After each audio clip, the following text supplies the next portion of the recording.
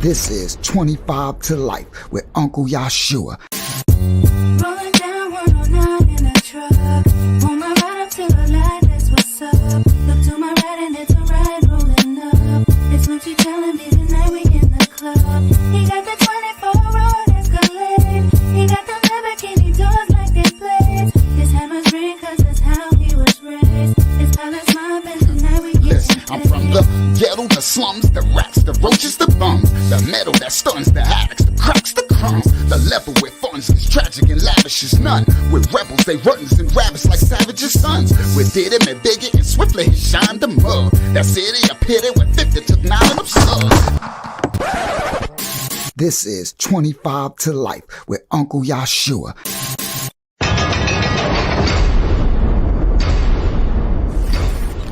This is 25 to Life with Uncle Yashua.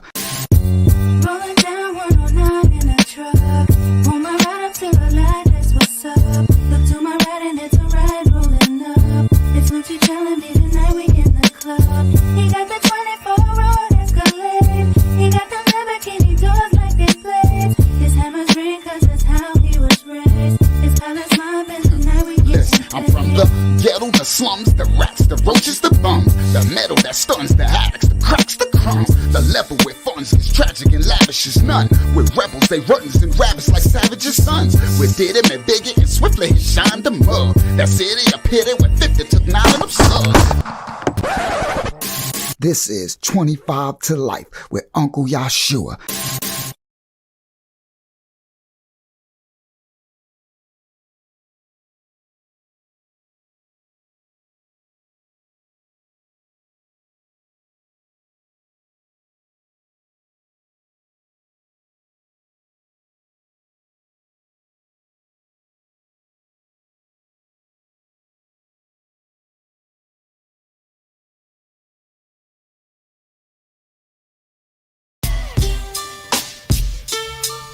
Yo, What up? where you at? Still making my rounds, You man. coming through? Yeah, I might. Tell me now. I don't know. Tell me if you want me, babe. You know I want you. Let me know if you want me to stay. Tell me if you wanna work it out. Let me know this is the end. Tell me if you want me, babe. You know I want you. Let me know if you want me to stay. Tell me if you wanna work it out. Let me know this is the end. I like your eyes here, let me rub your face. You're the love of my life, you can't be replaced. Every time I see you, my heart changes pace. Kinda like the road runner when the coyote chase.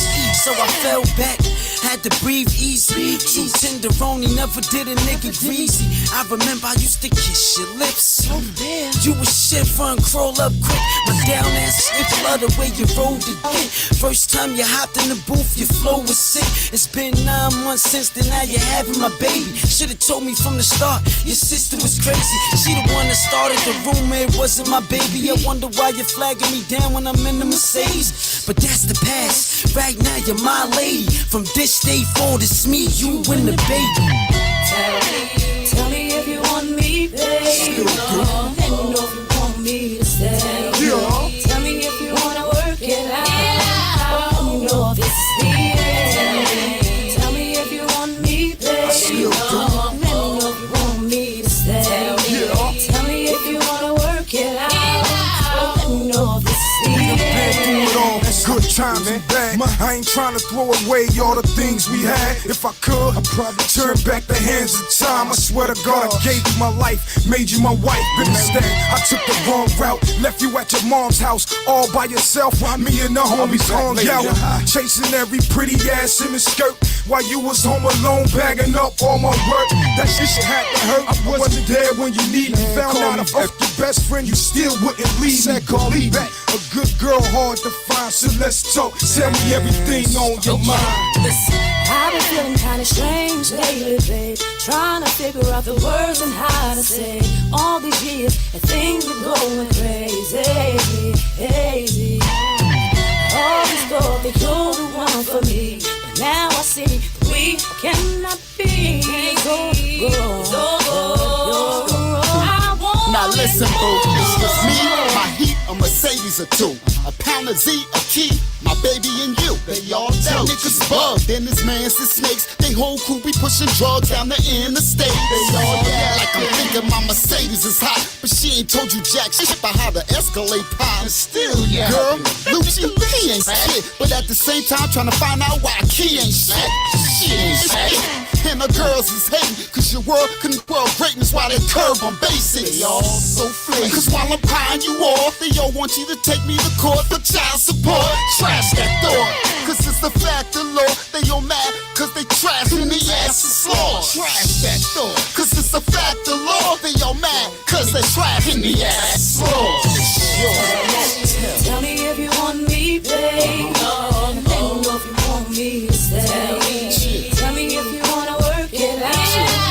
Let me know if it's staying. Tell me if you want me, babe. Let me know if you want me to stay. Of course I do. Tell me if you wanna work it out.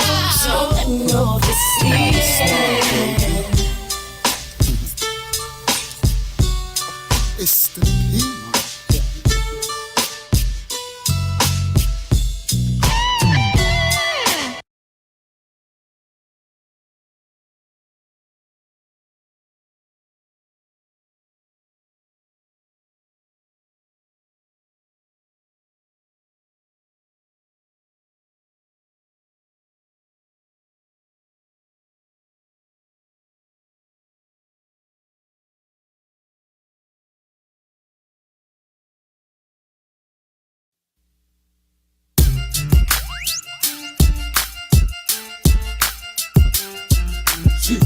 Ooh-wee, who me?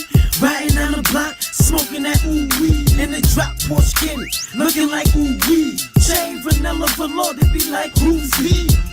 Ooh-wee, ooh-wee, standing on the block, picture that ooh-wee. You know I keep the guns, nigga, ready for ooh-wee. Okay. I'ma do it for the hood and rep the NC. Okay, here we go, yeah, I'm at it again. Lucha Reynolds in the front, I'm in the back of the Benz. Getting high with whatever, all Bacardi and Sprite. Yeah, I might catch a body tonight. Who knows, I only got a few foes that's still alive, cause the rest of them bitches got killed to die. I might laugh, but don't think I'm a joke. And get smoked and get a motherfucker shank in your throat. It don't matter, it's survival of the strong and the cat. That's why these snitches and these bitch niggas laying on their back. Niggas praying that rap changed my ways, and I stopped selling crack and put down the K's. But I came from the hood, and I'ma die in that fashion. You can bury me a G, nigga, I'm going out blasting. Ooh-wee, ooh me, riding down the block, smoking that ooh-wee. In the drop, poor skinny, looking like ooh-wee. Chain vanilla velour, they be like who's he? Ooh-wee, ooh-wee, standing on the block, picture that ooh-wee. You know I keep it cocked, ready for ooh-wee. I'ma do it for the hood and rap the NC. When it come to outfits, I'm the 2 grand man. Rainbow Uptown, fitted 2 can sand. When I'm OT, my nickname Jump, cause I jump off early and I'm ready to go. P-Mob game, so respect my handle. On the spot, my Glock flame like the Roman candle. When you're hot, even niggas will stalk you. My bullets climb walls like Peter Parker. Y'all remember Club Heat? My flow's bonkers, don't believe it, then act chic, loose from Yonkers. The non-stick strap, the Mac or ooh-wee. Had your stomach bubbling like jacuzzis. Easy. You niggas bitch made dinner in a movie. I'll blow your back out for a 5 or a Uzi. Fall back, youngin', let me do me. They featherweight, the pearl handle make them levitate. Ooh-wee, ooh-wee, riding down the block, smoking that ooh-wee. And they drop poor skinny, looking like ooh-wee. Chain vanilla velour, they be like who's he? Ooh-wee, ooh-wee, standing on the block, picture that ooh-wee. You know I keep it cocked, ready for ooh-wee. I'ma do it for the hood and rap the NC. From that nigga in the street to that bastard cop, I'ma clip him at the knees and let the ratchet pop. You can run at your pop, Luciano the Don, OG from the block, from the land of slum, where the hammers ring while I'm sprawling numb. And like a dumb white bitch, they all fall and run. Mac 11's on repeat when I'm mauling them. Cracks 11 for a key when you ballin', son. I live my life in the street. 13 on the block, I got the knife in the heat. Thirsty on the cop, pop 2 shots for pop. Palace Mile in the spot, they love when we in the cat. More coochie on the block, they like. Is that Reynolds? Is E in the back? Is Sean back in town? Is we in the cat? I heard y'all in the lab, I heard y'all poppin' that. I heard y'all's bringing Rebel and Copper in the back. They like, ooh wee, riding down the block, smoking that ooh wee, and they drop Porsche skinny, looking like ooh wee. Chain vanilla velour, they be like who's he? Ooh wee, standing on the block, pitching that ooh wee. You know I keep it cocked, ready for ooh wee. I'ma do it for the hood and rep the NC.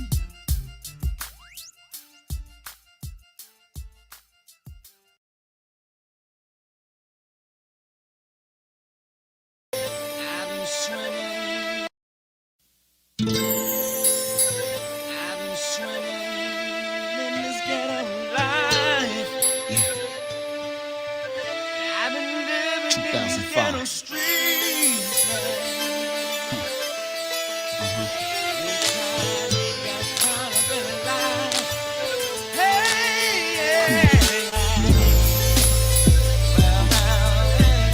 yo, him, yo, Joey Mecca. Yo, this was personal to me right here. This shit is the truth. Hip-hop needs some real truth right now. You feel me? I really seriously think hip-hop needs me right now. All these clown rappers, all this make-believe, y'all ride with me. I told 2 texts when I'm in irony of the street. Then go beat Lex and tell him why I'm in all this heat.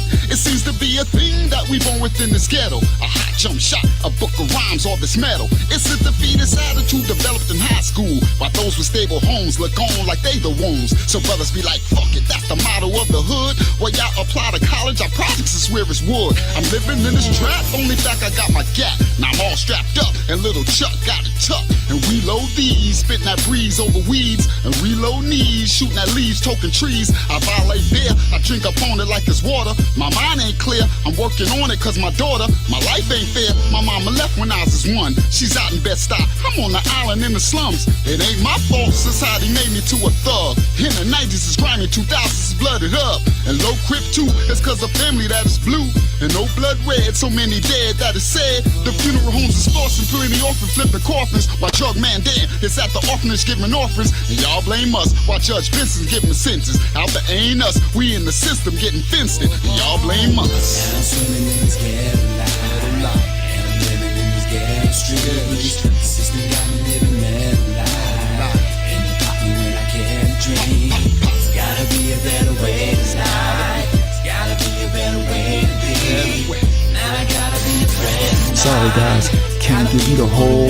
Y'all close your eyes, envision drastic being stabbed. Imagine Joe hanging in the back of Linden Ave. Imagine Wild Man up in heaven having a fight, and Shaheem the God is telling court to keep it light. Imagine True Indeed and J Thug is alright, dressing in all red up in heaven blood tight. News demo and country, so much time it ain't hype. And 15-year-old Scully getting 25 to life. This is my life, my cousin Chase is Brooklyn's ace. Be up on gates with 38s in the skates. And all my life, my cousin Wise sticking guys, all on the heights with 45s on the sides. It's sorta incredible the way I thought pattern does. It's sorta regrettable the way the courts batter us. So brothers be like, fuck it, that's the motto of the hood. While y'all excel in college, our job sits is where it's wood. My father, he bailed, my mama left when I was a baby. I turned God body when I was 12, that's what saved me. By age 14, I bought my first whip machine. Trues and dollar bills, my new Impala wheels. And oh my God, I was that beast at making sales. And oh Rashawn, I run these streets like frickin' jails. I'm from Hempstead, what the fuck you can't tell? It's down the street from death and round the corner from hell. But y'all can't tell. Now I'm swimming in this ghetto life, and I'm living in these ghetto streets. The system got me living that life, and you pop me when I get dreams. Sorry guys, can't give you the whole song yet. Album coming soon, singles coming soon. Sorry, you just can get a teaser guys. Alright, love is love. Love y'all.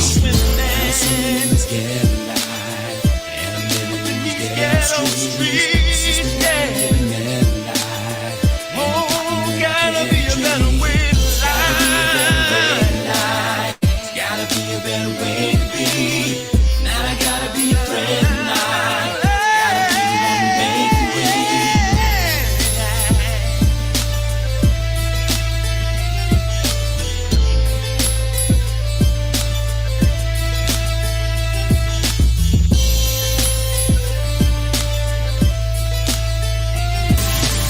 Sorry guys, can't give you the whole song yet. Album coming soon, singles coming soon. Sorry, you just can get a teaser, guys. Alright.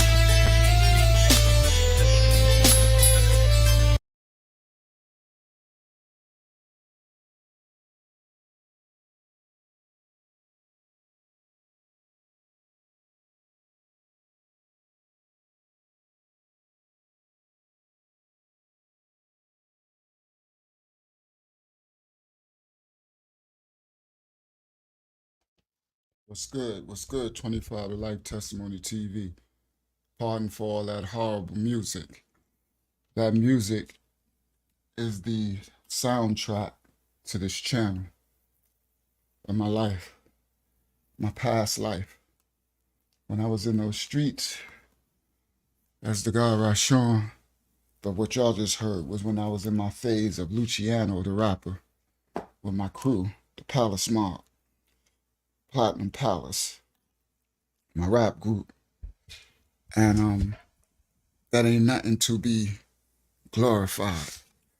I apologize for not having the curses reversed. I'm gonna make sure I have to do that. I have to find time to do that so that whenever I play a song, there's a meaning behind, there's a reason why.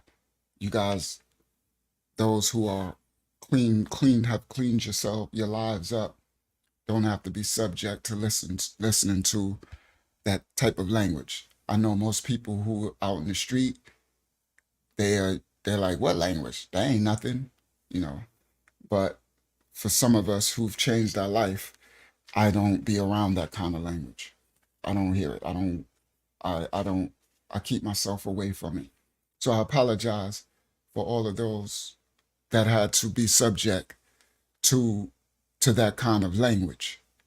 But there's relevance to that. It's showing the progression of that, what I used to rap back then. That was me and my crew and those songs you heard. Into who I am now, a man of the Most High, giving my life over to teaching life, teaching respect, teaching honor, teaching compassion, mercy, and grace, teaching second chances, teaching redemption, teaching repentance. That's where my life stands now. So those songs and the past life and the stories on this channel is not to glorify the life in the streets that we used to live in our ignorance. It is to show the progression that anyone can change. It is to show the testimony of the past life and to show that that is not the path to salvation, to eternal life, or to a good life, even in this world. That's not the path to be able to maybe have a family, or even if you don't have children or nothing, take care of your family, your mom or your dad or your brother or your sister or your uncle, somebody that you might love in this world. It is to show that life from those raps that I was playing led me to get a life bid in jail. And living a life outside of holding myself accountable to the Creator, the Most High, Creator of all, whatever you might see Him as in your journey in your life, it had me in situation after situation after situation where my life was threatened all the time. My life had didn't hold the value that it holds now because I didn't value myself really. I did, but I didn't understand that there was a greater thing in life than me, than my self satisfaction or myself. So my thing was like others was about to get that money, you know, and to live, you know, drive the nice car, have the big houses, or have position and status where people respect you and all of that. Not knowing that life is about much more than that. So again, I apologize for those who are trying to live clean lives who had to sit through the cusses in the song. So once I reverse the curse, one day I'm gonna sit down and reverse all the curses and all of, because I got albums that are the soundtrack to my life, to this book. But I wanted to go back and play some of the old, when I was Luciano in the streets rapping, coming in the name of a gangster. That ain't gangster. That ain't gangster. Um, all right. So tonight's story, I want to do something a little different too. This don't they have the what they call that thing? That Donald Trump. I don't know if I should say his name. They're gonna shadow ban this video. Um, those yes, yes, why? I'm gonna release those tracks cleansed with, I don't want to give it away. It's gonna be something because people are stealing my idea. It's gonna be something when I release those songs, it's gonna be something that comes with it. It's gonna be dope. Unheard of. I don't want to give it out so people could steal my ideas. Don't let your right hand know what your left hand doing. But they will be cleansed, so it won't be the curses won't be there. Um, and it's a lot more. So when I'm going in this part of the story, right? Because I'm gonna go back and tell stories about my people from my hood and all that. Shout out to Little Bump and Big Bump out there. Thank you, Kings, for they enjoyed their ghetto story, their story, a part, just a piece of their life. And we might have more coming for y'all. Big Bump reached out to me and said, shout out to Sugar Hill in the building. Shout out to Ray Jacobs in the building. I seen you on the last live too, Ray. After I finished, I seen on the one of the teachings on the last Sunday. I seen you. I seen it after I closed out. I said, all right, my brother Ray was in there in the building. I said, you be around for that history stuff. That's what's up, brother Ray. Um, so Big Bump reached out to me and said they might have something for me. So I might have some more stuff coming for my brothers and stuff for y'all. But again, I'm going to be going back in the history and telling stories of people. I actually told one of Sugar Hill. I don't know if he's seen it on the channel. It was the story when I met that girl Jackie from Queens, and I had the big 500 Mercedes, and we was on her block in Queens, and that's where I messed my engine up in the Mercedes because we was in the car for like 36 hours without me turning it off, stupio. I'm not knowing you can't idle a car for 36 hours straight. So I actually messed up like my tune up or something.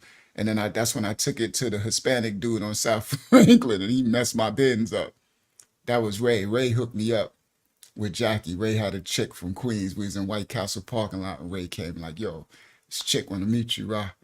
So Jackie was a good girl too, Ray. Yeah, she was a good girl. I dropped the ball on that one. Jackie was a good girl.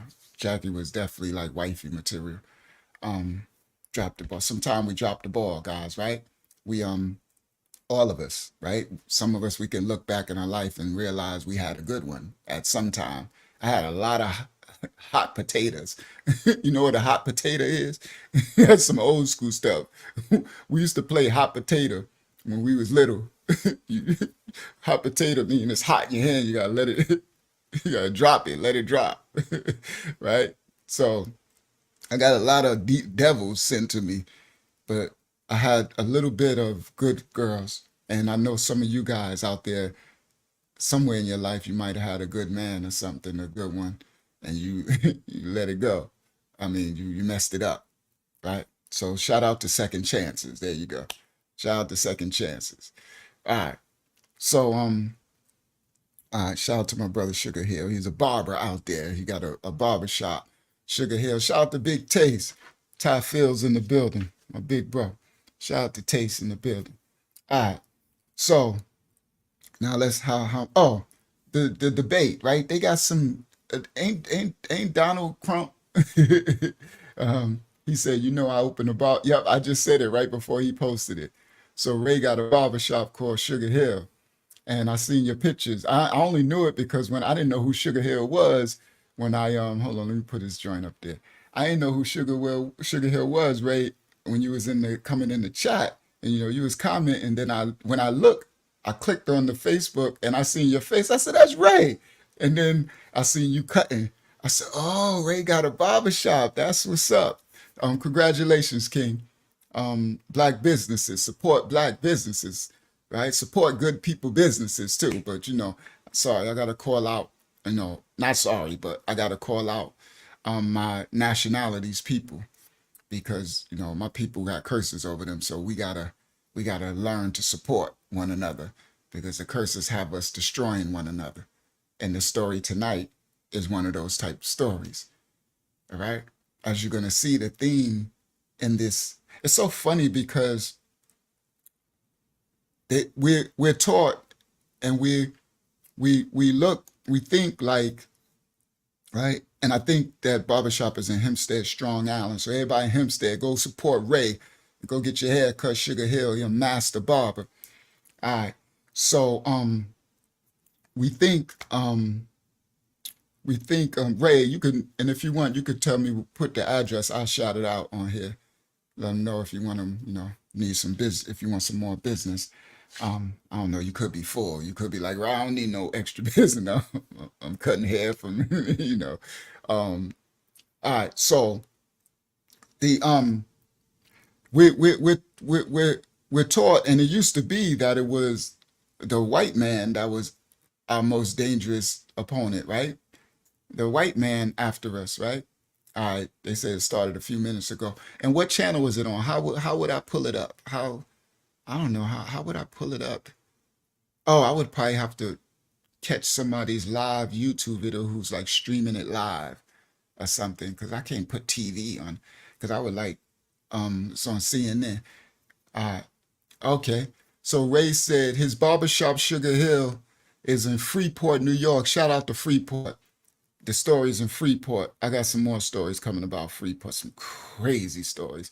The stories back in the days when early in the channel, when I was having the shootouts, that was the brothers from Freeport. It was a war, Hempstead, Freeport. Shout out to Freeport, Strong Island. So he said his barbershop Sugar Hill is on 101 Church Street in Freeport, Strong Island. So everybody out there in Strong Island or wherever, go to 101 Church Street to Sugar Hill Barbershop and get your hair cut by a master barber, my brother Ray. Good brother from day one. All right? Or shout out to all the people who skate, like roller skate. Ray is a master roller skater. I got a story. I'm going to go back in the days when we used to skate. Boy, skating was no joke. The skating roller rink, that's the beginning of hip hop. The roller rinks. We used to bounce, doom, doom, doo doo doo doo doo doo doo doo doo doo doo, roll, skate, bounce, doom, doom. We used to be skate, and we used to skate. I'm talking about doing flips. I could skate 1,000 miles an hour backwards. Ray is a master skater. I'm talking about skating on roller skates, 100 miles an hour. Oh, the bullet one, we used to be running through people skating like 1,000,000 miles an hour. I could probably still do it if I start skating again. Skate 1,000,000 miles an hour and then jump in the air frontwards, jump in the air, and turn around backwards. Going a million miles an hour that you go and jump in the air and turn around. Now you backwards. A million miles an hour. We can skate skyways. We could do everything. Yeah, Ray said Lacey's, and I've got a story on Lacey's. We got a good one coming on Lacey's roller skating rink. And what's the name? Roller skating rink. Yo, Ray, I'm gonna go further back. Lacey's, and then the one Roller Castle, the one in Queens in Elmont, and then the one in Hempstead. What was it called? The subway, I think. And then before that, I forgot what it was called. Our roller rink, Ray, in Hempstead, the one by White Castle. I forgot what it was called. Oh, I got some real stories about that. But all right, let me get to, yeah, the roller skating rink was the bomb. And remember when they used to guys, remember this? And I was always shy. Remember when they would subway roller rink? Yeah. Remember when they would turn off the they would turn off the lights and it'd be the slow jam. And you gotta go find you a girl to skate with slow jam. I used to be so shy. Like I was shout out, I'm glad I was popular because sometime a girl, most of the time a girl would come up, we want to skate? I'll be like, yeah. But my boys be like, it's on. They go after the girl that they wanted and be like, and then you skate, hold the hands. I know y'all think we was skating, we was thugs too. It was project kids. That's what we used to skate. Oh, the fun thing, Ray, is skating to the roller skating rink and skating back because we skating through the streets. And remember, we used to put sneakers on our skates. Yeah, we made our skates, that's that ghetto stuff. So we would break the skates down, the boot off the skate, and then put some Pumas or some Adidas on the skate. And now you got Puma and Adidas skates, custom made with the big shoelaces. Yeah, we was no joke. This innovation. All right, let's go back. So let's get to could someone send me the link? Could someone in the chat you guys find it from YouTube, find maybe a YouTube channel that's streaming the debate, because I kind of wanted to see what this Fulio Trump dude doing, but we probably can't do it tonight. Someone found it already. Zayana found. Oh crap! I can't get the link from here. Oh, maybe no, it won't let me copy. How can I do it? I would have to do it. That's interesting. I would have to open up. Okay, let me try this. Let's see. We're going to try something new. But I'm going to get to the story in 1 second. Let's try something new, guys. So let me go here. Go to YouTube. Go to YouTube. There you go. There go my 25 to Life channel. And then go to this live stream. Okay, first I gotta click my actual 25 channel. And then there we go. We live over here, Daytona Thugs. And then oh, sorry, I'm on the thing. All right, now let me try this. There you go. Now let's see if it opens. Click it. Oh, that's dope. It opened. Oh, there you go. Yeah, look at, hold on. Hold on, let's do it. I don't know if they're gonna I don't know if they're gonna mess with us for doing this, but this is gonna be funny. Hold on, let's do this. share screen. Share. It's important to believe in the Okay. exception. Some people, you have to follow your heart. Some people don't believe in that. For But I believe this is in for the exceptions educational for purposes. Hold rape, on, let me make it incest, full and screen. the life of the mother. I think Full it's very screen. important. Some people So, don't follow your heart, but we you have to get elected also, and because that has to do with other things. You have hold to on, get hold on. elected. The problem they have is they're radical because Hold on, let me just pause it. This is for educational purposes, for copyright disclaimers in effect. This is not our live. They probably gonna strike this video now because I don't know, CNN be like, you can't share our video. And this is a reaction video. But the funny thing, well, we're gonna come to the story. We're not gonna do this. I just wanted, because when I played it, I'm like, look at Budin. So I don't want to say these names because they they really get at they really politics ain't nothing to play with, right? In this world. So don't mess with politics and the IRS. News flash for my people, my struggling people out there in the world. Number one, don't mess with the IRS. Number two, do not mess around with politics. Um, for those who are trying to navigate the trappings of the beast in your life. For those who want to be in the politic game, then do your thing. But for those, IRS, do not play with them, and be careful messing around with the political space. They'll wreck your life because there's a lot of money and power in that. And some of us are just trying to mind our business and do the best we can out here. We don't need all that extra smoke. Just a little street advice for y'all, for those who still live out there in the hoods and the ghettos and stuff. All right, so now this is the funny part. Look at Because this. they will take the life of a child in the I'm 8th like- month, the 9th month, and even after birth. After birth, if you look I'm at like, the look former at governor of Booty. Virginia, he was willing to do this. He said, well, All right, so we ain't gonna do that. So stop sharing. So anyway, that's the let me stop sharing that. Let me come back. That's the debate is going on right now. All right. And for those out there who know anything about getting money in the digital currency space, I still got that stuff coming. I know you're like, well, then do it then. But I do. I got it coming. The debate is buy the rumor, sell the news. So if you got your election coins like Dolan Trump and Bowden, and you got your MAGA coins, or you got your Trump JDLs, or you got your Super Trumps, right? Your memes or whatever. Remember, it's a sell the news event. So you should be ready to cash out, take your profits, because after tomorrow it should be dumping a little bit, unless Roland Roland y'all know who I'm talking about, unless he do something crazy. And all right, so but my digital currency stuff is coming in a sec. I really need to get this done for y'all, because especially before it takes off again, the market takes off again. I want some of those who really don't know, because my course, my everything that I'm going to do is going to be for beginners as well. A way that you can just, without even really knowing, setting you up, set up what you need to set up, put what you need to put in where you need to go so you can get your profits.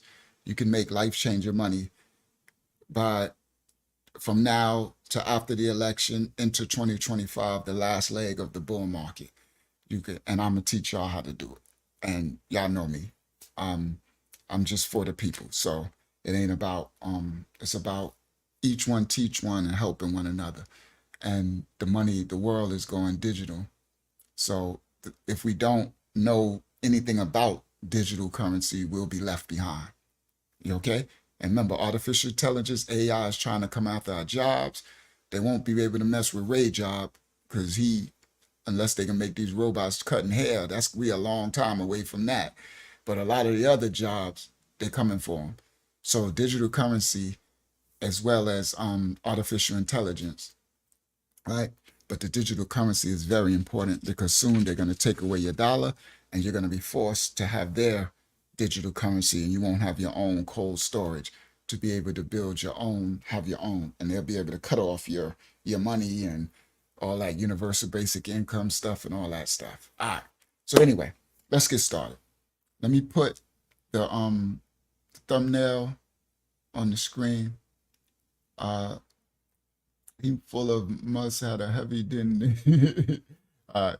So all right, let's get started. Let me go to here. Go to welcome everybody. Welcome to Uncle Yashua 25 to Life Testimony TV. Another story. All right, let's go. Open that thing so I can get myself from all loud, all big on the screen. I'm all big on people's screen. All right, so then go back here and present, share screen, window, bang, share. Let me see what y'all see. There we go. That's big on the screen. Now let me make me small over here so I can see the chat. Let me move this.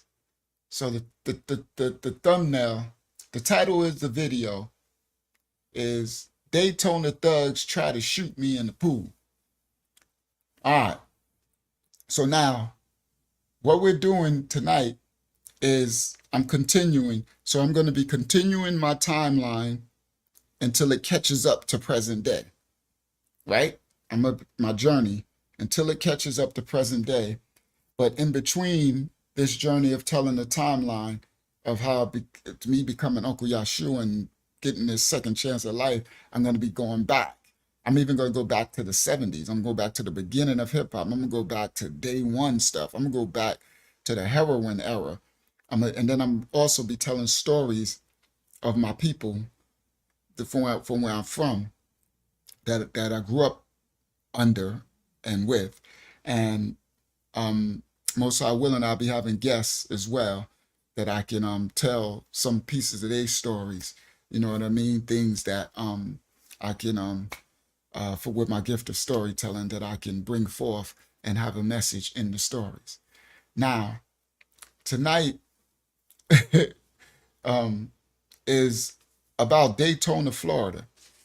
Now, I had never been to Florida before in my life. So I never knew nothing about, you know, I didn't know. This was the year that I'm talking about now was 2013, or 14, something like that.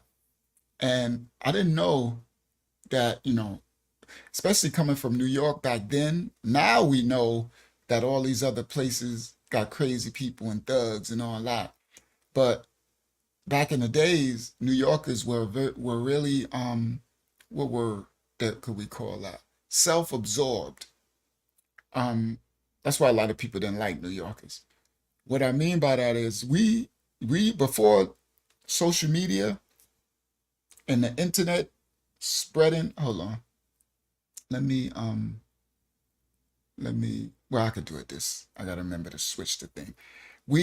Before that, we used to think we were the only, like New Yorkers used to act like we was the only thugs in the world. Like New York was the only ghetto place, only thug place.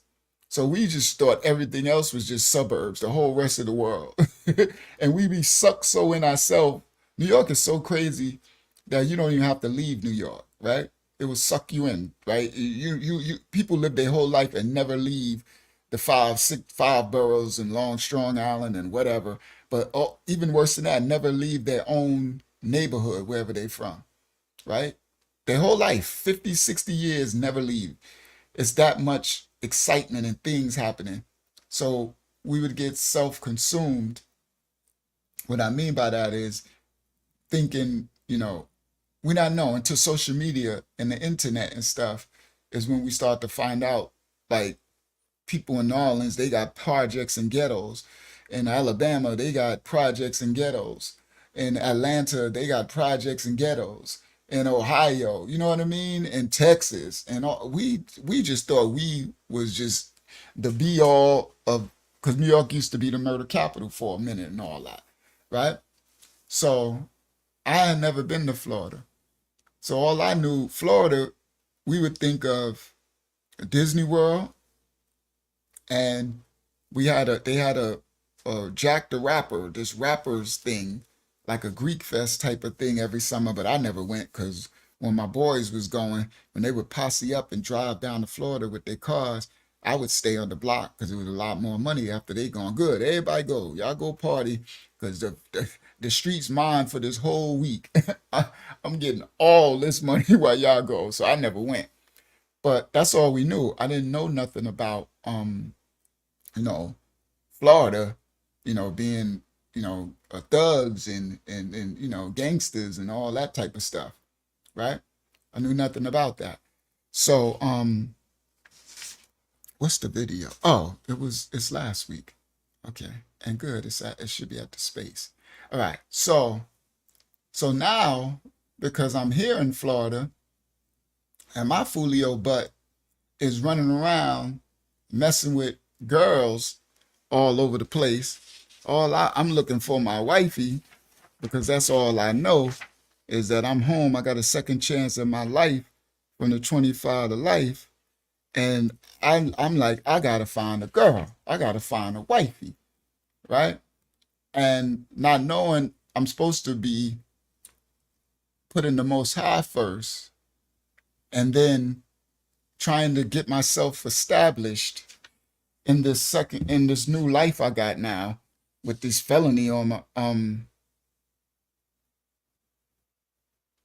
well no, that felony got I did the drug program, so that felony is off.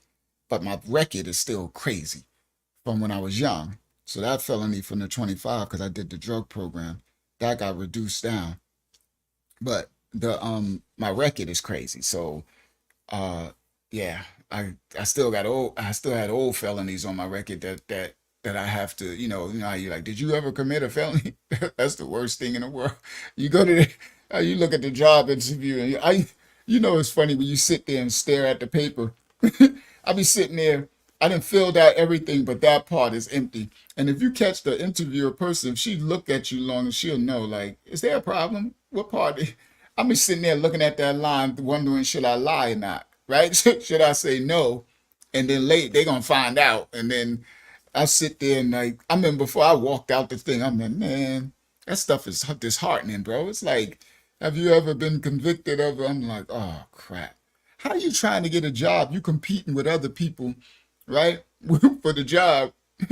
And you got to put down, yeah, I was convicted as a felon. That is horrible, right? So anyway, I'm not knowing that I should be 33009, that I should be really trying to seek the most high, right? First and getting that together, and then he would bring my wife at the right time. And my wife would be someone who puts him first, right? I don't know this. So my trauma from not having a mom and dad in the hood got me looking for a wife first, because I just finished, I just got a second chance at my life from this 25 to life bid, and I ain't going back to jail. My life is changing now. I know about the Most High. I know, I know from when I was in jail that I'm supposed to be a minister. I know that I'm supposed to be teaching the word of God. I don't know his real name yet.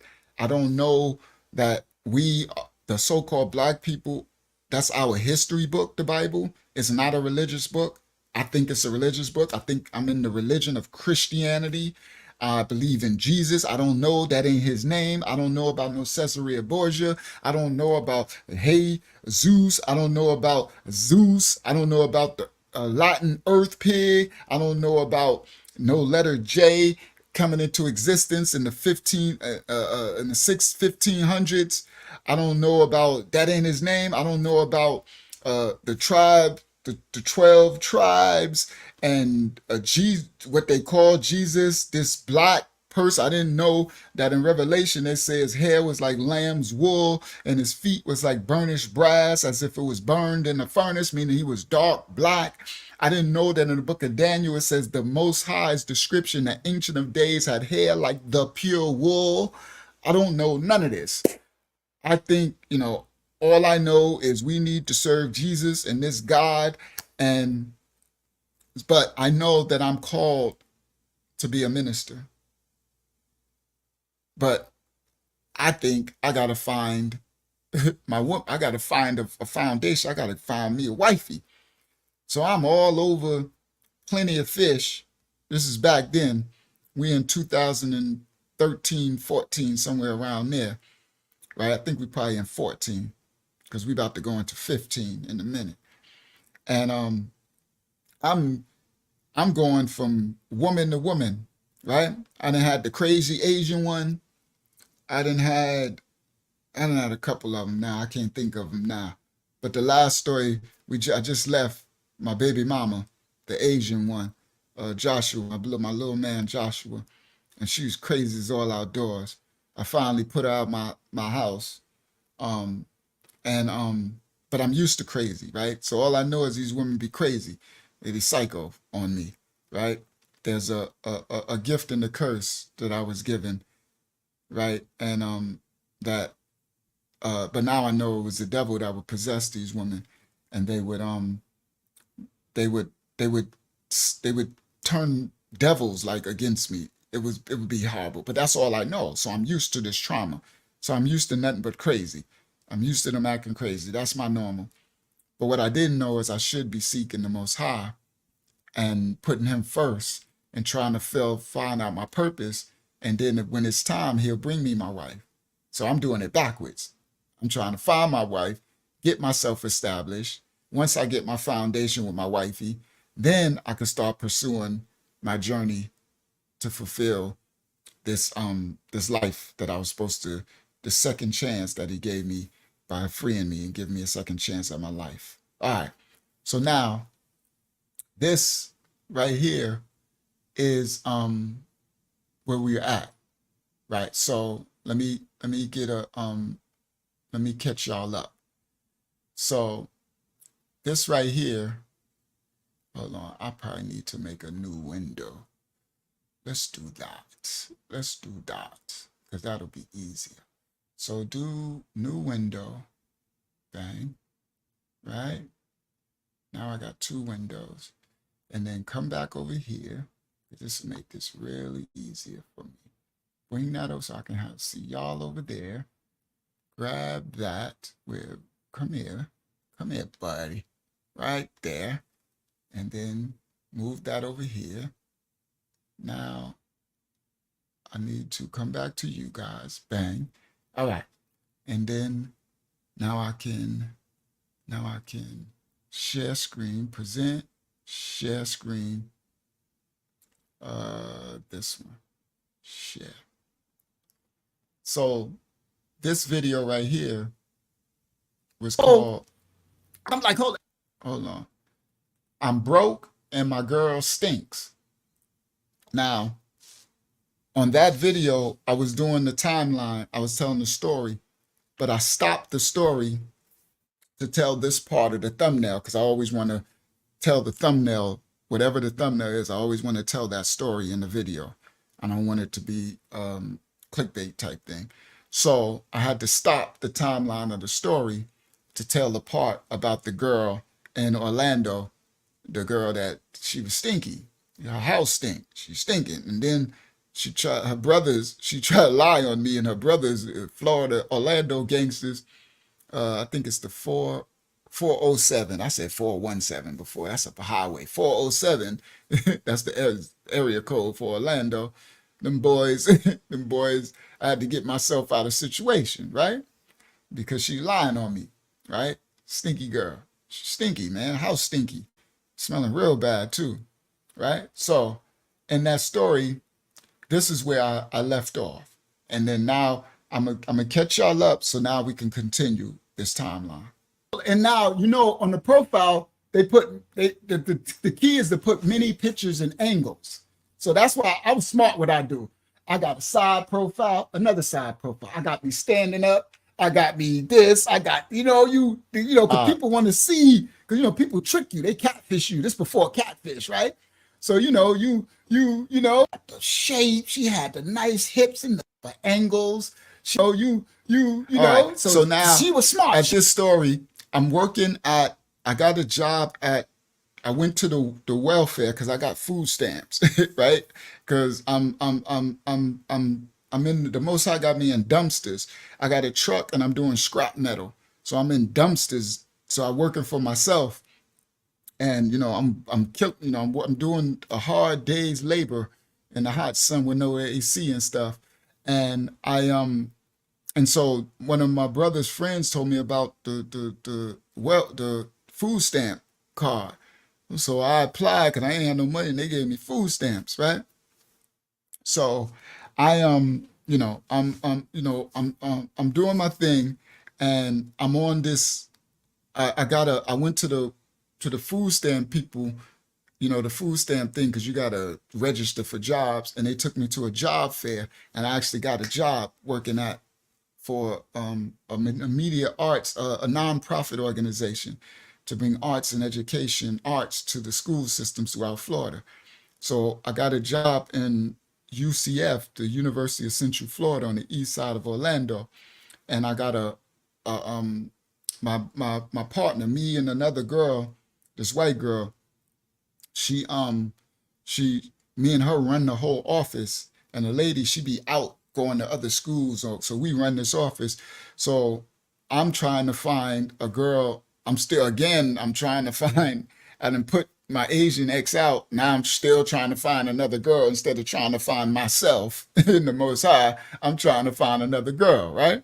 So now we I was using Plenty of Fish because it was new at that time. It wasn't the way it is. I don't know if it still exists now, but it wasn't the way it was later for those who might have seen it. I don't know if it still exists. I don't do all that, stuff. But back when it first came out, you could find decent stuff, girls or something. So at this time, I was, my ex, I mean, my coworker, she was like, listen, you need to go match.com, and because you need to find quality and all that stuff on there, Plenty of Fish and Black Planet and stuff. That's what we had back then. Plenty of Fish and Black Planet.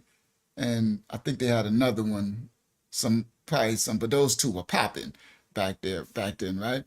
So she's like, no, these girls that pay for it. So in this video, we set up the profile, and I met a girl, and this girl name was Lexi, and she was from Daytona. So Lexi, so this is where we at in the story. Hold on. She put all type of angles, not too big, because she was light, right? But so I'm just giving her image. So she was like to you, right? And her eyes were green. All right, let me get past this. She was right. Her body was right. 316. She put a height, kind of. Let me go to 316. I want to get to the part so I can continue the story, so y'all can have some context. So people who just watching, they won't be like, I don't even know what, you just jumped in the middle of a story. Tonight, because some people came to hear I'm broke and my girl stinks. Shout out to Big Reese over there on Facebook. Right? So because it's going to be too long, because it's a lot of stuff. Oh, that must be the end. All right, let me see. Right. So now, so we our cousins Ishmael. She was Ishmaelite. Yeah, exactly. All right, hold on. So anyway, let me out tonight because some people came to hear. I can just do it. All right. So anyway, for those who want, that's the last one. I'm broke and my girl stinks. If y'all want to go back to catch up the timeline, the intro to this part. So now, here we go. Let me present, share screen, bang. Oh, wrong thing. Stop share. Stop screen. Present, share screen, window, bang, share. All right. So now let me reverse. Let me get my setup correctly so I can be big. That's not it. This one. There we go. Now we're cooking with olive oil. All right. And then let me make this smaller. Well, I don't got to make it smaller now. It's just me and y'all rocking out. Let's go. So now, it's me and you guys. Me and you. All right. So now, we, so I met this girl. She was, what's the name of that thing? Lebanese and from Spain. So her dad was Lebanese with melanin, and her mom was from Spain, so they were lighter. So she was light skin or whatever, and she had like really light green eyes and curliest wavy hair. It was kind of blondish but natural, wavy hair, just describing her. And she was curvy, right? She was a very pretty girl. I'm describing her for a reason. So she had big boobs, probably like a D, but that sit up, flat stomach, hips, and a little butt, nice, not too crazy big, but nice, head to toe. She had some melanin. She was light skinned, but she had melanin.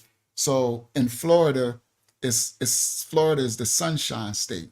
So it's always hot and warm. So because I guess her dad was Lebanese and stuff, that she had uh she had a little melanin. So in the sun, y'all know us, well, some of the other nationals don't know, we get suntans. Like I get dark. So when she was like a golden complexion with them lime green, them light, I call them lime green eyes, and all that, right? She was bad, right? So, how can I say this? In the so-called black community, there was a lot of danger comes with having a really bad female. I mean, bad mean attractive, hot, banging. I don't know what words they use today. I don't know what words these kids use today, but we used to call them bad, hot, banging, fly. As these are old terms. Mean she gorgeous, she banging, right? There's a lot of people that have been killed by dating a bad girl from somebody's neighborhood or project or city. Because when you have a very attractive girl, there's more than likely some dudes in that city or neighborhood who want that girl, but she probably ain't interested or something. A lot of them can have some crazy ex-boyfriends, right? A lot of them can have crazy ex-baby daddies, right? So in New York City, many of people is dead from going to a neighborhood or a projects to meet to check on that girl that you met at the roller skating rink or wherever. She live in Tompkin houses or something. She living in Brownsville projects, and you take your little folio butt up in them projects, and them dudes like, who, you up in her building, you got to come up and down, you in the elevator or the staircase, boy, it's no joke going to somebody's hood. That's just how it is. It's the same thing in all hoods. In my hood, you got, who's this coming up in here to see, whatever, and the dudes in the hood would tell the sisters, like, don't don't bring no dudes up in here. All right. So that's a dangerous thing. So anyway, I was describing that because if you get a very, very attractive girl, it's a high like chance that somebody's interested in her at some way of some shape, form, or fashion. So there's a chance of beef, of danger. So anyway, so now let's go back. So we met the girl, when I met her on the line, she told me that she doesn't do this Match.com.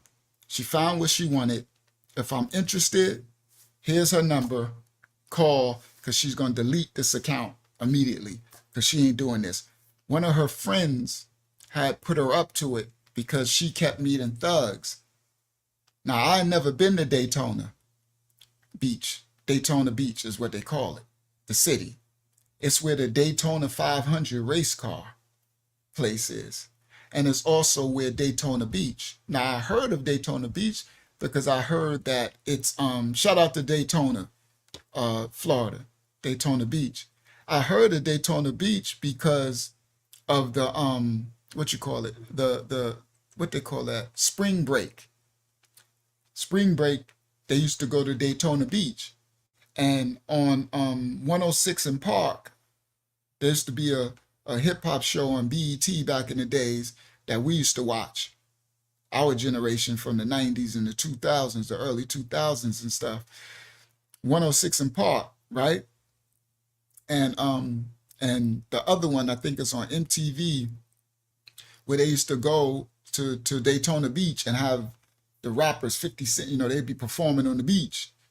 So the only thing I knew about Daytona Beach was that the Daytona 500 is there. Never been, I'm not into all that. And the beach, swing break. I don't know that Daytona Beach is like a city called Daytona Beach, and there's ghettos. I don't know none of that. I ain't never been there, right? So the girl, her name is Lexi. She she would always be getting thugs, dating these thugs, right? So her friend, which was like she was like East Indian, right? Arab chick, told her, you need to go on Match.com and meet a guy who's, you can look at their profile, see if they got career, job. And so she did it, right? So at the same time that my coworker told me to set up this account on Match.com, at that same exact time, her friend was telling her to set up the account on Match.com. So when we both put it up, it was both new. So my thing popped up new on her end. And so she saw it. And she read my bio, and she knew immediately. Because people be writing crazy stuff, right? Internet stuff. And my bio was popping because I know how to write. So I had a crazy dope bio, right? So she hit me up. She was one in the inbox, a bunch of them. But it was what she wrote.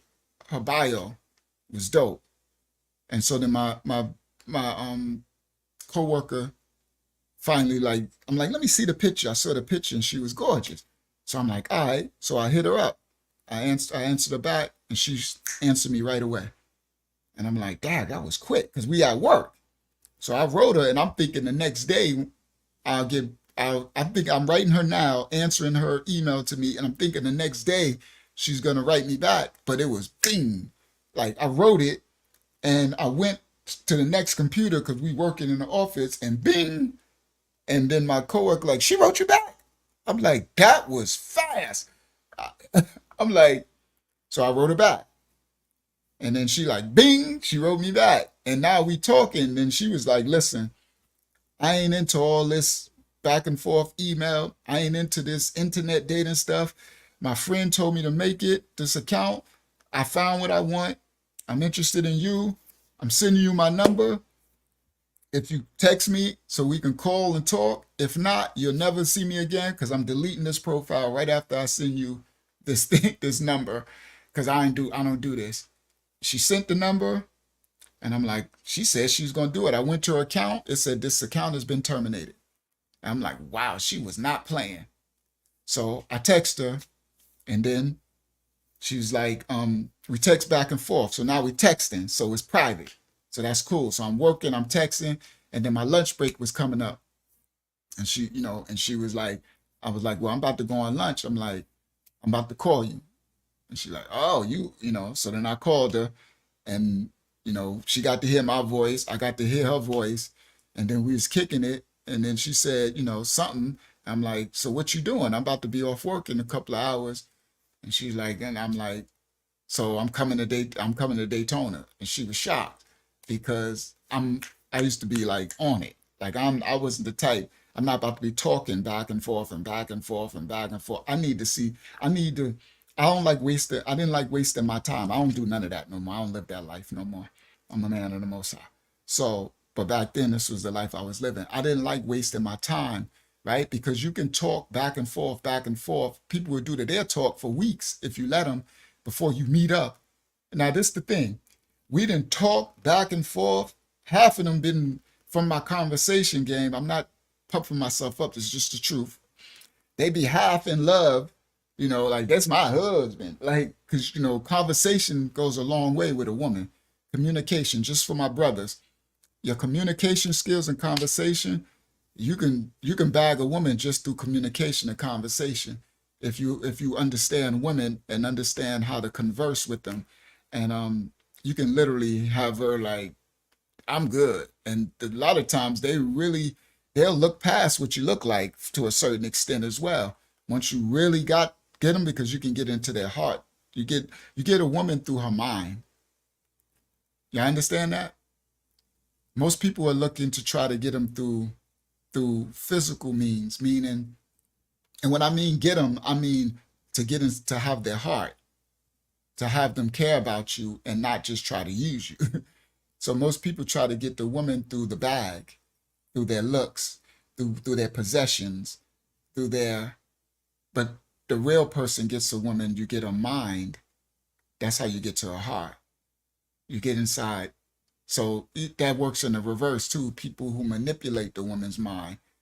That's why pimps and stuff do that. They try to manipulate the woman's mind to get the woman to be what? Loyal to them. And so that's why women, you got to protect your mind. Be very guarded and careful, because the wrong man get your mind, you be messed up in the game. All right. So, and just a little tip, stimulation of their mind.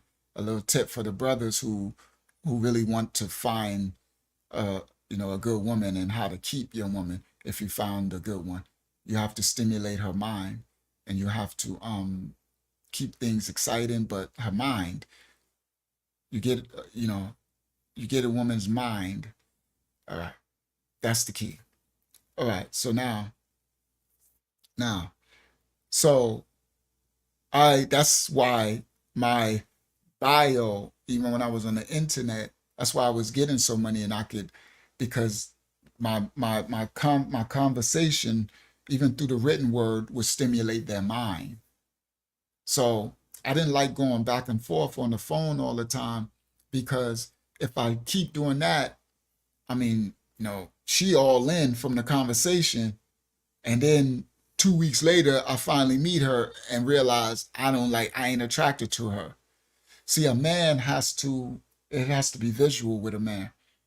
These are just anatomy, DNA things that the Most High created in us.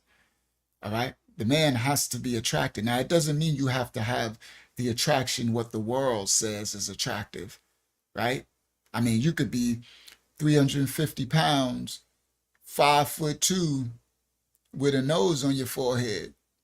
But there's a man that like that. There's a dude out there that like, I like a big old girl, 5'2", 350 pounds. She just is wide, and a nose on her forehead. And that's what he's attracted to. And as long as you fit his attraction, you got him. And you take care of him, you cook for him and stuff like that, take care of him, man and woman have roles and positions that we fulfill in one another, right? But long as you, right? Now you don't want to, if that man's attracted to that, you don't want to cut the the nose off your forehead and slim down to 100 pounds, because that ain't what he attracted to, right? And it's vice versa. If the man was attracted to you and you was 160 pounds, 150 pounds or whatever, 40 pounds, and you were curvy and you look this way, and now after y'all get married, you got him, you want to balloon up to 300 pounds, and then you realize he's not something's wrong with your marriage because he wasn't attracted to that. So you have to kind of strive to be what they were attracted to. Okay? I don't know why I'm doing marriage tips, but it's just happening. All right? You strive. That's why I keep myself so like this, because whenever, I will make sure my wife is going to always be attracted to the thing that she was attracted to. So I'm not going to let myself, what they call it, fall off, or let myself, she was attracted to this type of image. And now after I got her 4 years later, I'm 300 pounds. I can't breathe. wearing holy shirts and dirty clothes, and I'm just scratching my cojones, drinking beers, sitting on the couch, grumpy man, right? She's that's not what she was attracted to. All right, now, now, but the difference. So there's still also women still have visuals too, but the men are more visual than women. With a man, he has to literally be attractive. The woman, you have, for the most part, she has to be attracted to everything about you, your mind, your soul, your spirit, and all of that, right? And she'll overlook your looks. That's why you see a woman would definitely overlook the looks and be in love with that person, that man's soul, and be in love with his spirit, his mind, and people will be tripping. Why is she like him?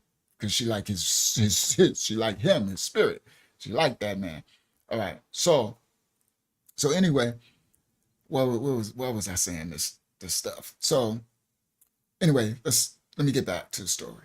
So now that's why I was, because it was why I didn't like talking on the phone for weeks until I see them, because I need to see you. Yeah, I see your pictures. The pictures look okay. They look good. You sound good on the phone, but everybody don't look like their pictures. And I need to make sure, and I'm the type that I have to be attracted.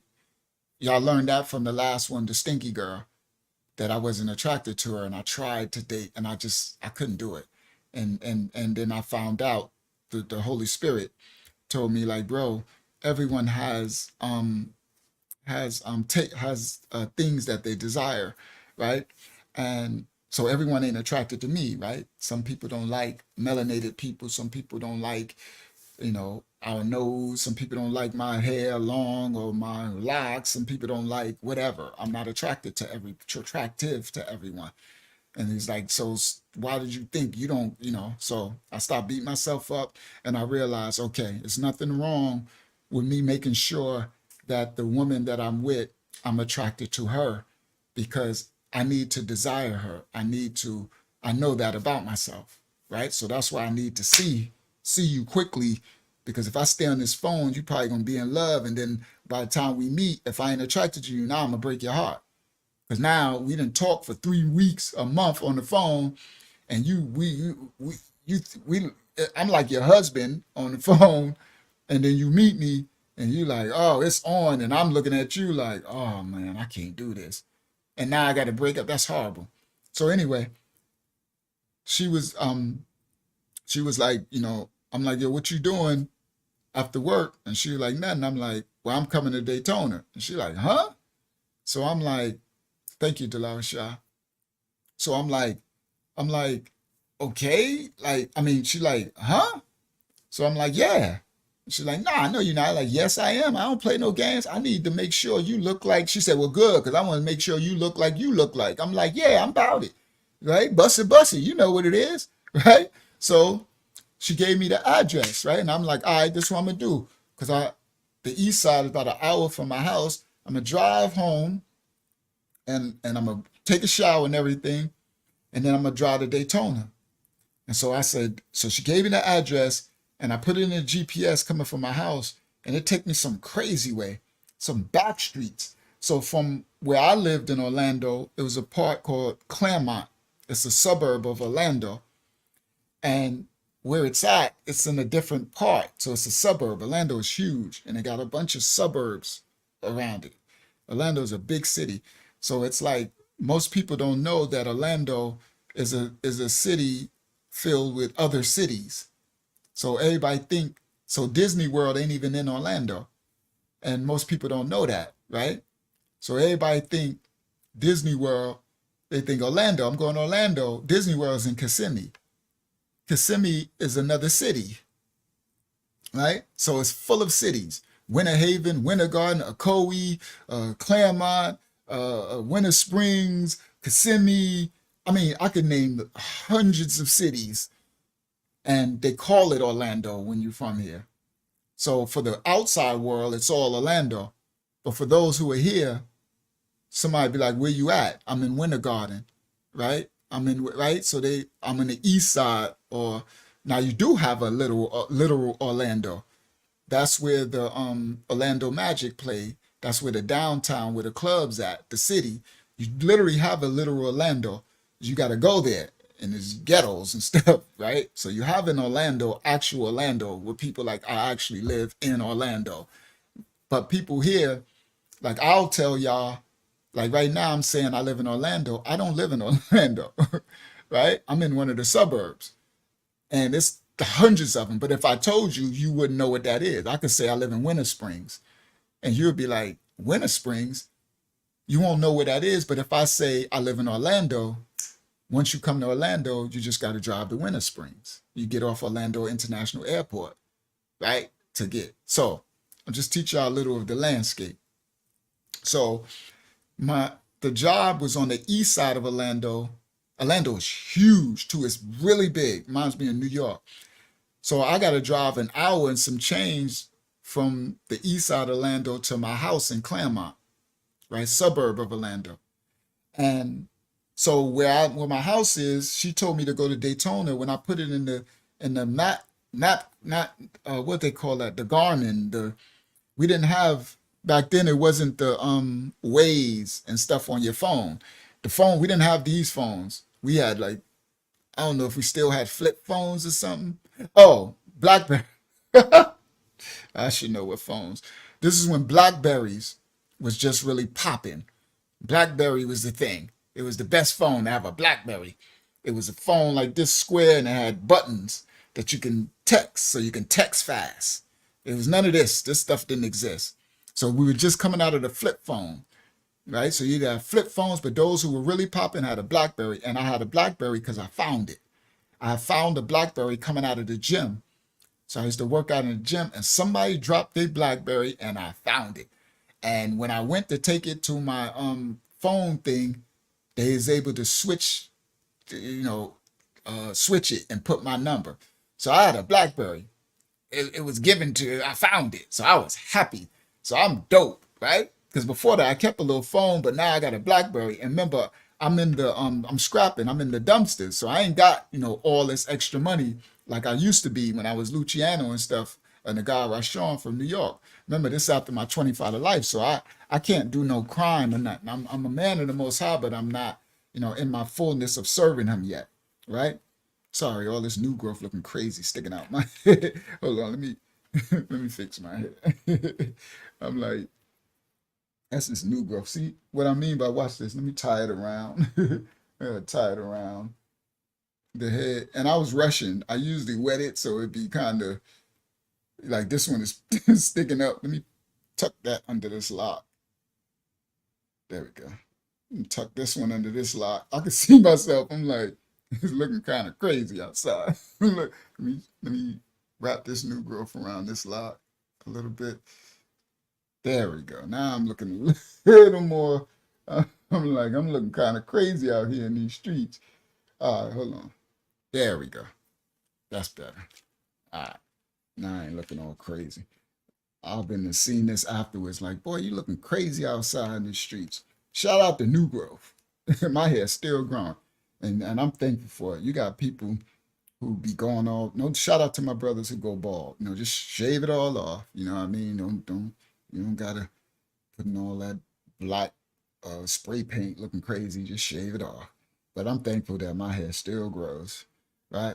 So thank the Most High for that. All right, so now I look a little more presentable. Yeah, those Blackberries. Larry, I still have my Blackberries. One of them is a flip phone. Oh, the Blackberry flip. I remember that. All right. Yeah, Blackberries is the best. So anyway, so now, what I was about to say. So I told her I'm going home. And then when that's what I said. We didn't have the GPS. Ain't nobody had no map, no Waze and stuff in their Blackberries. The phones were different. Then only thing you could really do is text and call. You didn't have all that internet stuff. It wasn't like a computer. There wasn't no smartphones, right? But it was smart for that day, that time. So we got TomToms and Garmin's. It's these little navigation things that you buy from Walmart or whatever and stick it in your car. And that's where your GPS is in your thing. So I put her address in that, and it's taking me some back area. I'm like, where in the world? But it was dope. It took me a back road. So anyway, so I tell her I'm coming to Daytona. So she said, all right. So she gave me the address. So I get home. So I'm like, all right, I'm coming. Bang. I'm about to pull off. The GPS thing says it's going to take me an hour and 45 minutes or something, right? So I'm like, by the time I get there, it should be like 8:39, and it's getting dark about 8:30 because it's summertime. So I drive, right? So I'm taking all the back streets. So then I call her about an hour in. I call her, I'm like, all right, I'm like 40 minutes away or 30 minutes away or something like that. Probably 30 minutes away because it's probably like an hour and a half. So she's like, all right. I'm like, all right. So we kind of excited about to meet one another. So I get to Daytona, and you get off the highway, and first of all, before you get there on the highway, you see the no, that's Tampa. So before you get there, you see the thing that says on the bridge, it says big letters Daytona Beach with all the palm trees. It looks really nice. So I'm like, dang, that is pretty, bro. And then you get off on the street. It's called International Highway, I think, or International something, if I remember correctly. And when you get off, it's like lit up and stores and lights. It's kind of pretty. And I get off, I'm driving. I'm like, dang, this look dope, right? It's pretty, clean, wide. You see glass shops, and then you see a lot of car stuff. And then you drive a little and you see Daytona 500 Raceway, the big racetrack thing. And it's like, it's big, and it's like, they got all this stuff. It's just dope. The street is big, and it's like, I'm like, yo, this is fly.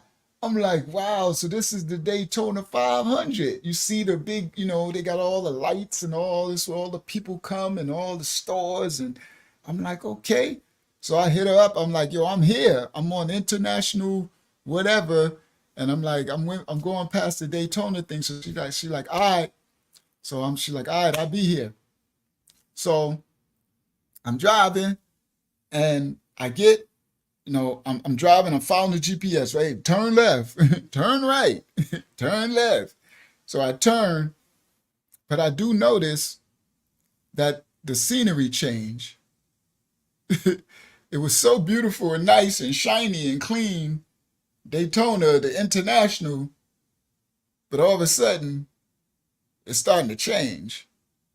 The streets get skinnier, darker, turn to one roads. All of a sudden, the houses, I'm starting to see houses, and they don't look too nice. They look like shanties.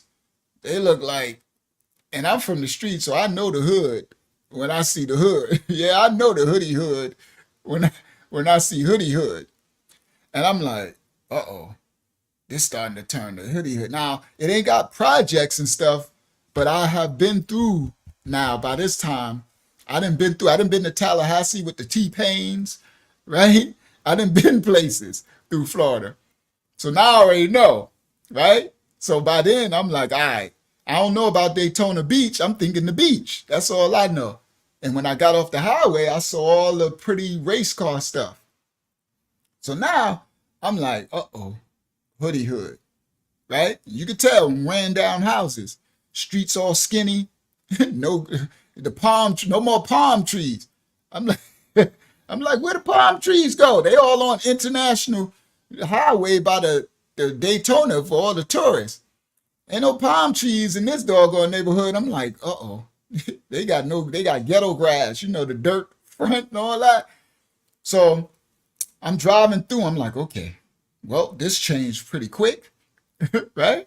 So now I'm following, make a left turn, make a right turn, make a left turn, make a right turn. So I go through, and they got these train tracks. They got these things where these trains, and it's like if you get caught they got train tracks, like in the hood or something. You go to a street and it's a train track, right? And if you get stopped, the trains go 1 mile an hour. Have you ever seen a long train, like a freight train? A train that's carrying not the New York City subway stuff. These trains, like the old movies when hobos jump on the train and hide in the train. So the train is going slow, and it's like 10 million cars. Guys, you'll be sitting at this, you're trying to go to the store. Let's say you in your house and you want to go to the corner store. You get in the car, you drive. The corner store is a minute away, right? You just want to go grab something real quick and come back or something, right? You trying to go, like the Western movies. You get to you driving, and then the train tracks, and all of a sudden, and they don't have this, the ghetto. They don't have the thing that go down. Not all of them. So you get room. They ain't got no warning. That's how you know you're in the ghetto. The train tracks ain't got no train thing to tell you, lights and stuff to say train coming. You know you in the hoodie hood then. The train, only way you don't know train coming when it go run your butt down, right? If it's going fast. Now, so you get to that train thing, and this is where I did it plenty of times, play fish, because you need to, that train, I'm going to try to beat the train, because if this train will be going 1 mile an hour slow, and it be 9 million cars, you'll sit there for 40 minutes, bro. I sat there you sitting there like this is impossible. Like you sitting there like, yo, bro, dude, it won't stop. Now you don't know when it's gonna end. So the minute that you try to turn around and go another way, it ends, and you could have, but there'd be no other way. So, because later I had to learn my way around, and there's no other way around it. You can't, you stuck. So anyway, I just wanted to bring that out, because I know this is people who live there. That's when I know they're going to know if people watch this, oh yeah, he definitely been to Daytona. So anyway, so I go over this train track and stuff, right? I'm going through the GPS, turn left, turn right, turn left. So I'm driving, all of a sudden it comes out of the ghetto. I mean, it comes out of the neighborhood with the houses, and now I'm on another street, like a commercial street, but it ain't like international. It ain't all lit up and pretty. It's just a regular commercial street. And all of a sudden I'm driving, turn left, turn right, and it's like, you have arrived. And I look, and it's Walmart. I'm like, what the hell you mean? Pardon my language. What you mean I arrived? I ain't arrived. You have arrived. I'm like, something is wrong. I'm like, so I get on the phone. I'm like, hey, mama, this thing said I arrived, but I'm at Walmart. She's like, oh yeah. You at the right place. I'm like, but I thought I was coming to your house. You ain't coming to my house, fool. I don't know you. I just met you online. You ain't coming to my house. I'm like, listen, girl, I done drove almost 2 hours. It's like 9 o'clock at night, something like this. I'm like, yo, what you doing? She said, I'm coming. I'm like, well, first of all, why you ain't here? First of all, you told me I was coming to your house, right? And then she said, you ain't coming to my house. I don't know. Yeah, I don't know you crazy New Yorker, right? So I said, but I've been on the phone with you an hour ago. All this time I told you I'm 30 minutes away. I'm 20 minutes away. You know, how you ain't here? Right? Listen, guys, I drove an hour, almost 2 hours. She lived, I guess, right there somewhere. She know I'm coming. I done told her I'm 40 minutes away. I'm here. I'm on international highway thing. So this girl, I'm in the parking lot. She ain't there. So I'm like, I said, all right, you know what? Whatever. Right? I'm like, listen, bro. All right, I'm here. Right?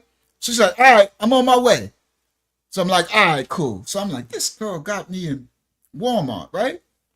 So I'm in Walmart parking lot, right? And so now I'm noticing surroundings. And so all of a sudden, all I see is black people coming out the Walmart, right? Black people. Blacker than black, too. They coming out. Florida. Florida's a different breed, and every place in Florida got a different breed of black people. I want y'all to know that. So be very careful when you go to Florida. You're safe in Orlando, right? Because Orlando is a tourist destination of the world, so the mayor pays to keep everything safe.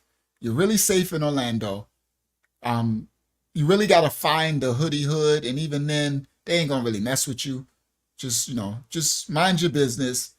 Don't, you'll be all right. But the other places, don't play around in Florida. Don't play around, all right? Orlando, you good. You come here, it's people from all over the world. Every place in the world, they come from all over the world for Disney and Universal Studios and SeaWorld and all that, right? So it's a tourist destination in the world. You safe is all outdoors, safest place in the world. The minute you step outside of it, it ain't the safest place in the world. It's the craziest place in the world. Even the white people crazy.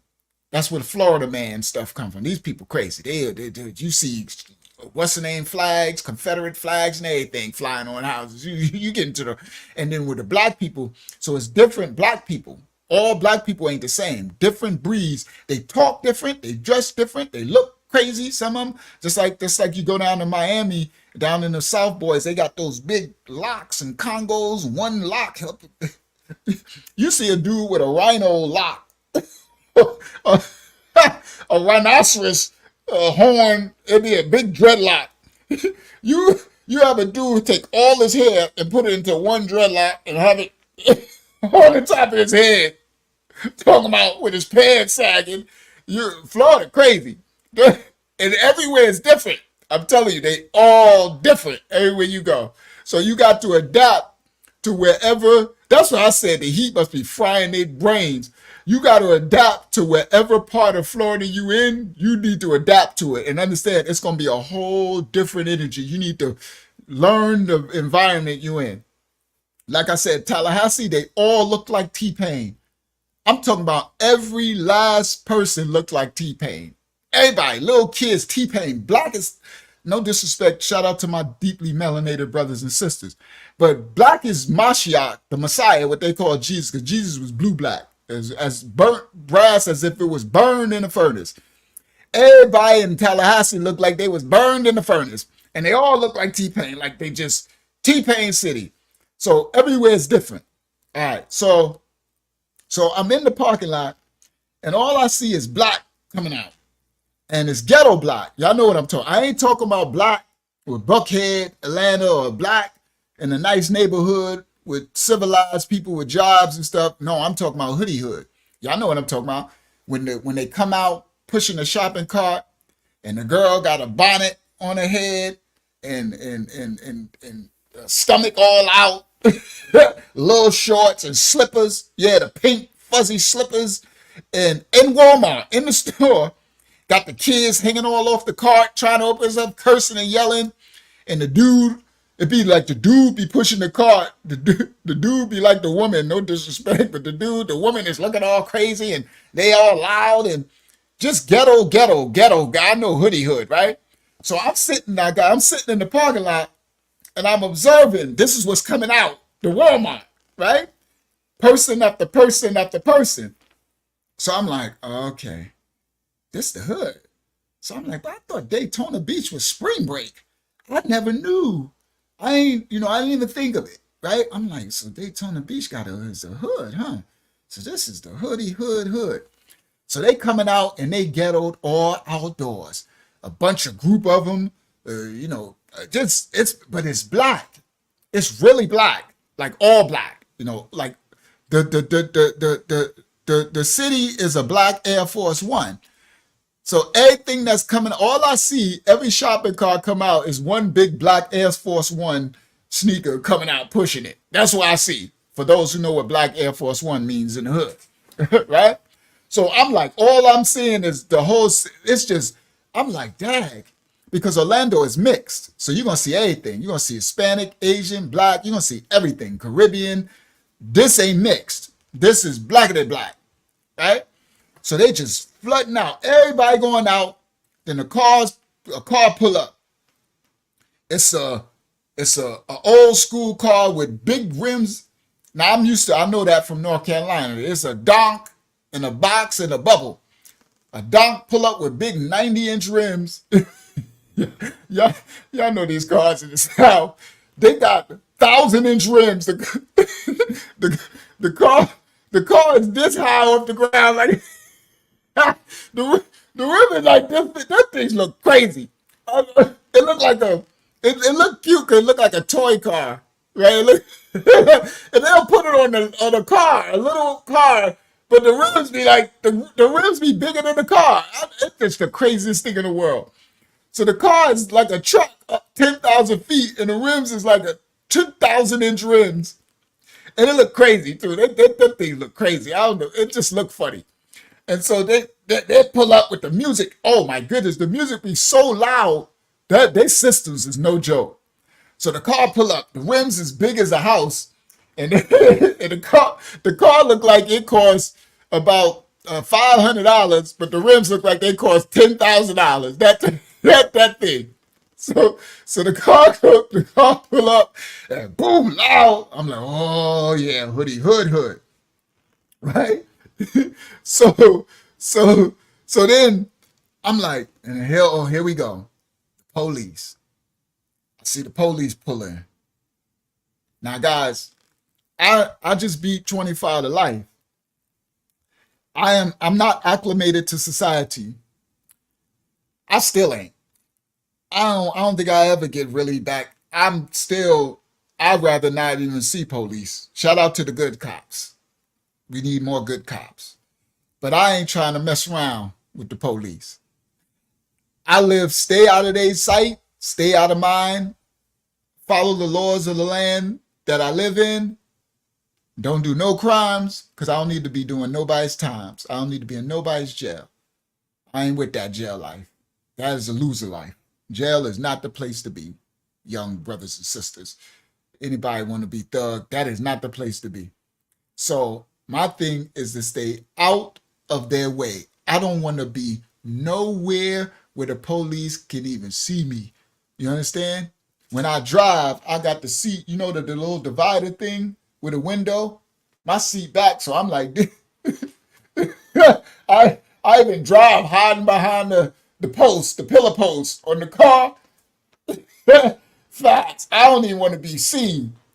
You understand? That part.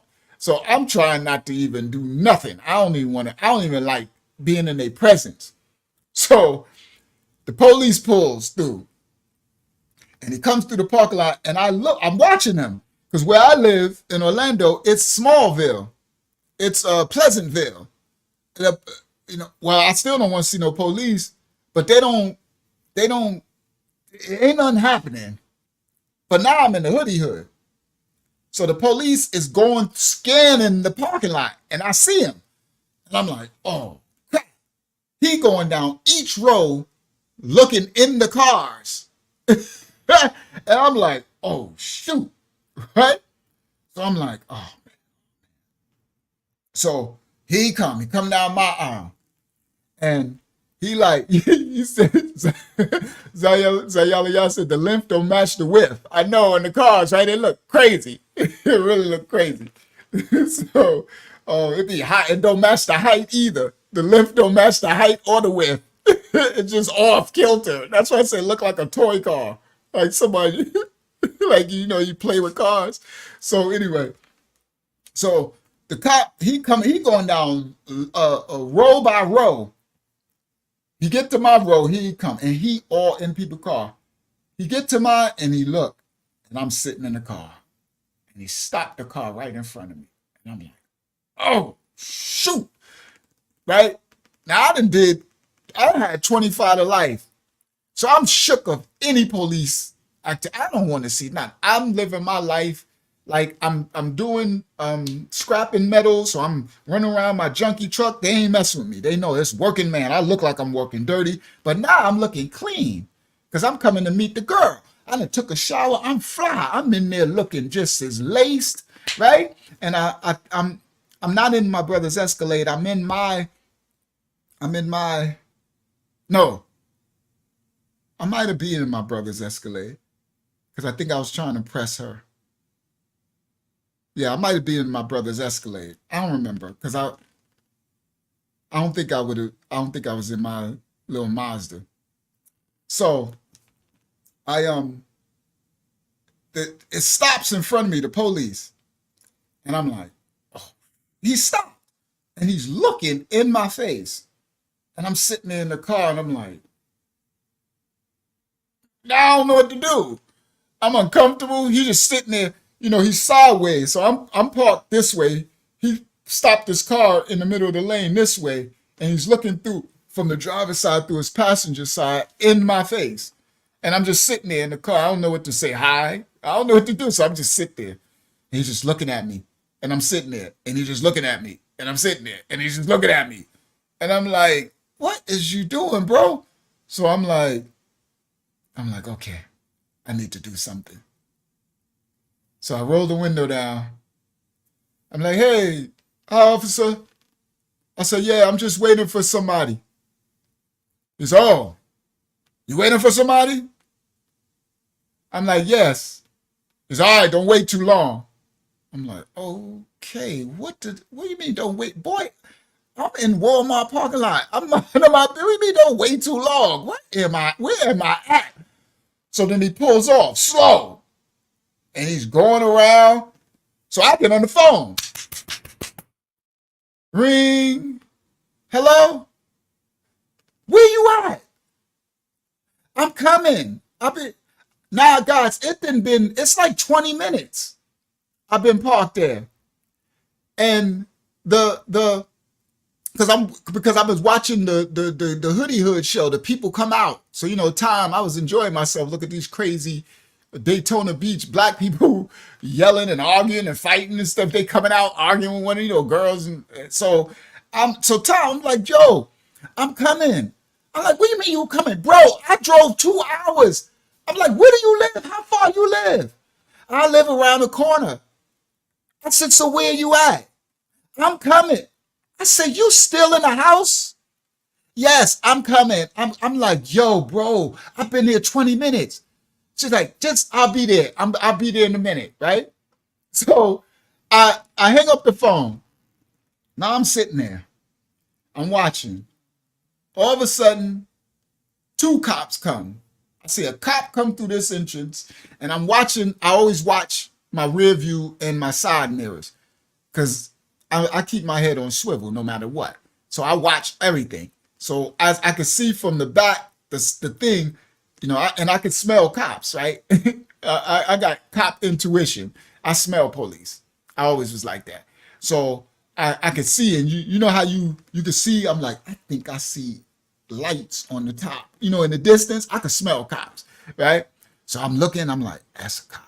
I could smell them, that's a cop. And sure enough, by the time they come up, it'd be a cop. Right? So I'm like, I'm like, I know that's a cop behind me and another one from me. And they come and they do the same thing. The one behind me, he starts going through the parking lot. The other one in the front, he starts going through the parking lot. So I'm like, what the? This girl got me in a hot spot. I'm like, dude, she got me in a hot spot because they are, they coming through. So the cop come this way, right? So I'm watching him. They like patrolling the parking lot and looking. So I'm like, okay. So I scooch down. So the one in the front, he getting near me. He coming. And I'm like, okay. So I went down in the car and I like hid, right?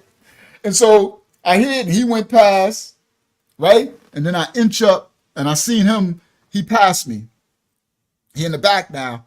And then the other one from the back is coming up. So now I got to slide down again. So he does his round. And he go past. And then I inch up and I look. And then he go to the front part. So then I come back up and I'm like, now they patrolling. And I'm like, yo, bro. I'm like, so then this one, the one that from the back, he went to the front, he parked. You know, he set up shop. And I'm like, oh no. But he's kind of away from me. He parked at the end of the parking lot. And I'm like, oh, bro. So now I'm like, oh, man, this girl got me. I got police activity. I done spent my whole time since I'm home avoiding police activity. This girl got me around police activity. So I'm like, yo. So I get that, blah, blah, blah, blah, blah. I got the BlackBerry. BlackBerry, you type. It's like a typing keyboard. I'm like, phone ring. I'm like, hello? She's like, hello? I'm like, hello? Mama, where you at? Would you just relax? I said, what? I said, girl, it's like 45 minutes. She like, I'm coming. I'm like, what do you mean you coming? Dude, I said, listen, I'm going to keep it 100. You got the police out here. I don't play with police. I'm from New York. I done told you. You want straight up? I'm telling you straight up. I don't do police games. I'm out. I'm about to drive all the way back to Atlanta. I can't believe you did this to me. Don't you dare drive that car. I'm coming. You stay right there and wait for me. Do not drive back. I swear, do not drive back to Orlando. You came to see me, so I'm coming to see you. I'm like, I'm out of here. If you don't come right now, she said, all right, listen, stay on the phone. I'm walking out the house now. You still in the house? This girl is still in the house. Talking about she live around the corner. I'm here for almost an hour. And I done drove 2 hours. If she ain't black, see, this the ghetto. Let me explain something to y'all. When people from the ghetto, she Lebanese, right? And Spanish. But she from the hood, right? So when a person from the hood, they from a hood. If you get yourself a white girl, if she was born and raised in the project, she from the hood. You get yourself a Spanish, if she born and raised in the project, she from the hood. You get yourself whatever, a black hood is hood. This girl from the hood. You understand? So that let me know right there she black, even though she ain't black. Y'all know what I'm talking about, right? So I'm like, oh, you black. She on CP time. Right? She's still in the house, bro. Oh, there's some black stuff. If I ain't never seen no black stuff. I said, what you about to? I said, don't you pull up here no bonnet in your head. And she bust out laughing. I said, don't you pull up in this Walmart no bonnet in your head. That mean God knows you black. That mean you hoodie hood.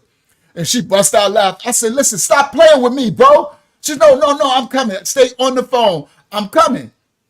So she like, come on. So I said, what are you doing? I got to get my daughter together. I said, well, when was you coming, bro? What you just going to leave me here all night? She said, just stay on the phone. So she getting her daughter together. And she got, all right, we going out the house. I can hear her. We getting in the car. Stay on the phone. So she stay on the phone. And next you know, I'm like, yo, I cannot. So I'm talking. I'm like, yo, bro, what kind of dudes you deal with? I'm thinking of coming to your house. You got me at Walmart. Like, what are you doing, mama? I don't even play like this. She's like, well, I don't know what you thinking. You think you coming to my house. I don't know who you are. You think I'm just about to let somebody come to my house? I said, yeah, but you ain't even meet me at the doggone Walmart. Dude, you still in the house. Said, well, I had to get ready.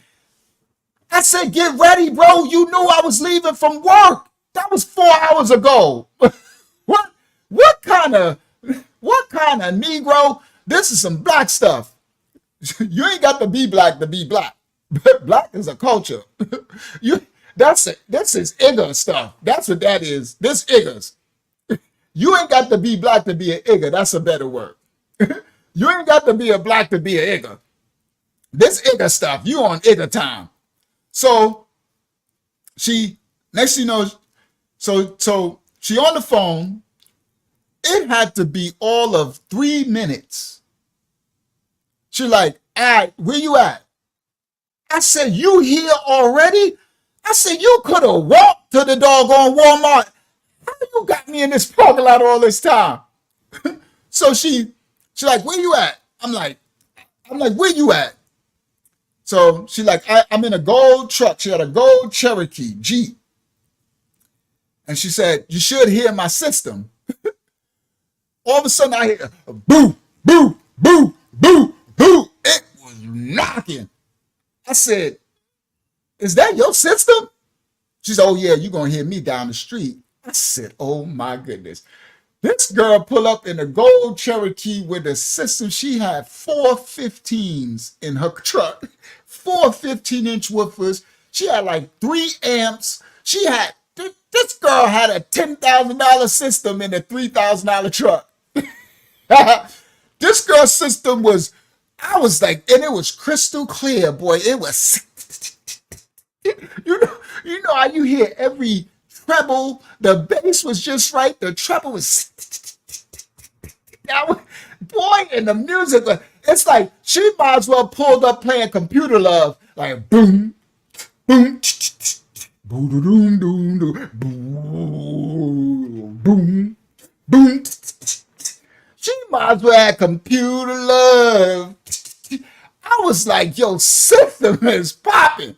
The Jeep wasn't hooked up or nothing. Just a regular gold Jeep. But the system was on everything. The system was on crack. Right? So she pull up, right? So I'm like, all right, I'm right here. So she pull up in front of me. So I get out and she get out. So she get out, and this is the moment of all. Now you done had me waiting for 2 hours and all this crap. The moment of truth, right? This gonna determine whether I'm gonna get back in my truck and go back. I wouldn't even play. Usually, if I'm not attracted to you, I'm not gonna hurt your feeling. I'm not gonna disrespect you. I'm not that type of person. I wasn't, and I'm still not now. So I'll still continue to date. I did that plenty of times. Even though I'm not interested, I'm not going to just look at you and be like, oh my goodness, get back in my truck and pull off. That's horrible. You hurt people, especially since we've been talking on the phone. So I'll go on the date and everything, but you're never going to see me again. It's just so, but with her, I wasn't going to do that because she done had me wait. I'm pissed at her. I understand that. I am pissed. I'm like, listen, bro, you done had me waiting almost 2 hours. I'm about to get locked up from these police. You got me in the hoodiest Walmart in the world. You got me in the ghetto mart, right? Where the cops got to patrol it. I already know it's probably shootouts and stuff, right? I'm in the hood. So I get out the car. She get out the car. And this girl is dressed. This girl clean. This girl get out the car. She crispy. I don't remember. Maybe let's say she had on some crispy Jordans or something, because she dressed down, you know what I mean? She was casual, you know what I mean? But brand spanking, crisp clear, everything is, she crispy, she clean. And I'm like, ooh, and she bad. Light green, lime green eyes, hair, she got the shape, she got her little cleavage. I ain't into all that now, but you know, she got a shirt, because you know, first impressions, she got her cleavage. You know, she got her. I'm just like, I had to stop. I stopped like, woo. You know how I'm all mad at I was mad as all outdoors till she got out that truck. I'm like, woo. Okay. But I still got to play it off. So I walk up. I'm like, yo, mama, what's wrong? How you going to have me sitting out here? And she like, don't be looking me up and down. She's like, okay, you cute. You look like your. I said, well, you look like your super. Dude, how you gonna have me here for 2 hours and you live around the corner? Dude, it took you 5 minutes to get here and I've been here for 2 hours. She like, now, this is the funny thing. Now, I'm yelling and I realize people are walking in and out of Walmart, and now we the black Walmart couple, right? Because she got melanin. She's light skinned, but you would think she's probably a light skinned black. She looks like she might be Puerto Rican or a light skinned black. So remember, her dad is Lebanese, so he got melanin. So she got melanin. Her mom is from Spain, right? And her mom looks like a light skinned black, right? Her grandma looked like a light skin from Spain. She had an afro too. And look, so you would think she's just a light skinned black. So now we are the ghetto couple because I'm yelling at her. And listen, she got the truck with the system. She turned it down, but you can still hear the low rumble of the boom, boom, right? And I'm yelling, her door open, my door open. I'm yelling, and she like, you yelling at me? And I'm like, how you gonna have me out here? And then I realized because the people coming out of Walmart, you know, it's a show. They looking, pushing the cart. And I'm like, I said, and now you got me in Walmart parking lot be in the ghetto. Now we the ghetto. And she started laughing. And here come the police. Whoop, whoop, whoop. I'm like, oh my goodness. Hey, you got the police. She said, just chill out. I got this. So the police pull up. Whoop, whoop, whoop. And like, we got a problem here? She's like, no, officer, we don't have a problem. She was like, this is my boyfriend. I just was really late to pick him up. He's just upset because I had him waiting for us. It's okay. We about to leave and everything. You say, you sure you all right? She's like, yes, I'm fine. He's okay. And he looked at me and I look at him. I want to say, well, what about me? You don't care if I'm okay, if I'm fine? What the hell? Pardon my language, right? I'm like, so, turn my mic down. L'Oreal, if you don't turn your mic down. Is that what that, I swear, you're Bronx. L'Oreal from the Bronx. Did you just put a mic emoji and put a down out? If you don't tell me to turn my mic down, hold on, that better be what that means. Hold on, because I'm definitely going to get loud. Yeah, she laughing. You turn your mic down. I don't even know I don't know how I even saw that emoji. I wouldn't even saw it. All right, hold on. Let me, yo. All right. I shouldn't get no louder than that. You know, that's maxed out. All right. Thank you. So she put a mic emoji with a down arrow. No doggone well. JoJo, pop her. That's her dog out there in the Bronx. Pop her, JoJo. And put a mic arrow in the doggone mic with an arrow sign. No doggone well, I don't know how to read these half the emojis. I don't even know what y'all be putting on there. All right. So I'm looking at the cop and I'm like, what about me, bro? You don't care about my well-being? And so anyway, she, you know, she like, okay, we, you know, this is my truck. We getting in. And he's like, all right, y'all need to, you know, pack this up. So she's like, all right, come on, boy. Right? She's like, come on, follow me. I said, I look at her, I'm like, girl, you lucky she hot, right? And she banging too. So she turned around, she got her jean. I'm like, ooh, this girl, boy, did I hit the jackpot. This girl banging.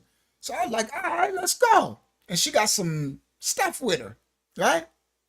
So I get in the car, she get in her truck, and I follow her. We literally go 1 minute, like, she could almost walk to the doggone Walmart. So we get to her house. We get to a little block.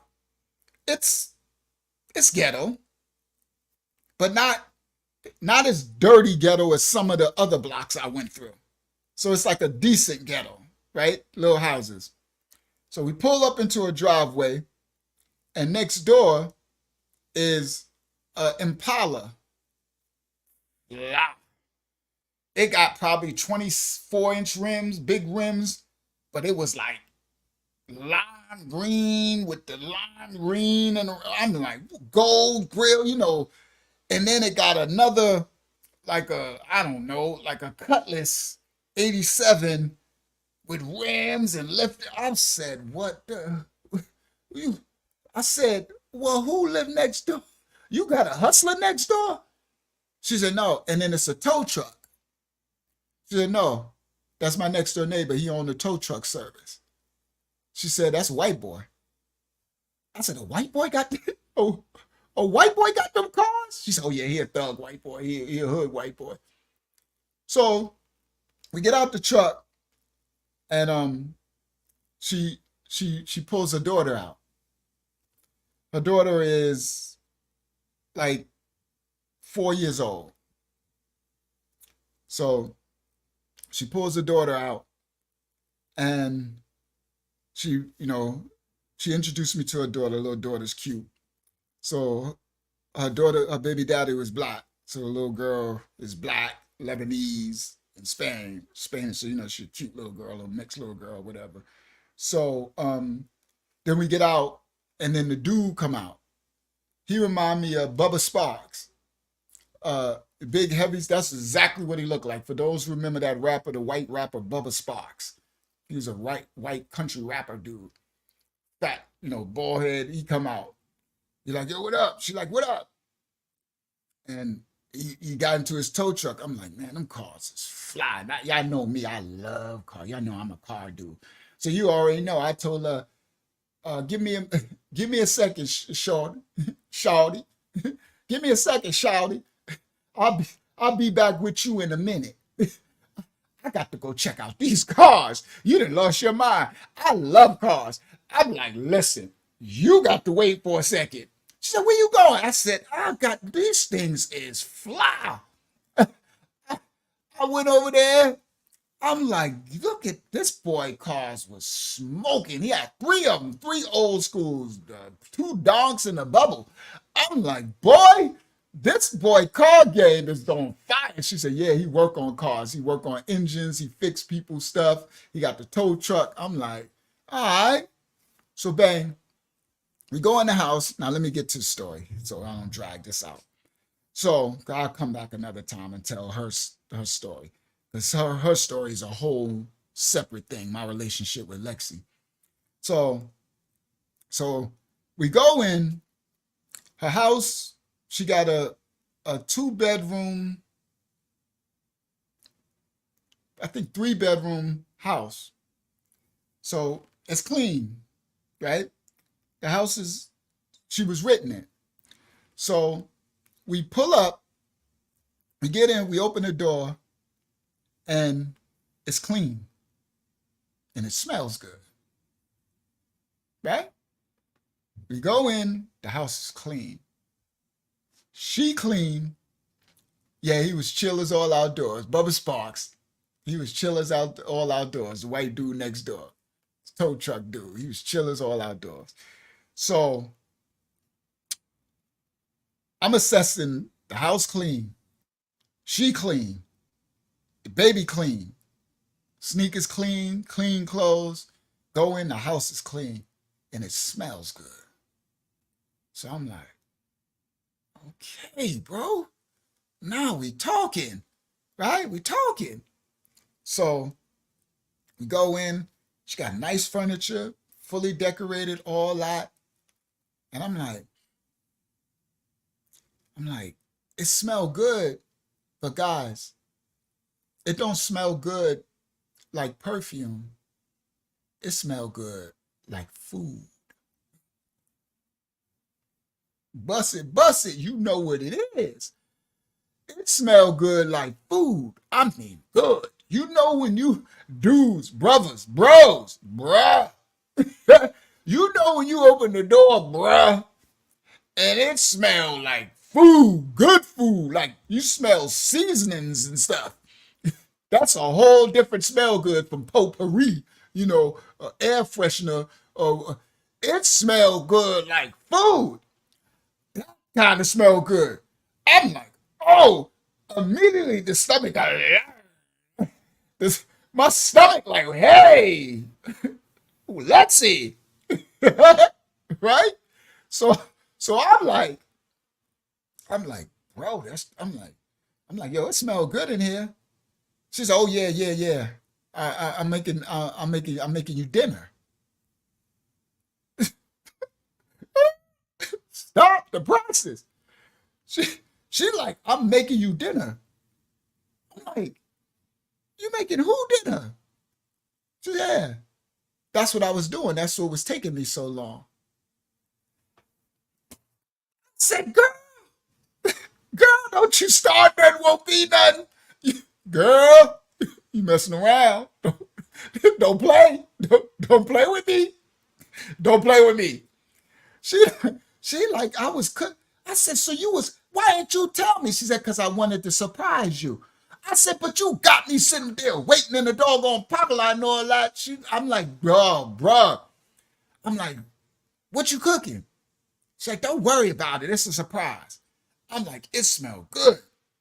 Now at this point, I tell her, I don't eat no swine. I don't eat. I think I was eating chicken. I wasn't eating red meat, but I was still eating chicken at that time. Chicken and fish. I think, yeah, chicken and fish. No red meat. There never no swine. I stopped swine when I was 12 years old. So I said, she said, no, I'm making a chicken.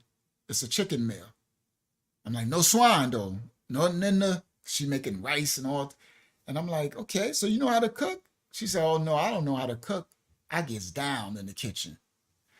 Oh, girl, don't start nothing, won't be none. I'm like, listen, girl. Now I'm like, all right, little girl. You know how you step back? I step back. I need to take another look at you. And you hot? I'm like, nah. They playing with me. Somebody playing now. This girl hot. She didn't took off her shoes. The foot game okay too, right? Because you know I'm checking everything. She done kicked off her shoes. I'm like, okay, her foot game is decent. You know, her foot game was popping.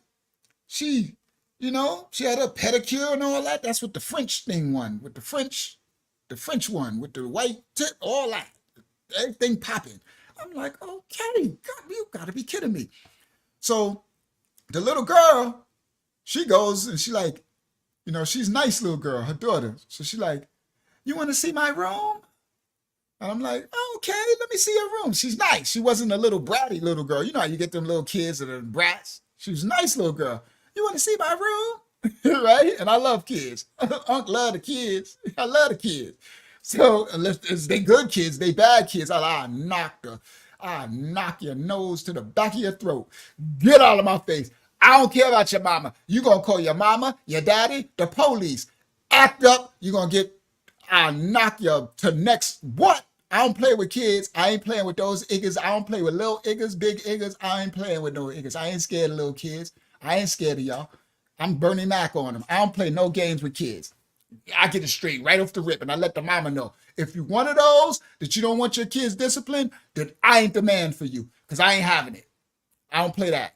Nah, I knock them all out. All y'all line, all y'all up, knock you down like bowling balls. Bah, bah, bah, bah, bah, bah. I ain't playing. I don't know where your daddy was. It's a new sheriff in town. His name Reggie Hammond. I ain't playing with kids. Yeah, I ain't got no discrimination for no kids. I don't with nobody. I ain't playing with no iggers. All y'all, I don't play with women. I don't play with men. I don't play with white, black, young, old. I ain't playing with nobody. So now, I'm like, what's the name? The little girl's like, she's so nice, right? Even when we got out the car, she's like, hi, I like your hair.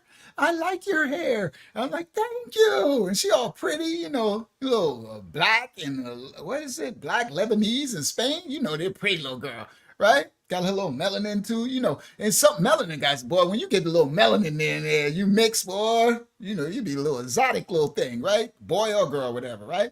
You know, boy, you mix black with anything and it's popping. We popping on our own. You mix us with something, it's a wrap, right? So, little girl just as pretty and just as nice. So she's like, you want to see my room? I'm like, yeah. So we go in her room and she got pink everything. Her mama done hooked. I'm like, oh man. So, you know, I'm checking everything, right? I'm looking at the room just as clean. Little girl got her little shoes all lined up like she a bed is made. I'm like, okay. Smelling all good, pink, everything. Now I'm like, her mama take care, you know. I'm like, okay. So she's like, you want toys? So she come out. So we, you know, and her mama like, leave him alone. Let him. And she like, I know she's fine. So we come out to the living room. She on the couch with me and we chilling. So I get up. I'm like, boy, it smelled good. Now this girl, now guys, we didn't came home. We didn't went to the house. This girl went straight to the kitchen. Y'all think I'm playing? This girl done took her stuff off. She done headed beeline to the kitchen. So I'm sitting, and this smelling, me and the girl, I'm like, I said, and I'm gonna come back to her story. I'm gonna end this part right here. I just want y'all to know a little. We'll come back to this because Lexi's story is a trip. So I'm like, because I don't want to go too long. So I'm like, with a remote. And she was like, well, we don't got no TV. I'm like, what do you mean you don't got no TV? You got a big TV right here. Well, it's not on. The cable is off. I'm like, the cable off? Okay. Why the cable off? She's like, how you just gonna ask me my personal stuff on the? I'm like, well, shoot, you done got me driving 2 hours. Right? I was sitting in Walmart for 2 hours. Why your cable off? Dag, boy. Cause a sister got to do what she got to do. I got to prioritize my bills. I'm a single mother and I pay all my bills. So I prioritize. So the cable need to be off right now. I'm like, oh okay. Right? I'm like, okay. She said that from the kitchen. She said that while she yelling, cooking. Okay? So I'm like, okay. Yeah, Maya, I'm like, okay, I can rock with that. I feels that. That's ghetto life. I get that. I understand that. I respect that.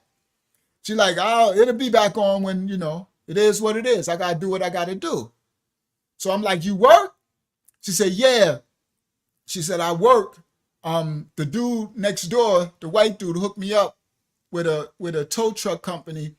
So I do part-time with this tow truck company because they allow me to, her daughter. So no, her daughter was probably younger because she wasn't in school.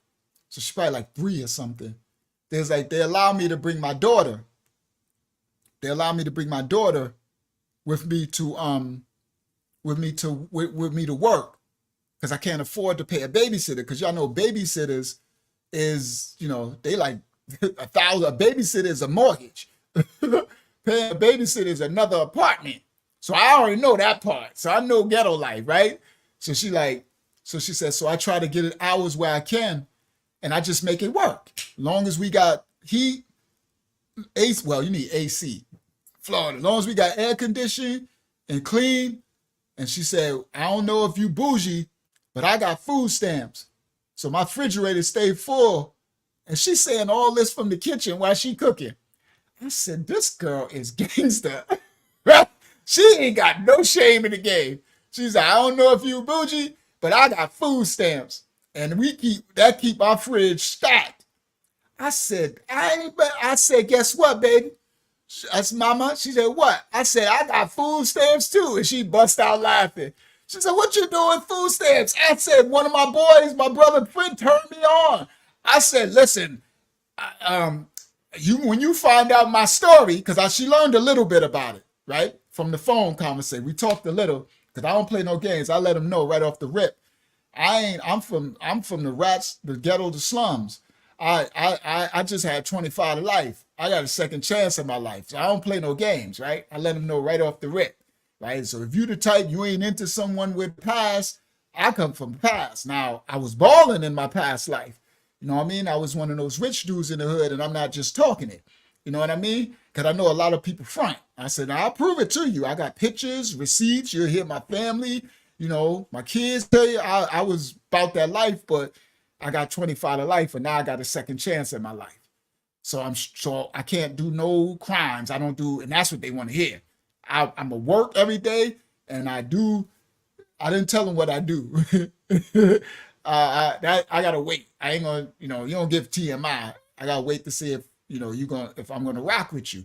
I ain't gonna tell you I'm in dumpster. I'm scrap metal. But I said I work for myself. But it's all legit. And I make my money every day. I got a clean home. My brother allowed me, so you know what I mean? I had the real estate. I own 15 hours because I don't want them to think I'm a bum, right?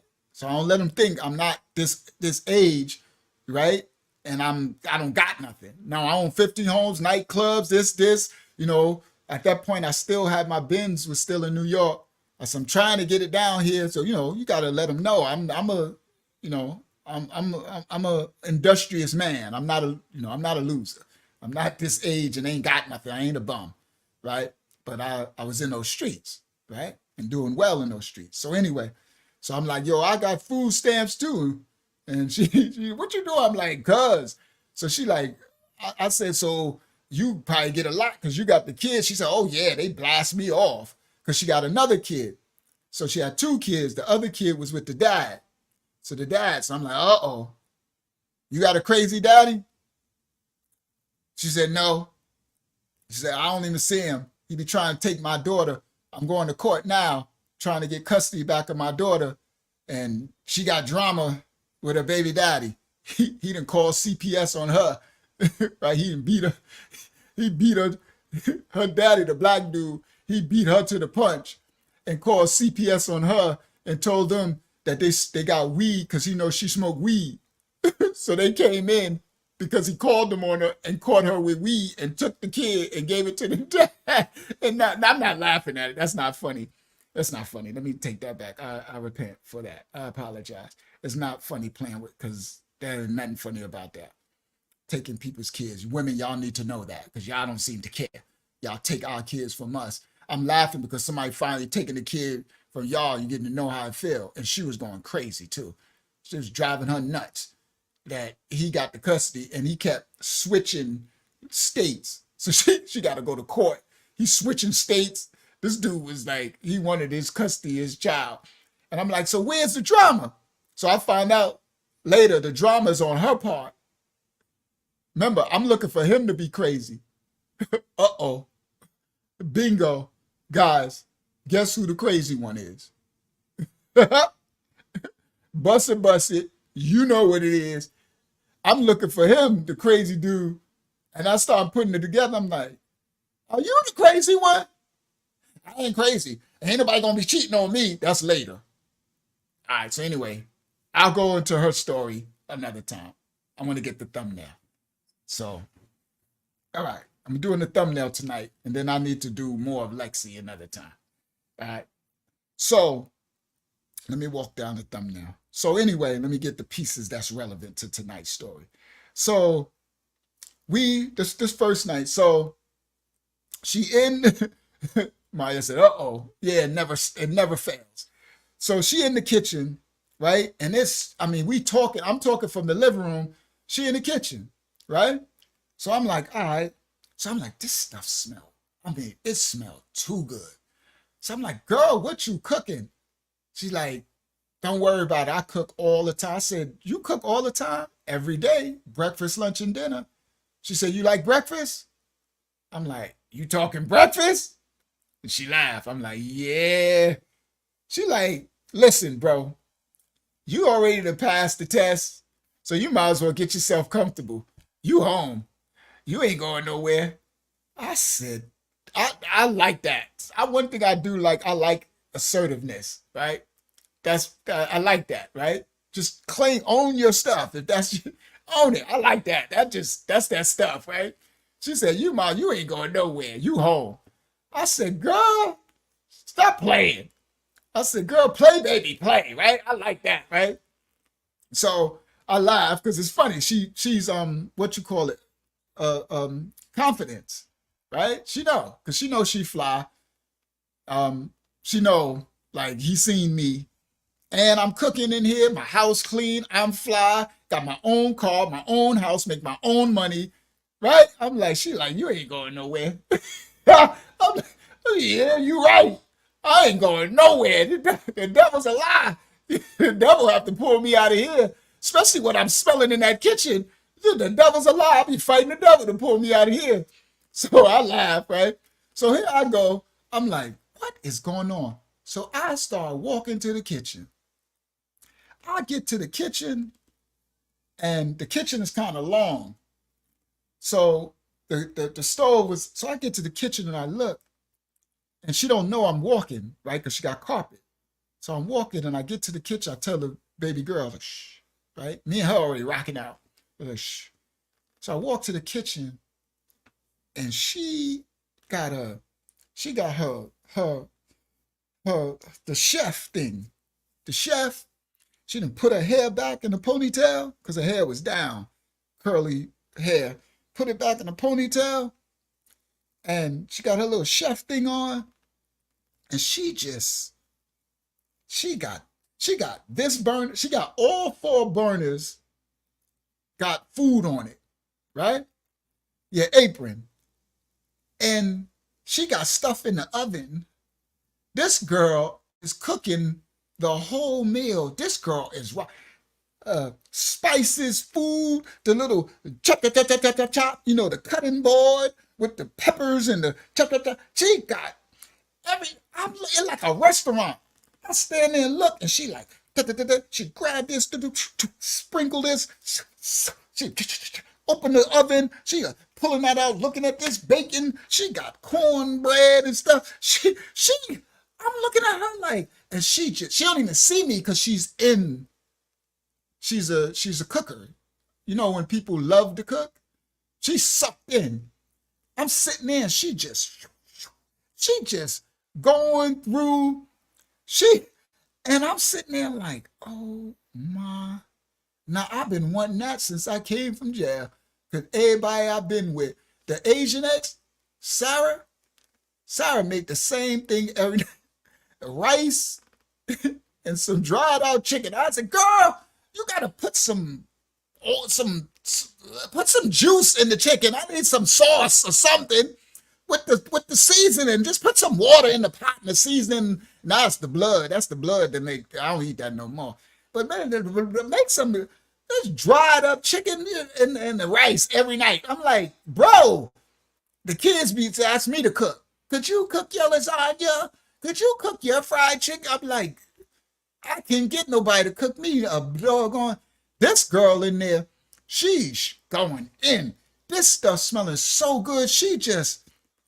So I'm like, yo. And she jumped. And I'm like,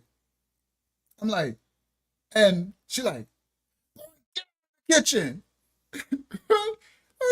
We didn't get out of the kitchen. Get out of the kitchen, Rashawn. So my name is Rashawn. Get out of the kitchen, Rashawn. I'm like, yo, chill out. What is that? Do not come by this pot. I'm like too much. Like, I don't know. It was a little red flag. a little red flag. It was too aggressive. It was a little bit too much, right? So I'm like, it was a little overkill. You know what I mean? It's one thing to be like, I don't want you to see the dinner, get out of the kitchen, but it was too much. And I was like, I'm like, Mama, chill out. I want to, like, that look good. And she was like, get out of the kitchen.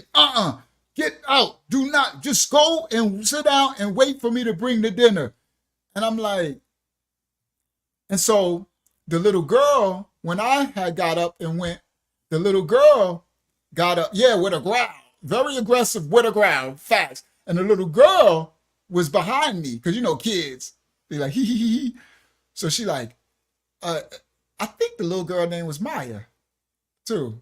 I think her name was Maya.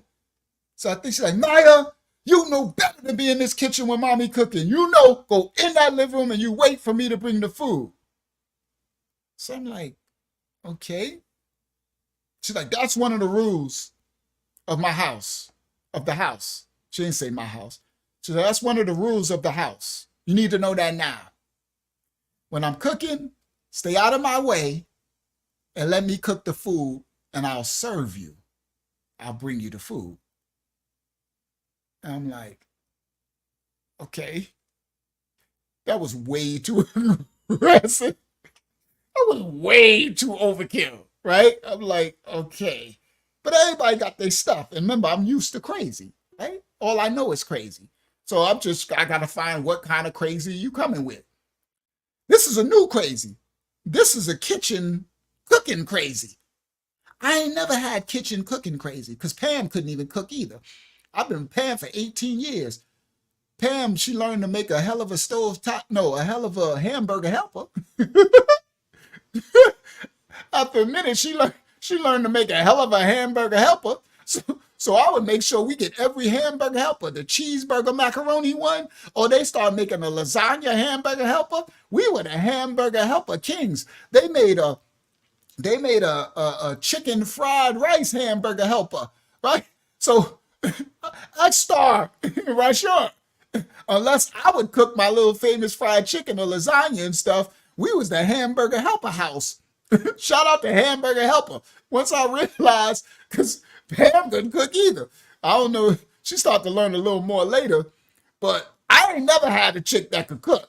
I ain't never had a chick that could cook, and wanted to cook you a meal, right? Now, Pam used to take care of me. She'd make me my peanut butter and jellies, and we was the hamburger helper family forever. Unless we going out, we had every flavor hamburger. You think I play? And then the other one, the rice, the Lipton rice, the rice that become with all this hair, doggo ain't nothing that healthy. But listen, this girl, let me explain to y'all, this girl, she got peppers, oregano, spice. She got real basil, not the basil in the thing seasoning. Oh, no, no, no. This girl got basil plant where she cutting her seasonings is real seasonings. She cutting the tomatoes and she making the stuff. Yeah, Lipton rice and Lipton noodles, all that part. And my famous macaroni and cheese. So I got my famous fried chicken, my famous macaroni and cheese, and my famous lasagna, right? Those are my contributions. Other than that, we straight Lipton and hamburger helper family. But this girl, everything comes from the garden. Yeah, everything. I'm talking about every bit of this meal. There's no fake spices. Every spice is the real thing. She chopping, and that's why it smells so good, right? So anyway, so this is a new crazy. This is kitchen cook crazy. So I'm like, all right, okay, that's what. See, that one eyebrow go up. I'm that type. The one eyebrow, that one eyebrow go up, right? I'm like, all right. Note to self, stay out the kitchen. This woman crazy in the kitchen. You're liable to get cut in the kitchen, right? So me and the baby girl, we go back to the couch, and baby girl like, mommy don't like us in the kitchen when she's cooking. She makes the best food, but she always yells at us when we go to try to get the food. And the baby girl said, and make sure you don't ever go and try to taste the food before she's finished. I said, what? She said, yeah. I said, and baby girl smart, right? So we sitting there, yeah, this is a cooking crazy, right? So she like, don't try. I'm like, don't taste the food. She said, yeah, she gets really upset if we try to taste the food until she's ready. She likes to present it to us. She talks. She can hold. This girl's smart. So her mama sits down with her and teaches her. Her mama's tutoring her. Her mama sit down with the books. This girl takes time. This girl's teaching this girl. Sit down with the books, and so the girls, girls advance, right? We having a whole conversation. There ain't nothing cuter than that when you got a whole conversation. This little girl, like 3 years, 4 years old, she got a whole full conversation, right? She like, yeah. Me and her, we on team. Me and her on the same team. So she telling me the rules of the house. She like, yeah, and make sure that you do this, and make sure you do this. And I was like, good, what else? Right? So she finally, I'm like, we in there, and I'm with the little girl. I ain't got the TV, so I'm on my phone. The little girl trying to play, and I'm like, all right, come on, bro. She's like, it's almost done. I'm like, dang, bro, you taking way too long. So finally, she like, all right, it's done. So she come out, and I'm getting up. She's like, go to the table. We at the table, and sometimes when we have our TV on, we can eat at the dining room table and watch TV. That's okay. But the TV is off, so we're going to eat at the table. So I'm like, all right. So she goes from the kitchen, and I see her. She just going back and forth. And I'm like, oh my, bro, this is some restaurant quality stuff. She got biscuits. She got butter over the biscuits. She got like a cornbread. She got like some stewed vegetables and yams and some type of chicken with all type of garnishments.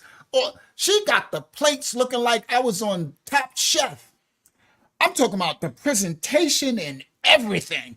I mean, it smell good, it looks good, it's just hot steaming, and she cooked all of it where everything was finished at the same time.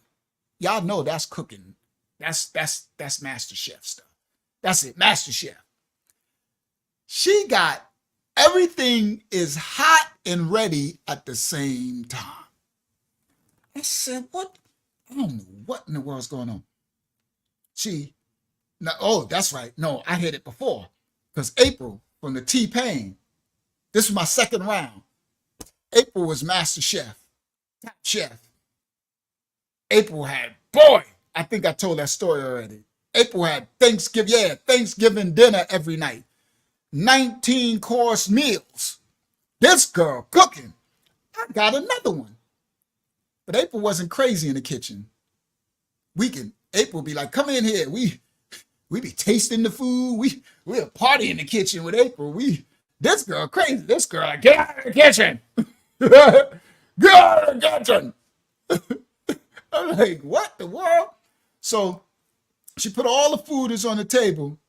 So I sit down and I'm like, oh my goodness. And I go and I'm going to grab one of them biscuits because I love a good homemade mama biscuits.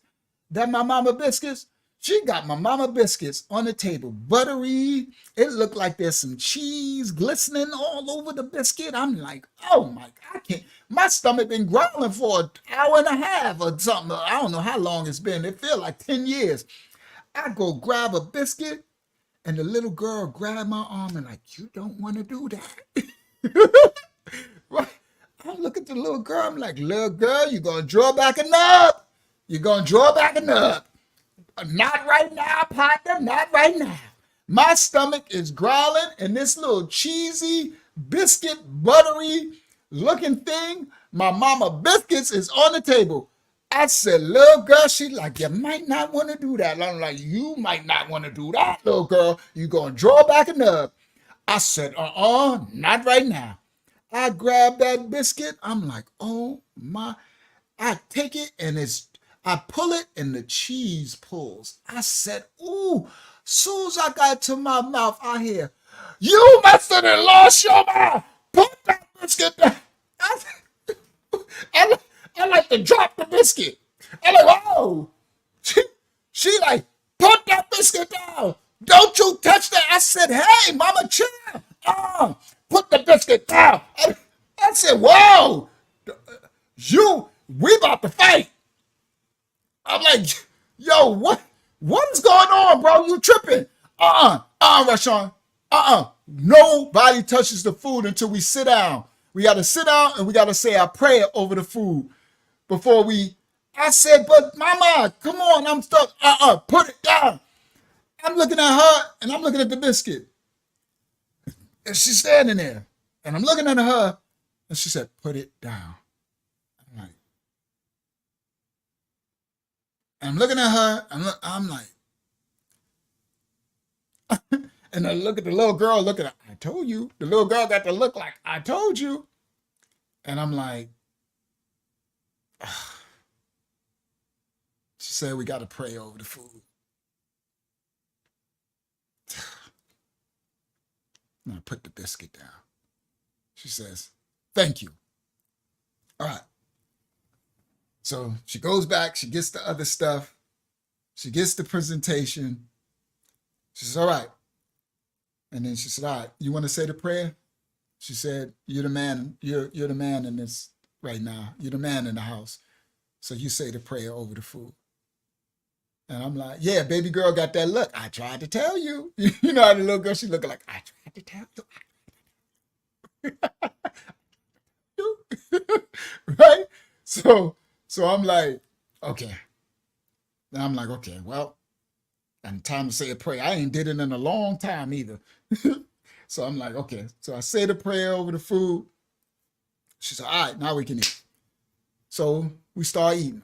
Oh my goodness, boy. Finger lick. Boy, smack your mama food. I'm like, oh my goodness. Boy, we eating and we getting down. Everybody, it's a good time. We getting down. We ate. Everything was good. We finished up. Everything good. She said, you good? You want some dessert? She made pies and cakes and stuff. She got all type of stuff. I'm like, nah, I'm good. I'm like, I want some. She said, all right, well, let me tell you this. She said, the refrigerator is yours. This is she's like, this is your house. If we're gonna rock out together, then my casa, su casa. She said, help yourself. So I go to the refrigerator. I said, I can go in the kitchen. She said, that's only when I'm cooking.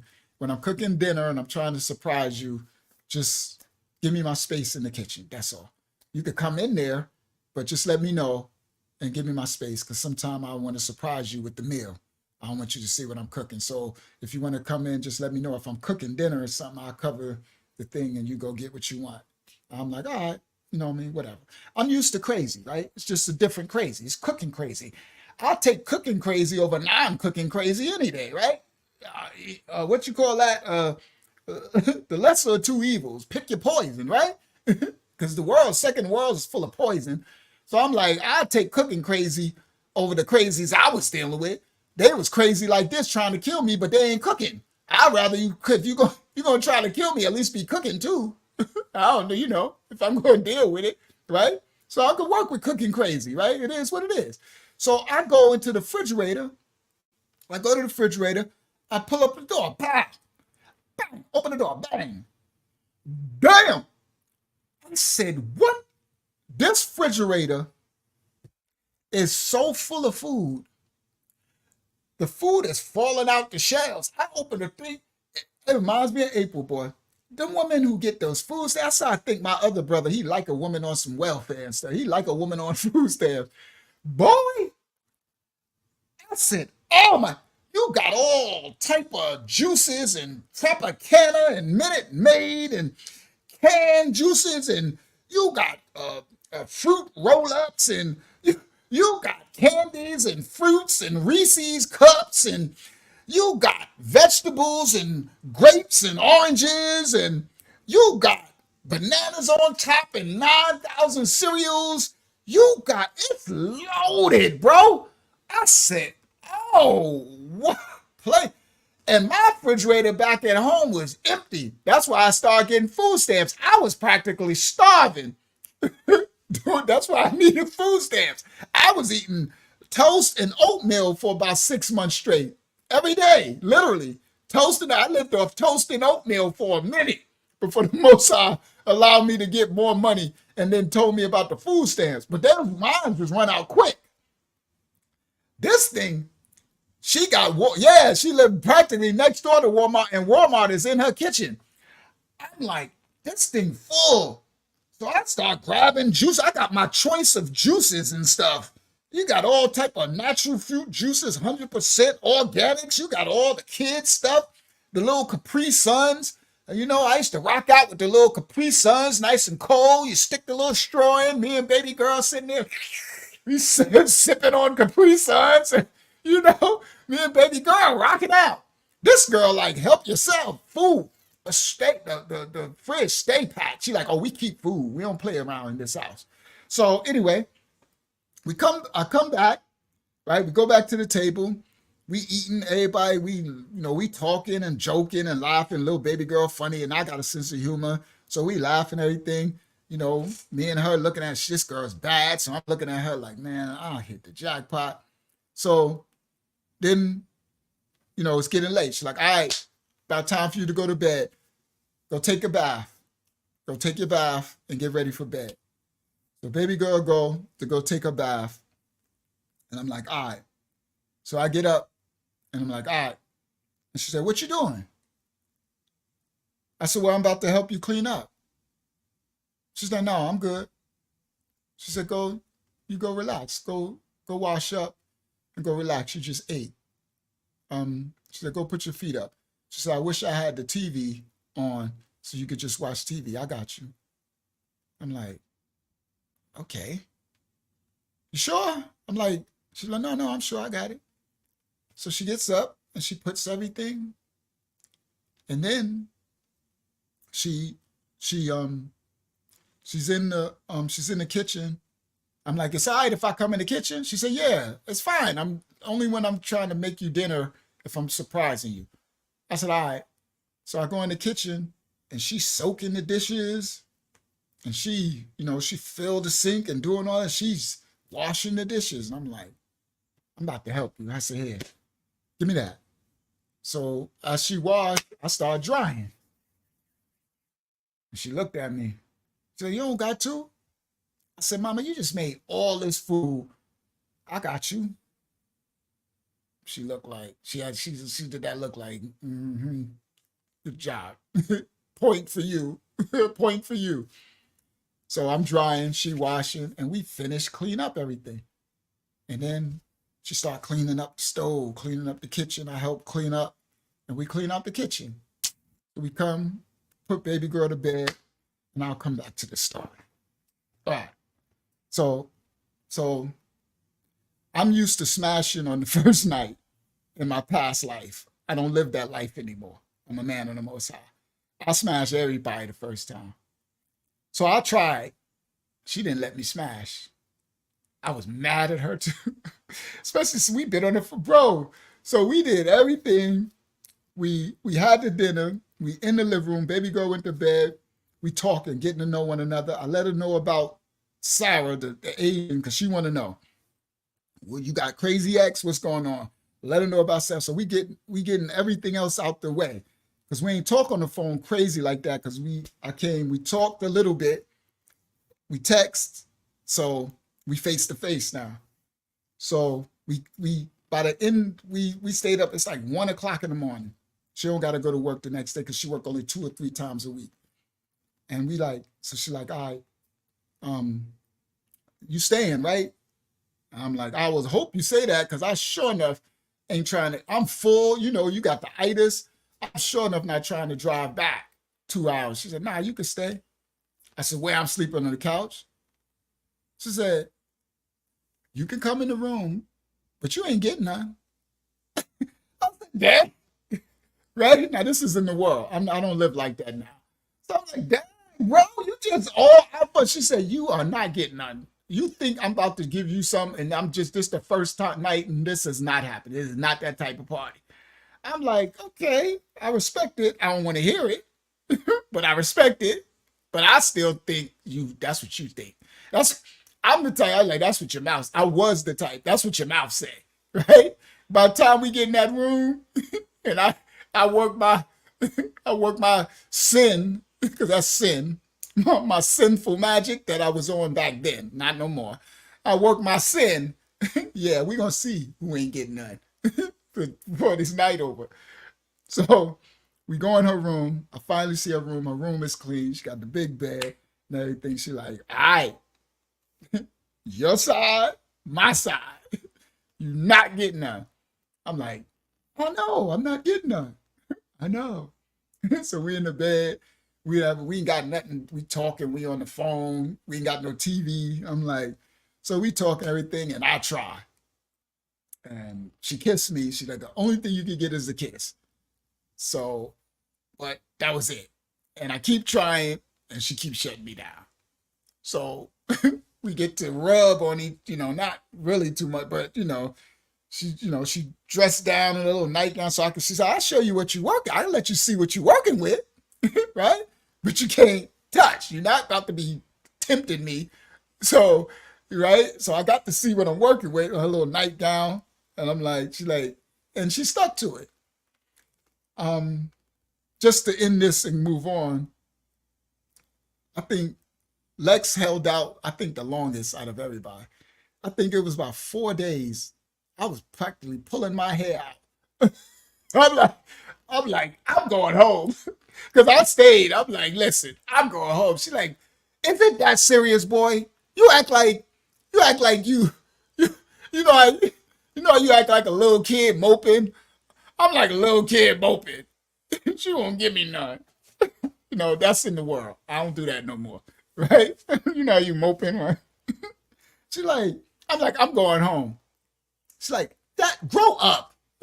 You are not going back there just because. I'm like, man, I'm like, you, because she's torturing me now. She like, but it made sense when I said. She like, I'm like, you torturing me now. And then I remember she's like, I'm like, She's like, oh my goodness, yes, boy, I'm like, oh, yes, let's go next. And then we, whatever. So anyway, so because that's another hurdle in the world. Don't do this. Back then, I used to think I had to make sure we sexually compatible as well before I get all invested and really think I'm say you wifey because I was trying to have someone for the rest of my life. I'm still going about it the wrong way, but that was the tactics I had back then. So then we smashed, found out we're compatible, everything worked, and that took us to another level. Now it's really like, you know. So anyway, let's get to the thumbnail. So now, that's the introduction of Lexi, and we'll go back and to complete her story.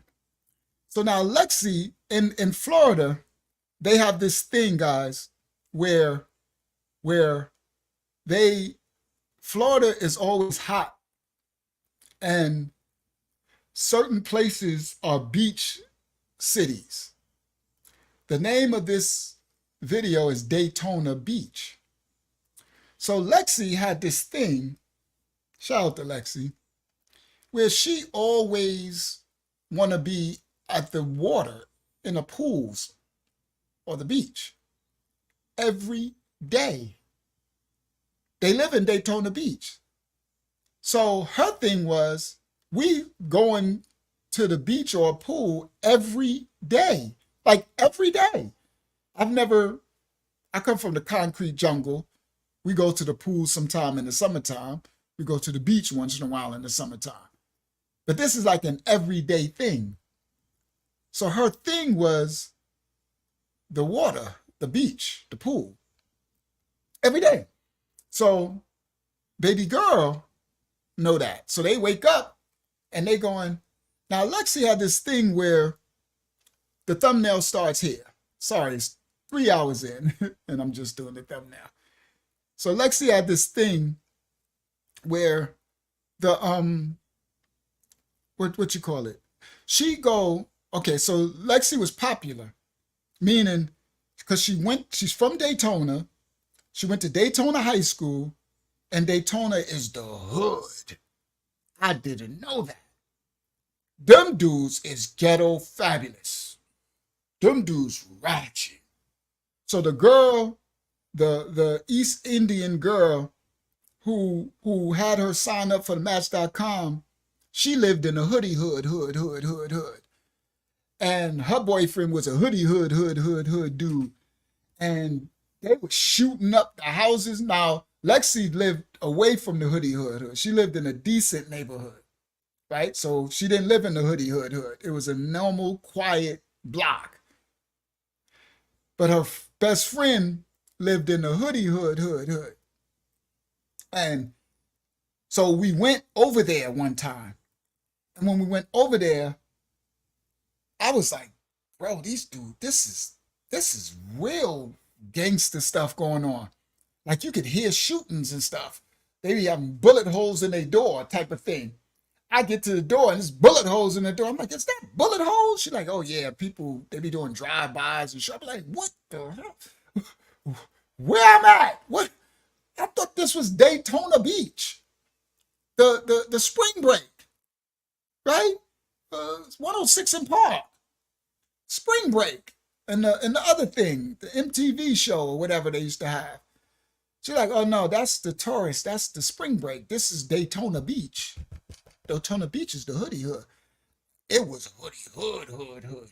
I'm like, yo, bro, you practically see dudes run. Listen, you practically see dudes riding down the street. That's why I put this in the thumbnail. The reason why these type of guns is in the thumbnail, is because that's what you see. These dudes is running around with choppers and AK-40. These dudes got submachine guns. This is why this is in this thumbnail. They ain't running around with guns, 9s and 357s and 40 cals and Glocks and 380s. These dudes run around with submachine guns. It reminds me of some Central American country. I swear. So they tell me, so she had the reason why she was going, reason why we went to her girlfriend's house, the one who made her get the Match.com, how I met her, is because she left something at her house and she don't mess with them no more. She's cutting them off because the girlfriend's boyfriend is a thug, right? And it's dangerous. It's dangerous, right? And she don't want that life around her daughter. And the girlfriend, the East Asian girl, won't break up with the boyfriend. And so she was dead in it. So she was like, she left her, that was her best friend, but they broke up their relationship. Something happened, right? Because she started dating someone from there and it got bad and the dude was with guns and it involved guns and the girlfriend stood for the boyfriend when she was her best friend and it broke their relationship. So she cut it off, which is good for me because I don't want to be around none of that. I'm out of here if that's the case. I just beat 25 to life. I don't want to be around no thuggy thugs. So she's like, I want you to come with me. You know, we went. So we went in and they lived in so we get to the door and there's bullet holes in the door. I don't know. I seen bullet holes. Is that a bullet hole? She said, oh yeah, they be drive-by shootings and stuff. Then you can see cars, boom, boom, all the big donks riding around. It's the hoodie hood. You see, that's what I say. You see someone hanging out the car with like an AK-47 hanging out the window, riding on the windowsill with a person driving type of thing. I'm like, this is a movie. It was like their everyday life. It was like a movie. These country boys was living a movie life. So I was like, okay, this is extra level hoodie hood. This is extra level hoodie hood, right? So I'm like, okay, now I'm adaptable. I adapt to wherever I'm at, right? I can go anywhere. I'm adapt. I'm from New York, right? We are, what's the name? Chameleons. So I'm like, okay, now I got to adapt to this level of hood ghetto stuff, right? So I'm like, okay. So the girl comes, she opened the door, right? Pretty little Asian girl. I mean, what you call them? East Indian or whatever. You know, nice looking girl, whatever. So she opened the door. We go in. The house is ratchet. I'm talking about they got like sheets over the windows, raggedy stuff all over the floor. The couch got holes in it. I'm like, ew, bro, this is nasty. Lexi house was clean. This house dirty. I'm like, ew, bro, it's got the ghetto smell, you know, the funk ghetto smell, like the couch stink. Y'all know what I'm talking about. The couch is funky. Smell like feet and corn chips. y'all know that ghetto smell. So I'm like, oh my goodness. So I'm like, yo, you sure you want your stuff out of here? She said, no, I got to get my stuff out of here. So she's like, I'm like, all right, hurry up. We need to get out of here. She said, no, we getting up out of here. She said, where am I? So the girl's like, oh, so what? You just going to take your stuff and we just such and such? And she's like, listen, I didn't come over here for that. Please give me, where's my stuff at so I can go? Oh, you just going to go all these years of our friendship. You just going, she like, listen, you chose them over me. I'm supposed to be your best friend. You know this dude is crazy. This dude would have killed me and shot me, and you chose to go with that side. So that's it. And she's like, where's my stuff? And so she like, oh, you see that? All right, listen. This when I seen it. She said, you gonna go get my stuff, or am I gonna whoop your ass? Now the girl, the East Indian girl, wasn't small. She was a little heavy set, right? And Lexi is kind of small. Lexi is like 5'5" or something, slim. She's, shape, but she's not big. But she rose up and said, the girl was kind of big. She said, "You gonna get my stuff, or I'm gonna whoop your ass." And I'm like, and I said, "Ooh, this girl gangster." I'm like, "What the?" And she looked. She said, "That's what you gonna do, Lexi?" She said, "Get my stuff now before I drag it. I drag your ass in this house." I'm like, "Oh, okay, right?" I'm like, "Okay." So the girl, like, she go and she get it. And she looked. She said, "That's everything?" She said, "Yes, Lexi. I can't believe you going out like this." She said, "Thank you." She said, "Do not call my phone anymore." She said, "You chose." She said, "I don't play all that. It's about loyalty to me. You chose," she said, "you chose a DICK." She said, "You chose a DICK over me, so I'm good."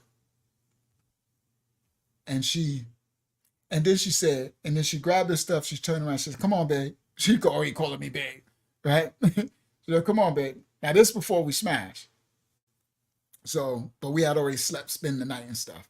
We good. We family. We rocking out at this point.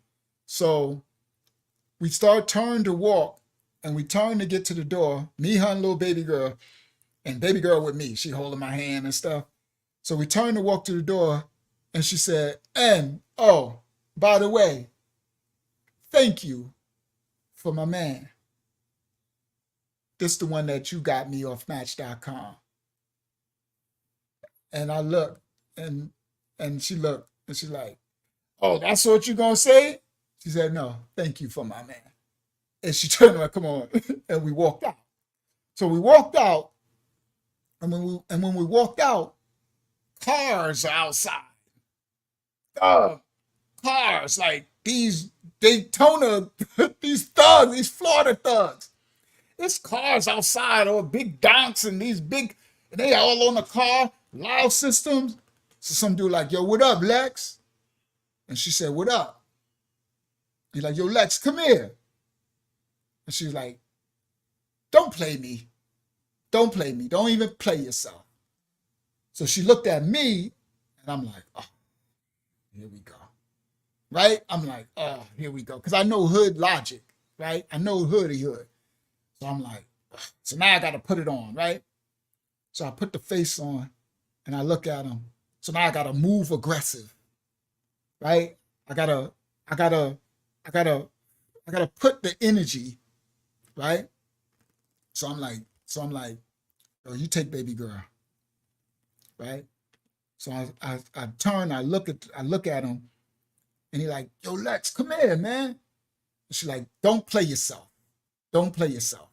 So she go to get to the car, and now she go to that side, and she go to put baby girl in the car seat. And so so I walk off the step because you gotta go down steps. So I walk aggressive, and I move you know, like it ain't sweet, right? And I put all this in the grill, and I move like it ain't sweet, and I just look at them, right? And I keep eye contact with the dude and with everybody else, and I just look. And so I'm standing there, and he's sitting on the car. He's like, "Oh, now you're gonna act brand new, Lex? You're gonna act brand new?" And I just stand there looking at him, like I'm waiting for him to say something, to call me out. And she like, "Whatever, bro. Stop playing yourself. Stop playing yourself." So she finished locking him up, putting baby girl in. She closed the door. She go around the side. I'm looking at him. And because my energy is just 100% focused on him. Because I think he would have probably tried to play me if I wouldn't have did it and probably said something. "You gonna brand new who this dude? You got this dude in our hood or something or whatever." But I just kept it locked on him. I just never moved the gaze. I just was like, and I'm standing there like my truth. They call this a truth for square. It's a New York thing. So when you stand like this, it's called standing in your truth for square, right? So I'm just standing in my truth for square, just looking at him, just sitting there. And then she get in, she's like, "Come on, baby." I got in the car, opened the door, Look back, we close it. She started up, system, boom, boom, loud, crazy system. We pull out, we pull off. So I'm like, dude, I'm like, that is the hood. I'm like, you? She said, yeah, I used to be over there. She said, I hated over there, all them thugs. She's like, yeah, that's why we broke up, because I met one of her boyfriend's friends. He with these gang members and all this stuff. And she like, I'm not with that life. You know, that's not where I come from. But all I know, we went to high school. Everybody's thug in Daytona. I'm like, but this is real hood. She said, yeah, I thought you from the hood. I said, oh, I'm from the hood. But I didn't know y'all had hoods like that. The hoodie hoods. She like, yeah. I'm like, Daytona was another level. They was definitely about that killer life, right? Which I ain't trying to have no part of, right? So anyway, so now I understand Daytona. Now Lexi, she was popular because when she went to high school, she could fight. So she's a pretty girl. She's a loudmouth too. Shout out to Wyatt Smith. She's a loudmouth, right? So she could fight, and she's a pretty girl, and she's aggressive. So she got a lot of respect. So she could fight in high school. So she's popular. Like everybody know her. So all the dudes know her, and she don't mess with the dudes. So she's not a hoe. So they respect her, right? And she's always hustling. Like she hustles jobs, or she'll hustle weed, or she'll a hustler. So they respect her. So she knows everybody, right? So now she knows everybody, which I don't like. I like more quiet, because when people are like that, they really busy. I like to be less busy. Usually people who know, they drag you to this person house, this person house, this person house, this friend, this one's calling this one. But she had it where she cut everybody off. So she didn't have no people calling. It was only that one friend. She shut most people down, which I liked, but she knew everybody and knew everything. So Lexi is the type, she got the hookup. She got the connect. Y'all remember that movie, I Got the Hookup? She got the hookup. She the one, you need a cell phone, she get your phone. you got a flat tire, she get you she hustle man for Martin, right? She got the hookup, right? She know everything and everybody.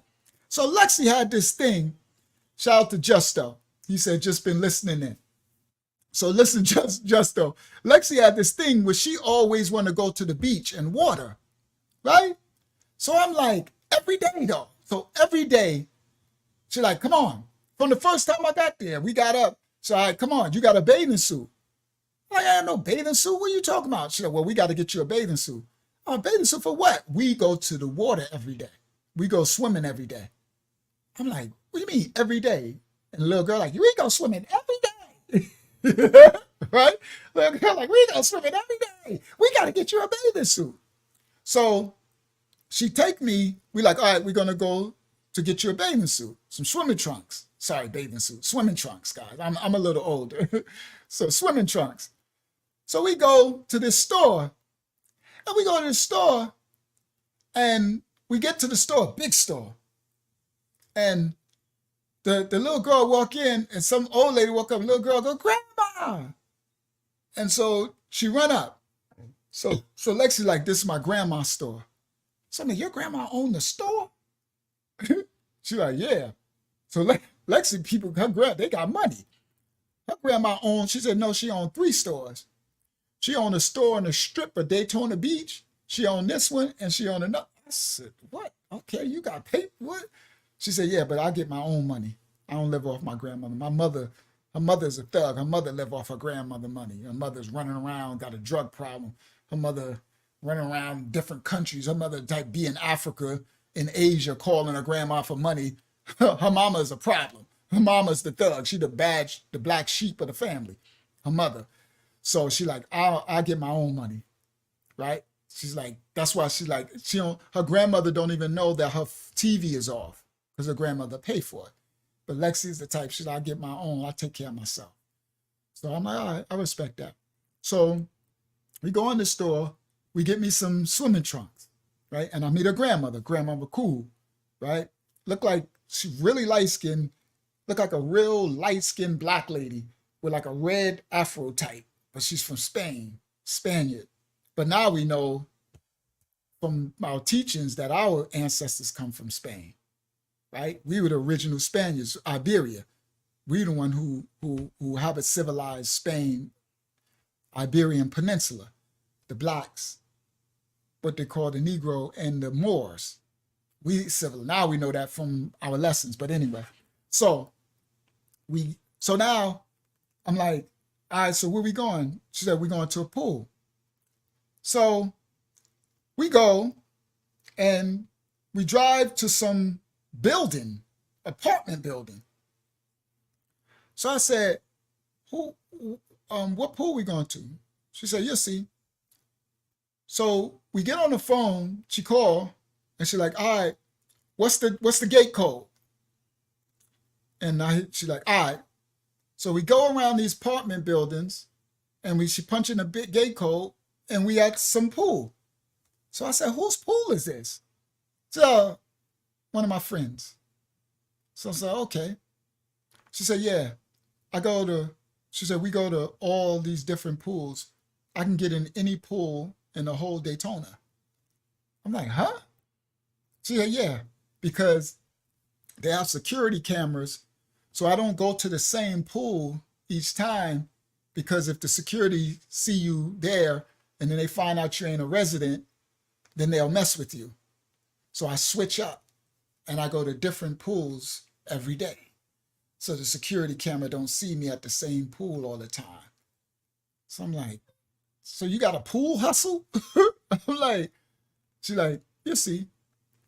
So we get to this pool and we go in and there's people at a pool. It's a Florida thing. I'm from New York. This is new to me. Remember, I come from jail. So this is my first time doing this. I'm new to this pool thing, right? So we go and, they're at a pool. It's a pool. In every neighborhood apartment complex got pools, right? So you got your people there. You got girls, you got dudes, so I'm like, okay. So we pull in, we get to the pool. Baby girl got her stuff on, her floaties and stuff and all that. And so we get there and Lexi take off her shirt. This girl, my goodness, this girl got a bikini on, a bra and panties. Now the girl got D cups and they sit up, flat stomach, all that. So they D cups. Y'all know what I'm talking about. Like a doggone porno show, right? That type stuff. And her suntan skin glisten in the sun because it's bright sun. So she got the little melanin. So she's like golden skin and her hair is golden brown and then her lime green eyes and her skin golden. And she takes, I swear it's like a movie. She take off this t-shirt and I'm like, and the boobs and her hips. And I'm like, and then when she walk, a bikini is a glorified bra and panties. So as she walked, walking with the daughter and walking and putting the chairs, because the lounge chairs, and putting the towel, she walking and her butt in the bikini like panties. Now I ain't smashed yet. I shouldn't be looking at your panties, and that's like temptation. Like this the beach stuff, this pool. And this girl's walking around and I'm like, oh my goodness, bro. This is a problem because that looked too good. And we in somebody's neighborhood, right? I don't know where we at, right? So Laria said she looks amazing while she's trespassing. Exactly, right? It's definitely trespassing. So I'm like, I know from the streets, that's a problem, right? You're a problem with your clothes on. You got me going to some pool and you literally naked. So there's people in the pool, couples, regular, and so I seen her take off her stuff and you see dudes in the pool looking, you see dudes over there checking her out. And I'm like, oh, right? I'm like, this is not what I don't like this. I ain't signing up for this. You know what I mean? I'm not doing beef. right? And the second of all, just for me, just so y'all know, I'm transparent. I was born in November, and they call that astrological time frame. They call that under the sign of a Scorpio, and there's certain attributes that come with that, and possessiveness is one of those. For at least my what they call a Scorpio.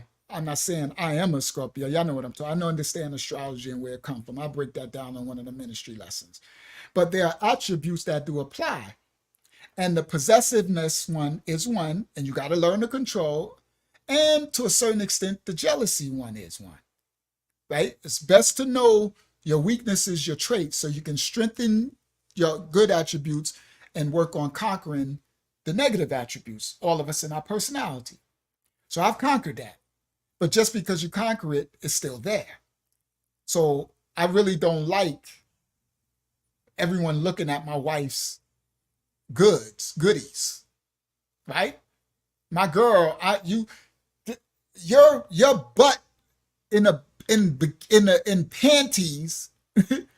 I should be the only guy that see that. It shouldn't be the world watching you walk and your whole anus is bouncing in the panties. And when you get out the water, you got to pull it out. You take their finger and pull it out.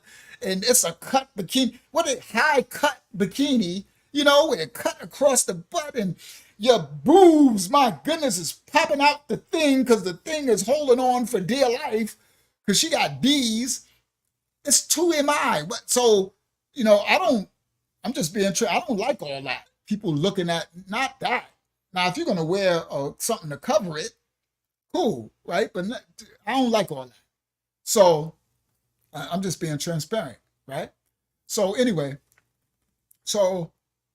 but I don't know, this is a Florida thing. They stay naked all the time because it's hot all the time and it's all about the beach and the pool. So it's like going to Miami, going to California, to the beach, to Malibu. The women are walking around in bra panties, glorified bra panties all day, bikini. Trying to clear up. My thing is not clear. Let me clear my, I don't know why.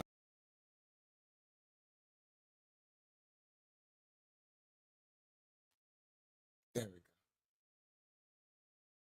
I don't know why it gets unclear sometimes when I move around. So I'm looking at, Justice said, I feel the same way about that. I feel it should be for my facts. What if every man could see what I'm working with, then it ain't special to me. I ain't walking around with every woman seeing, I ain't walking around in Speedos looking stupid, right? Walking around with my junk all out with women looking at my whole everything, seeing what I'm working with. They shouldn't be seeing what you working with. That's just, I'm old school. I don't believe in all that, right? So I'm like, okay, man, she don't know this now. We knew. Shout out to Yashia, right? So I'm like, man, okay, I'm gonna have to work on that.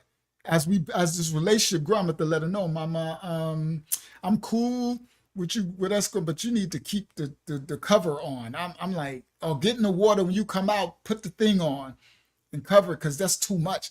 And she working with, it'd be different if she ain't have too much. She working with stuff. Bro, you got way too much. And this is dangerous stuff, because you got me in, we ain't in the hood because it's decent complex with the pool, but it's dudes looking at you. Okay, so we at the pool. Cool. I'm watching her. She walk around, but she's focused on me. I learned she don't cheat. She a good girl. She don't cheat. She's loyal. When she's with you, she's with you. So I respect that. I learned that through our relationship. She's a good girl. So in that aspect. So we in the pool, we playing everything. She get out. Let's say she got to get out and go tend to the girl. She walk in. I'm seeing the dude. So cause the gate open, right? So you be there, and then all of a sudden, beep beep beep, new people come into the pool. So you'll see some new. So she get up out the pool. Now she wet, right? And hair.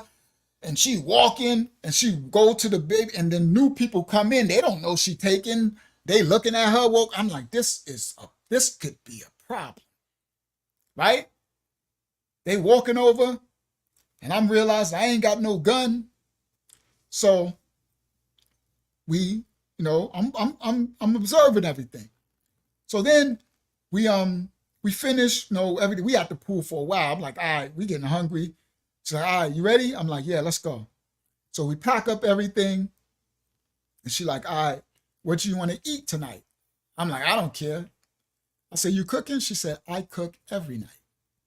She said, every night you will have a full home cooked meal, and every morning you will have a full breakfast. I'm talking about she cooked everything. She'd cook you a whole Denny's hot breakfast every day. I'm like, okay. And she said, and we eat lunch too. So sometime we'll go out for lunch. All right. I'm like, okay. So I said, whatever you want to make. So she's like, all right, we got to stop at Walmart and get a couple of things because I'm going to make something special for you. Whatever.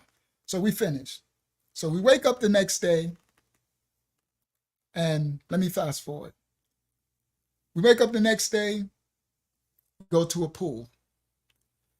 We go to a new pool in a new neighborhood. She calls somebody, she get a new code, we go in. Same scenario. Sometime it really don't be people, sometime it be a lot of people. Sometime, right? So we go one time, we get up, she's like, we going to the beach. So we go to the beach. That was pretty cool. We go to the beach, they got a sauna, and Lexi she's a social butterfly. I call it a flirt.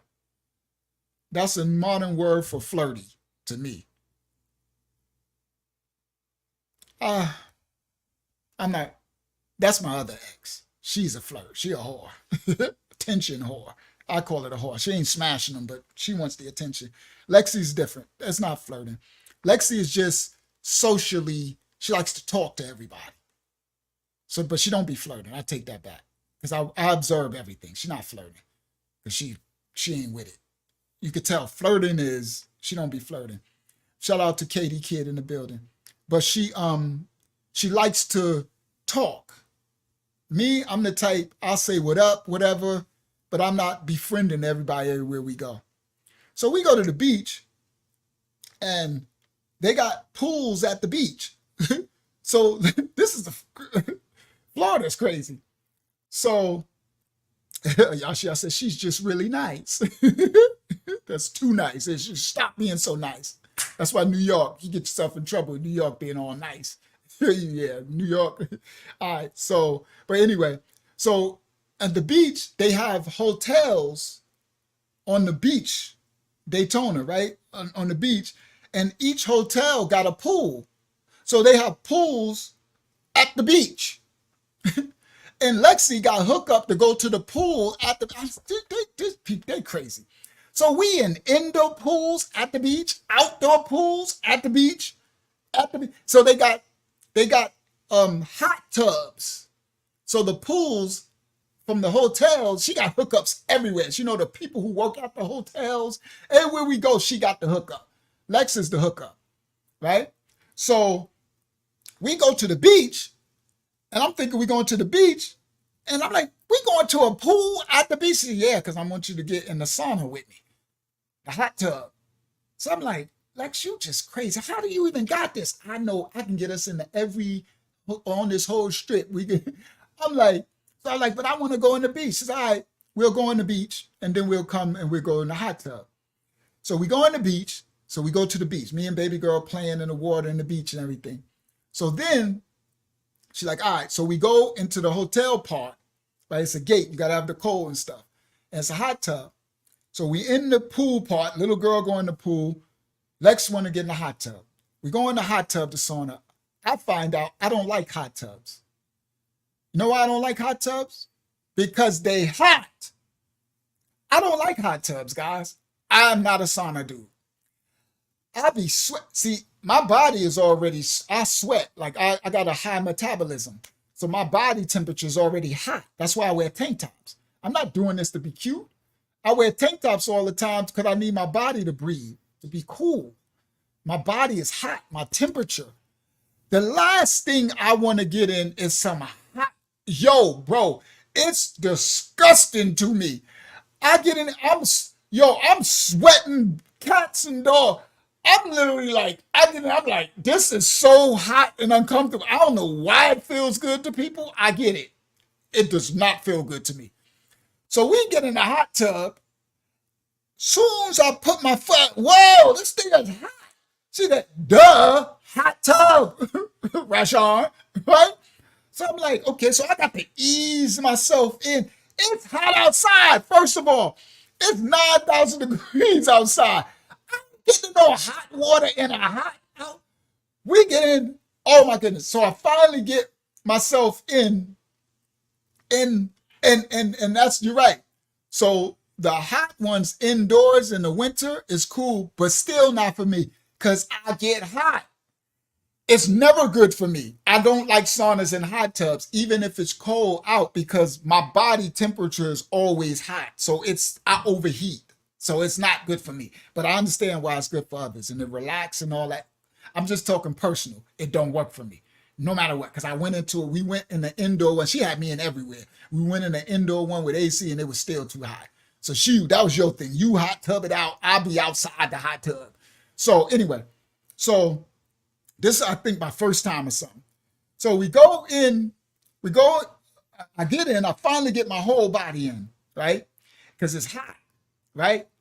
So I'm in there and I immediately, my body temperature is already hot. So I'm going to overheat. I start sweating, right? I'm like getting hot. So she's like, come here. So she in there, she all laid down, it's bubbling and everything. So then I go, she's like, come here. So she wanted me to lay with her and talk and chill out. So I try to lay, and it's hot, bro. Yo, this thing is hot. I'm in hot water. It's bubbling. I'm like, yo, bro. She's like, you sweating? I said, bro, my body hot. I'm like, I'm telling you, see, when we start smashing, you enjoy all this heat then. But I'm like, you see, I'm like, yo, Lex, I'm about to pass out. I'm like, I can't do this. I'm like, I am hot. She's like, but I want you to enjoy it. I said, I can't do this one right here. Shout out to Unique in the building, my brother, Daddy, you, over on Facebook. Now, I got you, Unique. So now, I'm like, listen. So I'm like, yo, I can't do it. So I got up. I'm like, so by then, some more people come in. Now, this is a hot tub. Like, this is new to me. So people come in. So these white people came in, right? A white couple came in. So people share this hot tub, right? So y'all probably know this. This is new to me. I'm from the project. So white people came in, couple, they got over there. So then another family came in. A husband, his wife, their kids. Because the hot tub kind of big, they came in. And so, me and Lexi was sitting right here. So I'm like, okay, so other people come in. This is weirdo to me, right? So I'm like, other people come in, sharing this water, it's like bubbling. I'm like, sharing water. I don't know. Maybe I'm tripping, right? I'm just giving y'all my experience. So then some white dude came in, a white boy, right? Probably like 27, whatever. He come in by himself. He walk in with his swimming trunks. He get in the hot tub. So now I'm sitting, this before I got up. So I'm sitting there with Lexi. I'm like, all right, Lexi, I can't take this no more. So we talking. So as we talking, so I get up. And so she get up. Because she was so when I get up, I'm like, so she stands up. And she got the bigger old D's and all that tough stuff. And I see the white boy look. I'm like, oh, here she go. Because we doing all this, now I'm a man of Most High. Women you ain't supposed to be naked. Ain't nobody supposed to be seeing you in your bra and panties. Sorry. That part. So I get up, I'm like, all right, I'm out. So she give me a kiss and I get out. And I get out and I go, whatever, I go over there or something. And then I said, I'm going inside because I need to cool off because the hot tub got me ready to pass out. Yeah, community cesspool. That's what I was talking about, Opera, y'all. I'm like, this don't seem clean at all. I'm like, all these people in this thing and the water just bubbling, it ain't going. I'm like, this, that, I don't know, bro. It's too small. I don't know. Pools is bad enough. So anyway, I go inside. So I come back out, right? After I done cooled off and everything, I come back out. Lexi and baby girl, Lexi got the whole hot tub. They having a whole hot tub community. She got everybody talking. Lexi is just a socializer. She know the white family and the kids and this, and then I come back and she didn't know nobody when I left. I come back and the whole hot tub is just having a hot tub family. It's new people that come. Like I said, this girl is just way too social for me, right?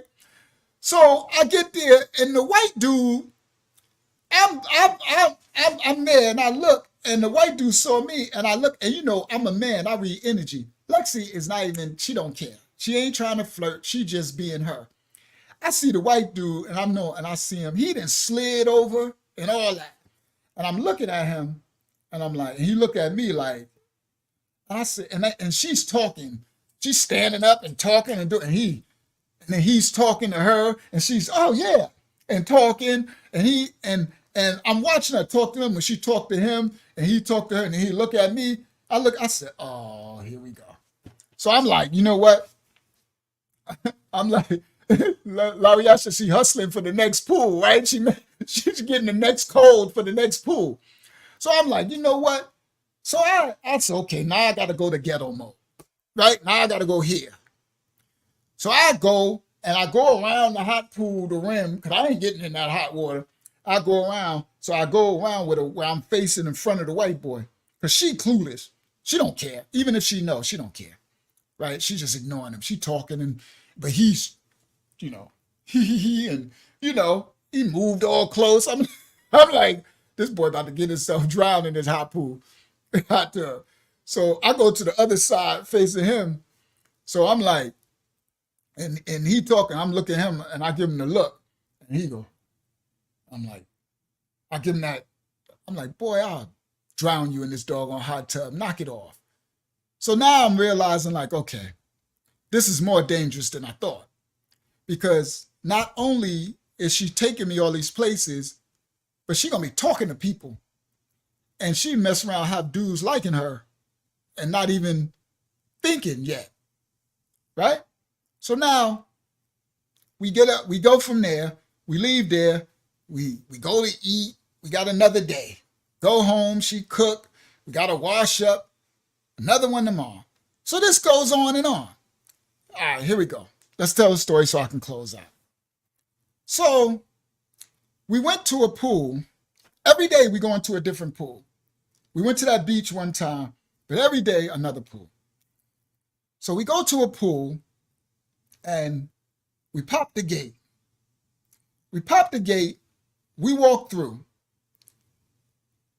and it's dudes. Young black dudes. All right? It's like 10 of them. We in their neighborhood. This is their apartment complex. I ain't even from Florida. I'm from New York. Lexi do not live here. These dudes like this, these young dudes, they at the beach, they at the pool, so they got their trunks on, flip-flops or whatever, no shirt, right? They all young dudes in their 20s, right? 22, 23, 25, right? So we walk in and pet the thing, and she don't care. So she wants to get her swim on. I see like 7 to 10 dudes. And I'm like, and they look at us. I look at the pool, nobody else is in the pool. It's empty. Just them. A couple of them are in the pool, the other ones are on the side on the chairs. They probably smoking weed and stuff over there, talking and stuff. We in their apartment complex. So She's immediately goes, find a chair. She getting baby girl all set up, getting her floaties on and all that. And then she takes off her thing. And the dude's like, now they don't know her. Now this girl, 5'5", golden skin, golden hair, lime green eyes, D-cup, hips, butt, everything. She takes off her thing.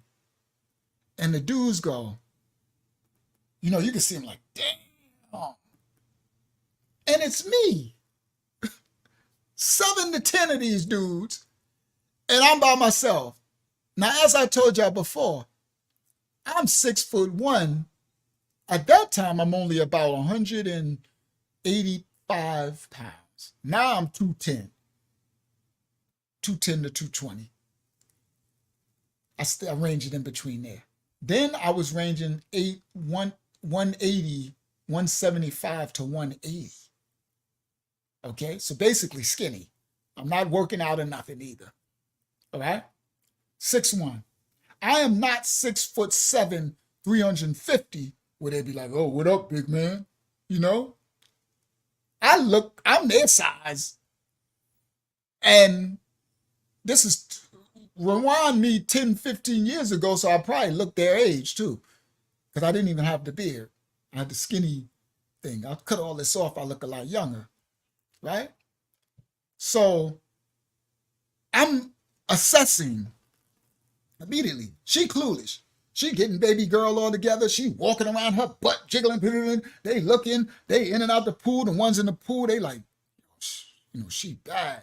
And I'm sitting there like, oh my goodness, Lexi, you really getting me in some. And it's funny, I got a little bump stare. So that's what I mean. When I give them this, oh, I got the little bump stare. I got that energy, right? But yeah, but it's 10 of them and I'm by myself, right? So that's what helps me. So that little bump stare is what got me out of the other. I throw that on and off. That's why I gave the little white boy.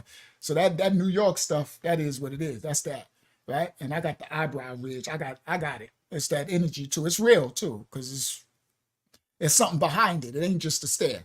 It's real. The energy is for real too, right? So anyway, so she walking around, right? So then she gets in the pool. They jump in. Now she in the pool, and then the other dudes get in the pool. And I'm like, oh my goodness, bro. Now they're in the pool.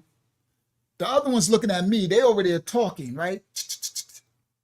She in the pool, you see some of them work their way, and I'm like, oh, bro. So now I'm sitting there like, okay, what am I going to do? I don't got a knife. I don't got a gun. I'm like, I'm looking around for a bottle or something. I'm like, so then I'm like, all right. So she's like, come on, come get in the pool. I'm like, oh. So she get me in the pool. So now they see her, she hugged up on me. So what she do, she get up, she get in, wrap her legs, she just stay with me. So they realize like she really into me, hugged up, you know, because some of them probably think they pretty boys trying to get her attention, but she is ignoring it. She ain't giving nobody no game. She's just all on me. And then baby girl. So I'm just like, whatever. So then the gate popped and here comes some more people. Some other couples, a family. I'm like, oh. So then the other people come in. I'm like, okay, good. That's better. So we finished that time. So then I realized, okay, I need to get me a knife. So I told Lex, I said, all right, Lex, listen, bro. This is the deal. You got me going from pool to pool, and you got us in these people's neighborhoods. I said, I can't be just in anybody's neighborhood and these dudes, you know what I mean? I'm like, I need a knife. So she said, all right, I'll take you to my grandma's store. She said, she got knives. I was like, all right. So she got me a knife. Because I'm like, I got to have something. You know what I mean? I got a knife. I can keep people off me unless they got a gun, right? I'm good with a knife, right? I got to have something. Can't just have nothing, right? So we continue. We go into these pools. I don't like it. I told her, man, let's start going to the beach more. So we start going to the beach more. We're not really going to pools no more. I'm like, all right, cool. So one day we get up, she's like, all right, we going to the pool. So I'm like, oh, I really don't like it now. So we drive. We go every time we go into a different neighborhood.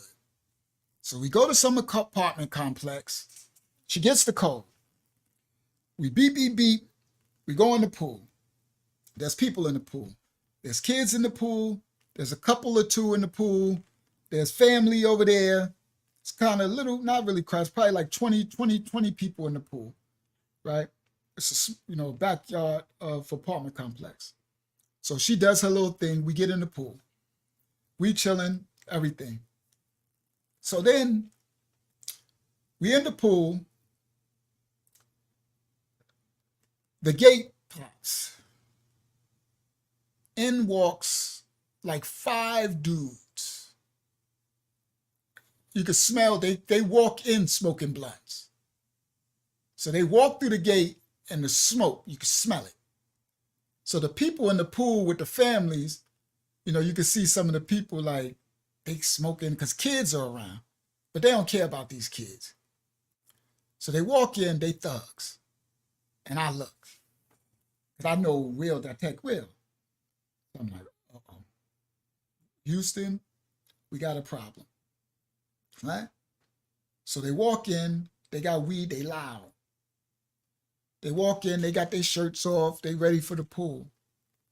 So they're aggressive, about 5 to 7. So they go grab some chairs and stuff, and they do it kind of right by where we at. They set up their little shop and they smoking. So I'm like, oh, that's why I don't want to be doing this pool stuff. So my knife is over there in my pants over there. So we in the pool, everything.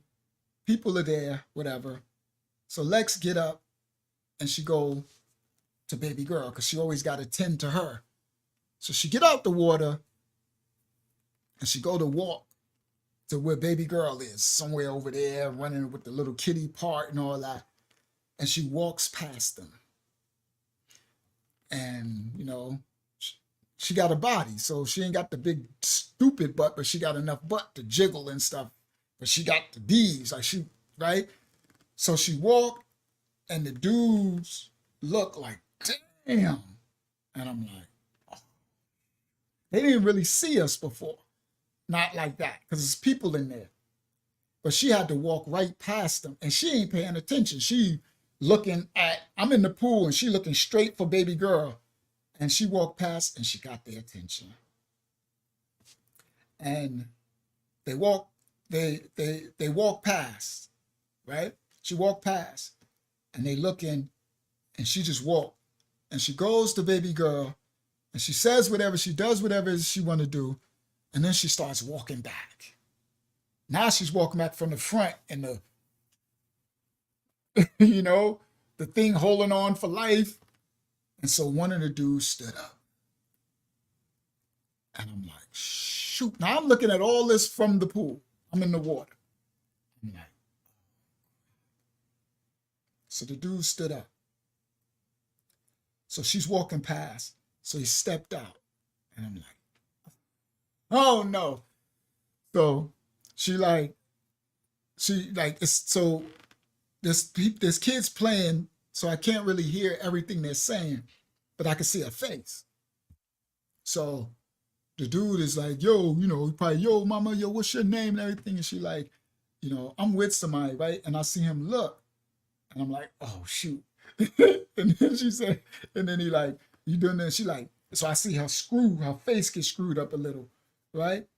And then I see the other dude say something, and she turned and looked, and she like, to him, right? And I'm like, oh. So he stood up, and I'm like, and then the first dude, like such, and he go to reach his hand to touch her, and she smacked his hand down. And then she's like, I guess she like, I told you I'm with somebody. And he like, who? And then she looked and turned and she pointed. And I'm like, oh. And she pointed to me. And so the dude looked at me And I seen him like, and he turned back. And then she was like, right? And then she was like, right, whatever, right? And then she like, and she walked around them. And so I seen him look at me, the first one, and he's saying something to her, and then the other dude, like, they saying something, right? And now she's walking past him with her butt jiggling, right? I'm like, all this temptation, right? So she walks past him, and then she comes to the pool to where I'm at. And she like, and I'm like, Lex, get in the pool. I said, I told you before I want you to cover yourself.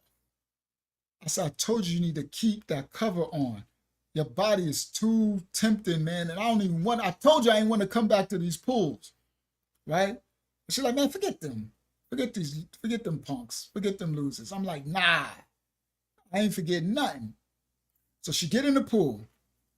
So we're in the pool.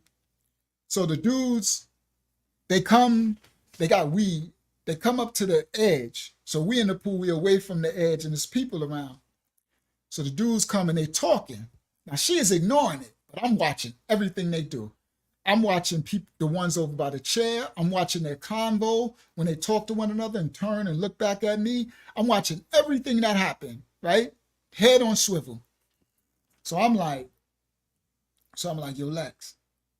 So what I said, we're going to need to get out of here. So what you talking about? We just got here because we ain't been there that long. I said, it's a problem. What, those dudes, man, them little punks, they ain't got damn one. I said, nah. I said, you gonna listen, you gonna do what I say or not? Because she believed in like, she's trying to like, you listen stuff, right? She said, I'm like, no, we need to get ready to go. But I got to figure out how to do it.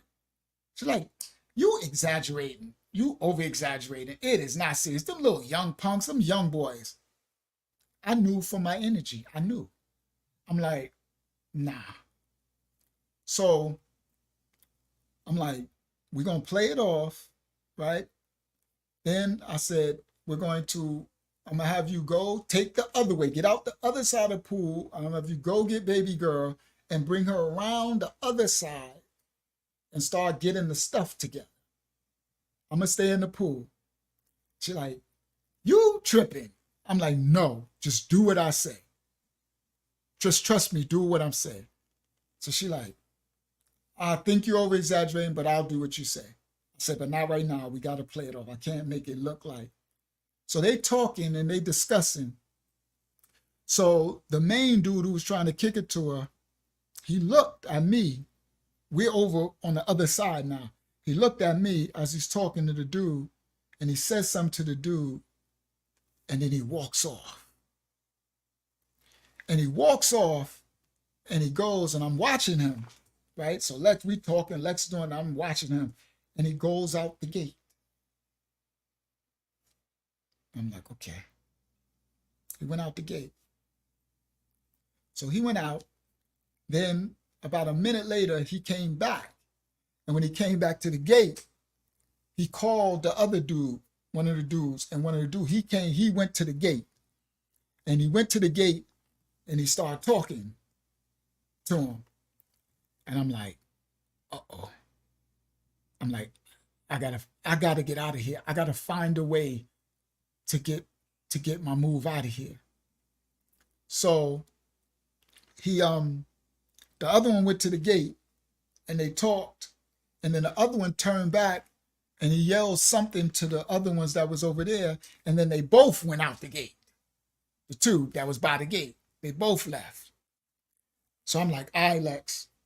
I said, all right, it's time. I said, get up, go walk around, get baby girl, and go back around and start getting the stuff together. I said, once you get the stuff together, I'm gonna watch you. I'll know when everything is together, then I'm gonna make my way around. And I said, you take baby girl and you go out the gate and you go to the car. And she's like, I'm not leaving you. I said, just do what I say. Take baby girl, you go to the car, get her in the car, and I'm gonna make it to the car. Just start the car, have it running, and get it out of the parking space. Get the car in the drive position, so when I get to the car, we can pull off. And she like, I said, Lex. I grabbed her, right? I said, this is serious. She said, all right. When I grabbed her, I let her know with my eyes, this is serious. She said, all right. I said, you heard what I said? She said, yes. I'm going to get her ready, and then we'll go out, and I'm going to get the car, and I'm going to make sure it's in drive, and we out of the parking spot. I said, all right. So we in the water, and all of a sudden, the gate popped. And the two dudes walked in. And when the two dudes walked in, I'm looking. They don't know I'm paying attention. That's how I am in the hood. I watch everything. I'm watching them. So the dude walks over to those who were sitting on the lay down things, right? And he walked over to them and he talking to them. And the dude he says, so the other ones, like 3 of them got up and walked out the gate. And so the main dude who was trying to kick it to her, he walked by the other ones who was by the pool edge. And he was talking to them. He had the lounge chairs. He was talking to them. And then he looked at me, right? And Lex back was to them. And he looked at me. And I'm looking at him, and he had a shirt on. Now, when he left, he had no shirt. So when he came back, he had a shirt. So he looking at me, her back is to him, and he goes like this and lifts his shirt, and it's a gun. I knew it, though. I'm like, shoot, right? And I'm like, oh. I don't, like, it's on, right? So I'm like, all right, I gotta make a move, man. I gotta do a play, right? So I'm just and I can't act scared, so I just look at him, and I look at him like whatever. Like, I ain't flinched, like, whatever, right? So then he looking, right? He put his shirt down, and he's talking to the other dude. So I said, Lex, go ahead. I said, but this what I'm gonna do. I said, when you get up, you're gonna go to get her that way. I said, I'm gonna go to our clothes because I need to put on my clothes, right? So she like, okay. So she gets up and she goes to walk to the end where baby girl is. And I get up and I walk around to where our lounge chairs are. So they looking at me, but they're not really paying attention. They talking amongst one another. And then another dude from the crowd goes out the gate again. So I walk over to the clothes and I take my pants and I put them on. And then I take my shirt and I put it over. And I take the towels and the stuff, her bag, the bag for the wet clothes and stuff, and I go in the bag and I take the bag and I act like I'm taking something out, right? And I make sure the dude is looking because he was watching me. So I act like I take something out and I stick it in my thing, right? And then I turn around and I look at him, right? And we got a stare off. He looking at me and I'm looking at him. So I'm acting like I got a ratchet, right? Because I know from the other scenario in the hood, I know these boys is ratchet life in Daytona, right? So it's a gun. The South is all about guns. They could buy them in the stores. You buy them in Walmart and the pawn shops. Everybody got guns. Guns is like doggone keys down there, right? So I act like I got a ratchet, right? Put it in my waistband. So he looking at me, right? So when I turn around, I go to walk back, to go back around to, because I want to be on the other side. I want Lexi to go do it, but I don't want her and baby girl to be near me at any time because I don't know what's going to happen. So I go to walk back to where she was to go get baby girl, and she done got back in the pool. So she went and got baby girl, and when she went and got baby girl, baby girl jumped in the pool. So now they in the pool. So I walk back, and there's people there, there's families, there's kids. So I walk back, and when I walk back, Lexi in the pool. So I'm like, yo, Lex. So I go to the edge of the pool. I'm like, yo, Lex. So she's playing, and they all in there. I'm like, all right, it's time, Lex. You got to go. She's like, you sure? I'm like, no, Lex. You hear what I said? I said, dude got a gun. She said, ooh. I said, do not look. Don't look. I said, the one who was first trying to kick you, he went and got a gun when they left out the gate. She said, he do? I said, yeah. And I said, so I acting like I got a gun. So she said, all right. So she said, when? I said, do it now. So when I said that, she went to try to go grab baby girl because baby girl is playing with kids. They in the water. They playing with the kids. So she go to find baby girl. She go in the water. So I stand there. I look. The dude is looking at me. So he tell the other dudes, he must have told him he got a gun. So the other dudes, they looked at me and they like, and I'm like, so now I'm like this. So I go, right? I stand, you know how you stand like you got a gun. I stand like this, like it's going to be a shootout. So the two more went out the gate. And so I'm like, all right. And then he and one more left to go out the gate. So I'm like, oh shoot, they all left. So I'm like, we gotta hurry up, right? I don't know what's happening, but they all left out the gate. So now they think I got a gun, right? I stood up. He told the other ones I got a gun. I gestured like I got a ratchet because he showed me he had one, and they left. So I'm like, Lex, grab her. So she said, okay.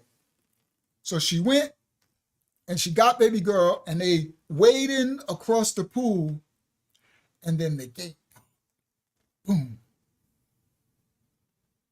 Yo, the gate popped. This dude, the main one who showed me the ratchet in his waist, he come through the gate with this in his hand. He come through the gate with one of these in his hand. An assault rifle, bro.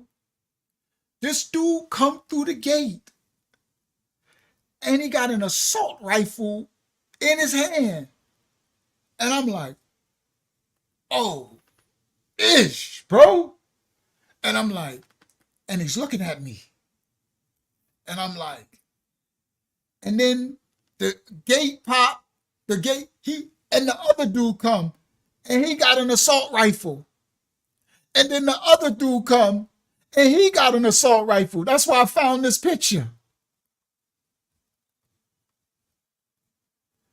Yo, these dudes come in, and I see these big freaking submachine guns, and I'm like, oh, and I stand and I'm like, I crouch and I'm like, and so all I could do, and I like go like this, and they pull the guns up.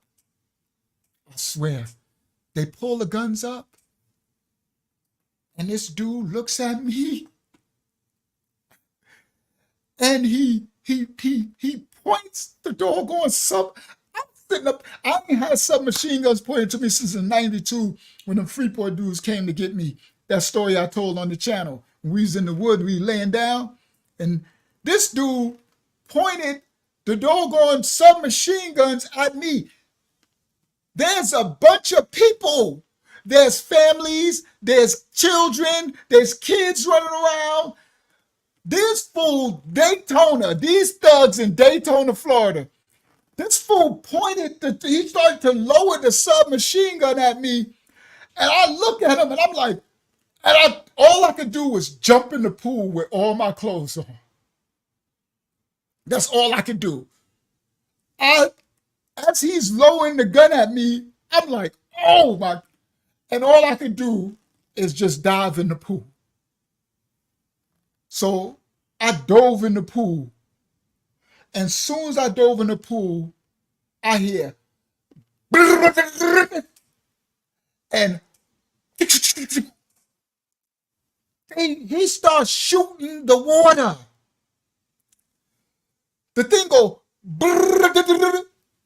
and I dive in the water, and bullets and in the water, hitting the thing and bouncing up, hitting the bottom thing and chipping it and ricocheting, and I come up, right? So when I go down, by the time I come up, you hear screaming.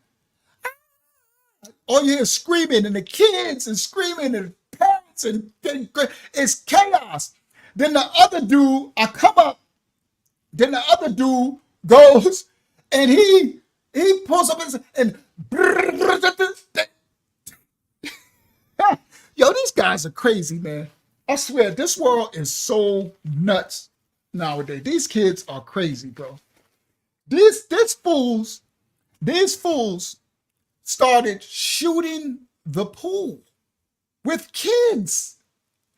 They're trying to shoot at me, but I'm in the pool and there's kids, there's parents, there's everything around. And the bullets are just hitting the water, so I keep going down in the water. So the other dude points his gun and I'm go down in the water, and you know how you swim underwater? I swim down and then I gotta come up. So I'm trying to stay down as long as I could, but I gotta come up. So I come up, but I'm over here, right? Because there's people in it. And I come up and you hear someone, I hear a scream, and you hear screaming, chaos. And you just hear so much chaos and screaming, and I see blood in the water. They shot a man, a parent. A parent got shot. I don't know where he got shot, but it's blood in the water. And so the all you hear is so much screaming, and the people from the building and everything, it's just a crowd came and the people, and then you see the dude's like, come on, we gotta go. And the dude, so they turned, and when they turned to run back out the gate, the dude turned and shot it like that, and they ran out the gate. And everybody's chaos. Crying, the kids are screaming, there's blood all in the water, everybody's chaotic, is screaming, and I'm in shock. I'm in shock. I'm literally in shock. I didn't been shot at and all that, but I'm in shock because it was so quick. And the kids, like the pool, bro, the kids, I'm like, that's a different level of crazy to me. I done been in out so many shootouts. Y'all know from the channel. Gun to my temple, all that. But the reckless care of life for the babies around, These dudes was just trying to shoot me, spraying the water. Shot some old Hispanic man. Hispanic man. I'm like, they could have killed these kids. Man, bro. Daytona. These hoods nowadays are very dangerous, guys. You have to be very, very, very careful. The level of the curses over the so-called black people is at such a low or all-time high, however you want to look at it, that the care of life has no value. These kids will shoot everybody trying to get to you. They don't care. It's like they had, and it was for nothing. Trying to kick it to a girl, I ain't said not a word to him. And because they thought I had a gun, they just tried to spray me. And I dived in the water, and they start spraying the water. And they don't care that the people are around. They shot a dude. They could have shot a kid. I'm so thankful that none of the kids got shot. But they are really crazy now to a next level. It ain't gangster. It ain't. Back, women and children were off limits. You know, when I came up and stuff. Civilians and stuff. But women and children. Now it's a reckless disregard for anybody. Any woman, any child. I'll show y'all stories. I should have grabbed the clip tonight. Where these young kids, their age, I got the clip. Matter of fact, this would be a great way. I need to show what I'm talking about. So y'all can know I ain't tripping. Let me do it. It should be right here in my history. History, I could show it. And don't go to this channel or nothing. I'm not promoting the channel where this video is. Which one I want to show? Let me find the exact clip. I'm gonna show y'all exactly what I'm talking about. This is a great way to end this with a real life. Where is it?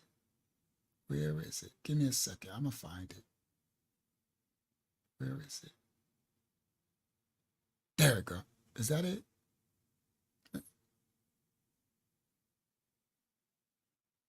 I think that's it. Hold on.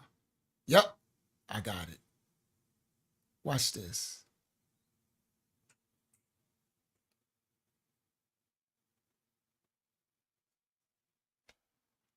Watch this. Now I'm not promoting this video channel, right? But this is hold on, I gotta exit full screen, so how do I do it? Oh, that's because I got it on the same tab. Let me put it over here. It's 7:05.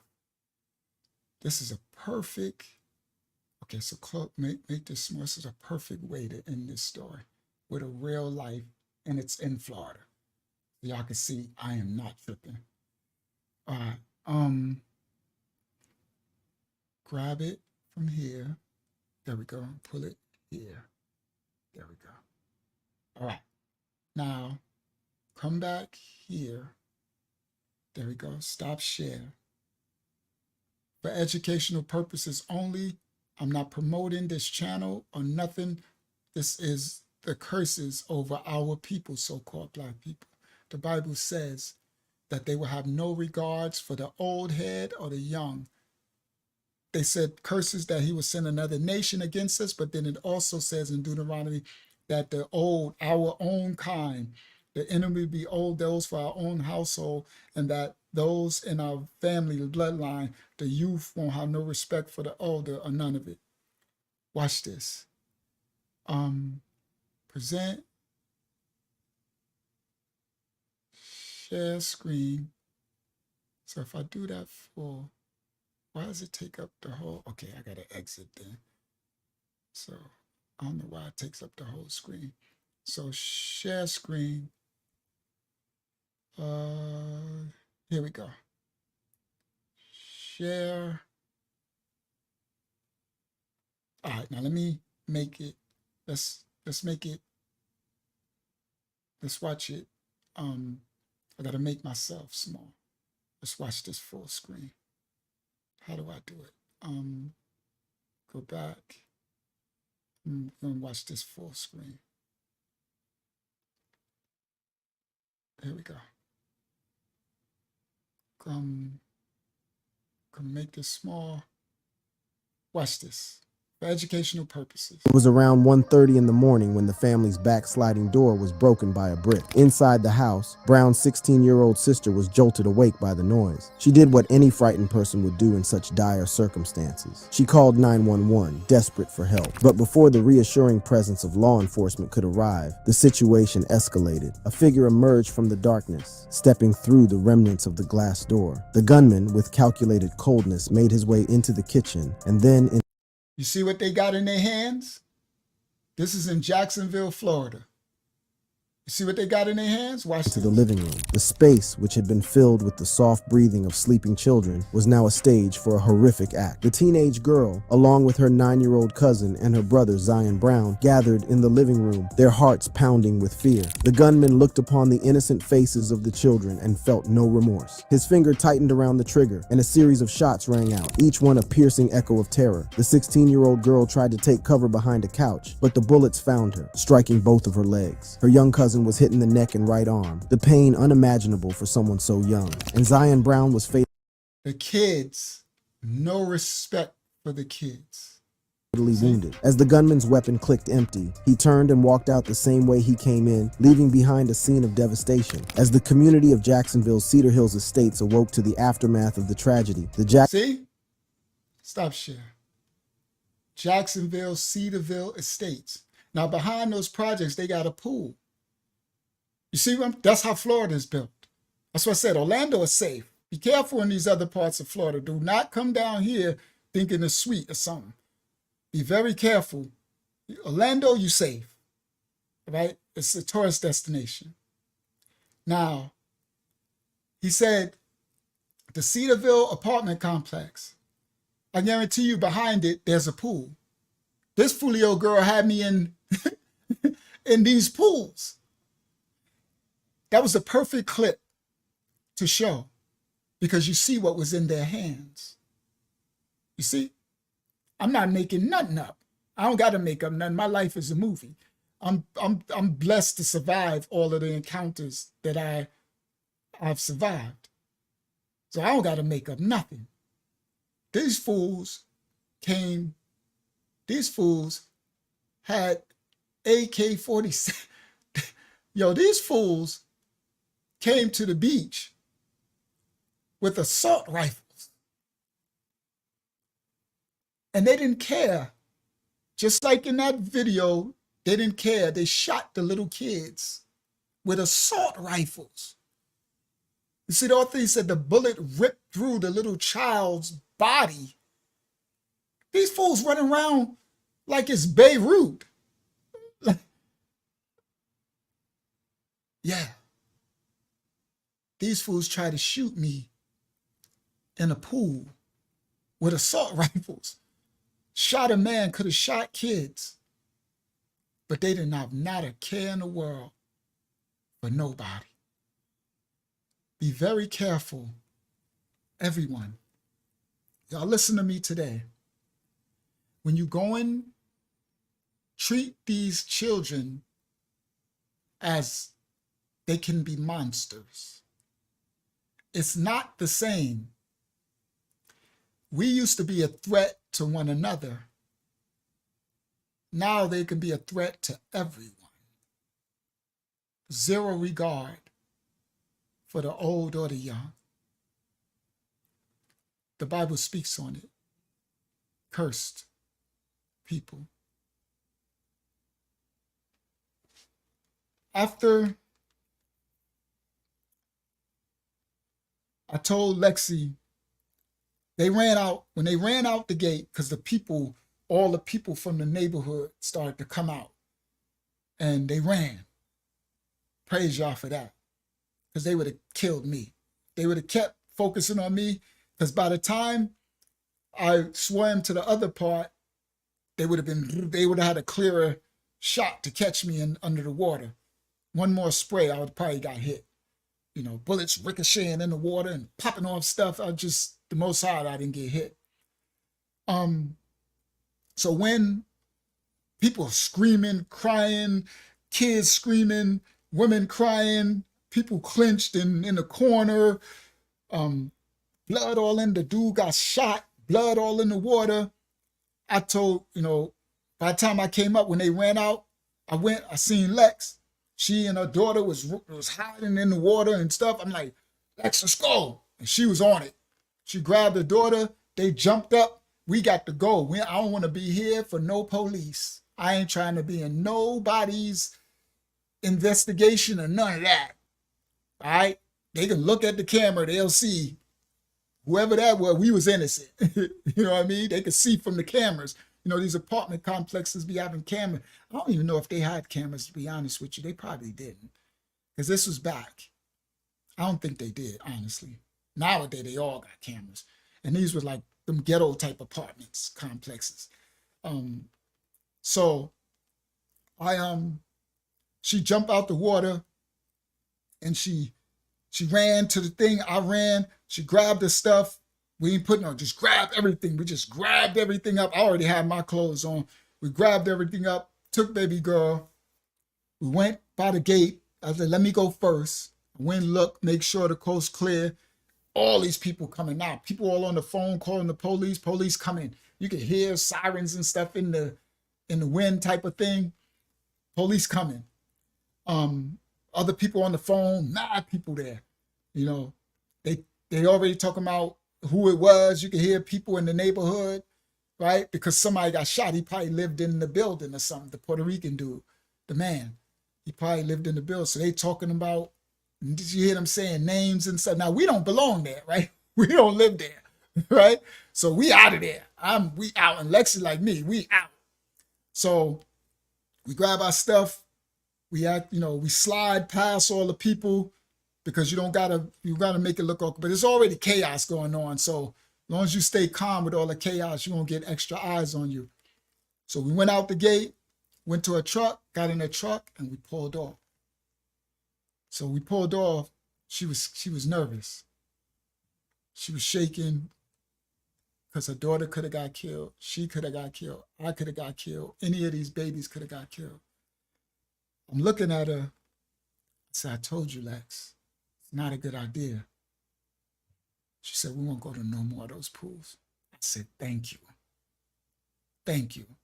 I said, we want to go to the water, we're going to go to the beach, the public beach.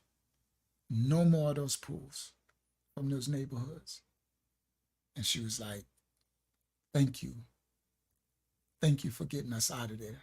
Thank you for thinking. I said, I stay on point.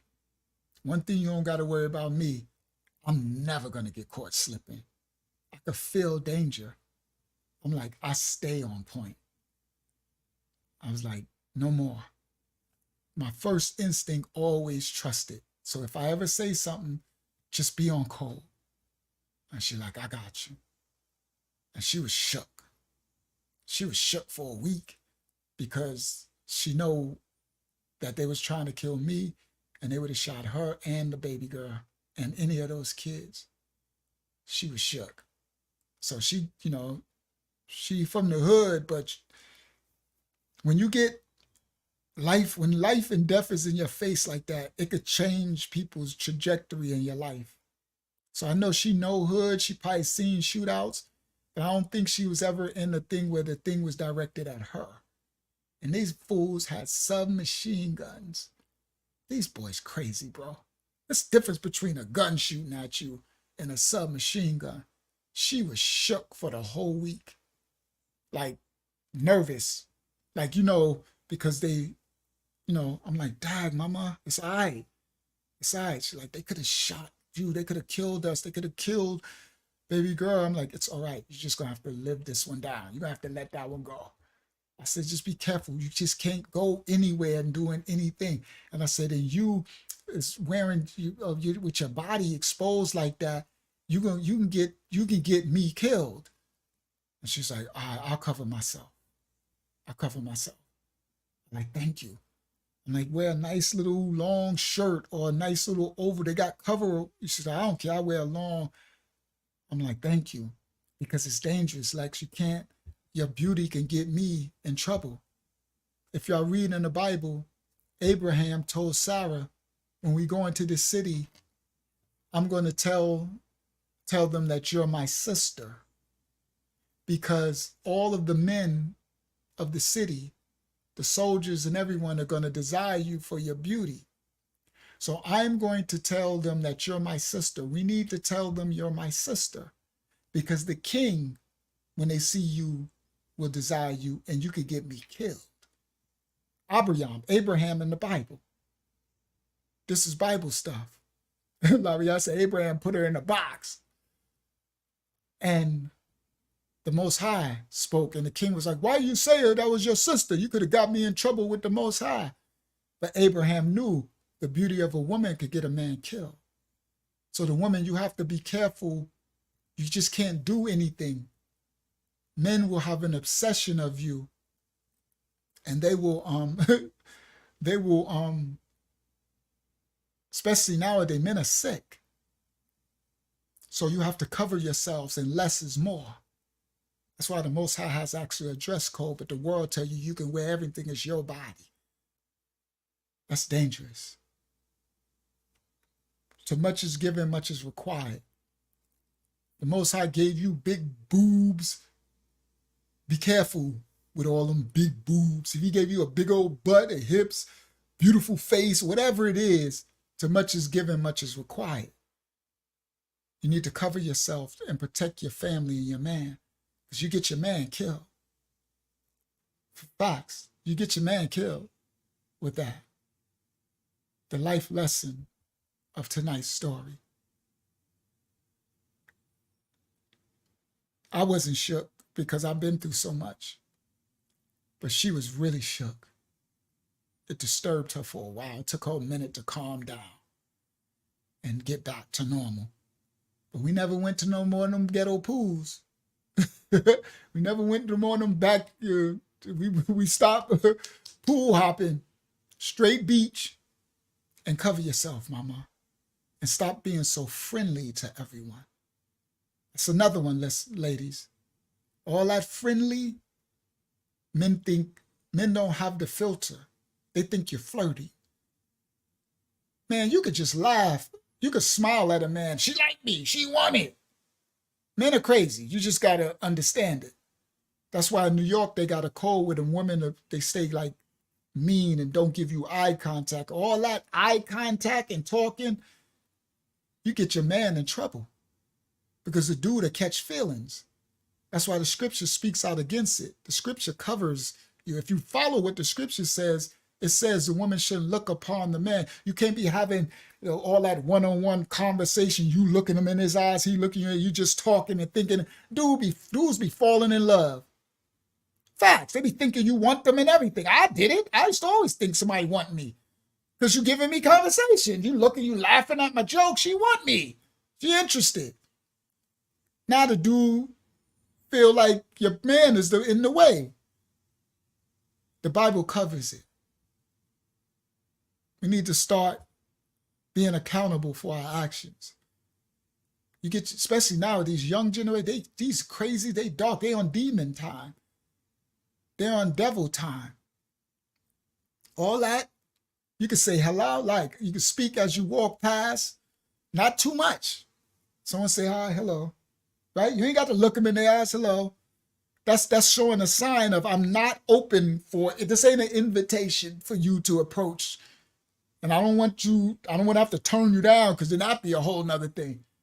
You get people want to shoot you because you want to turn them down, their advances. That's happening. So no eye contact. When a woman gives a man eye contact, it does something to us. Eyes are the keys to the soul. You giving me eye contact, laughing and talking, and I think I got a shot. You got a man, he in my way. You got these crazies. So women, protect your men in your relationship. Stop all that. These men are crazy. Whether you got a high level of what they call beauty in the world or not. Because everybody got different tastes. Right? You got men dying all day from women that some of the world would think is not attractive. Yeah, she's attractive to somebody. All right. That's the moral of this story tonight. Just be very, very careful. The children today are under a strong curse where they're like animals, a lot of them. They have no filter for the young, the old. It's very dangerous. It's more dangerous than it's ever been. They have zero filter for young, old. So you have to look at them that way. You have to look at them like every situation dealing with them, you need to watch it. It's a life and death. And be careful what neighborhoods where you at. Be very mindful. Yes, it's a wicked generation. It's very dark. It's the end time. They're one with the darkness, the serpents. Yes, and it's only going to get darker. Yes, Zayana and Maya.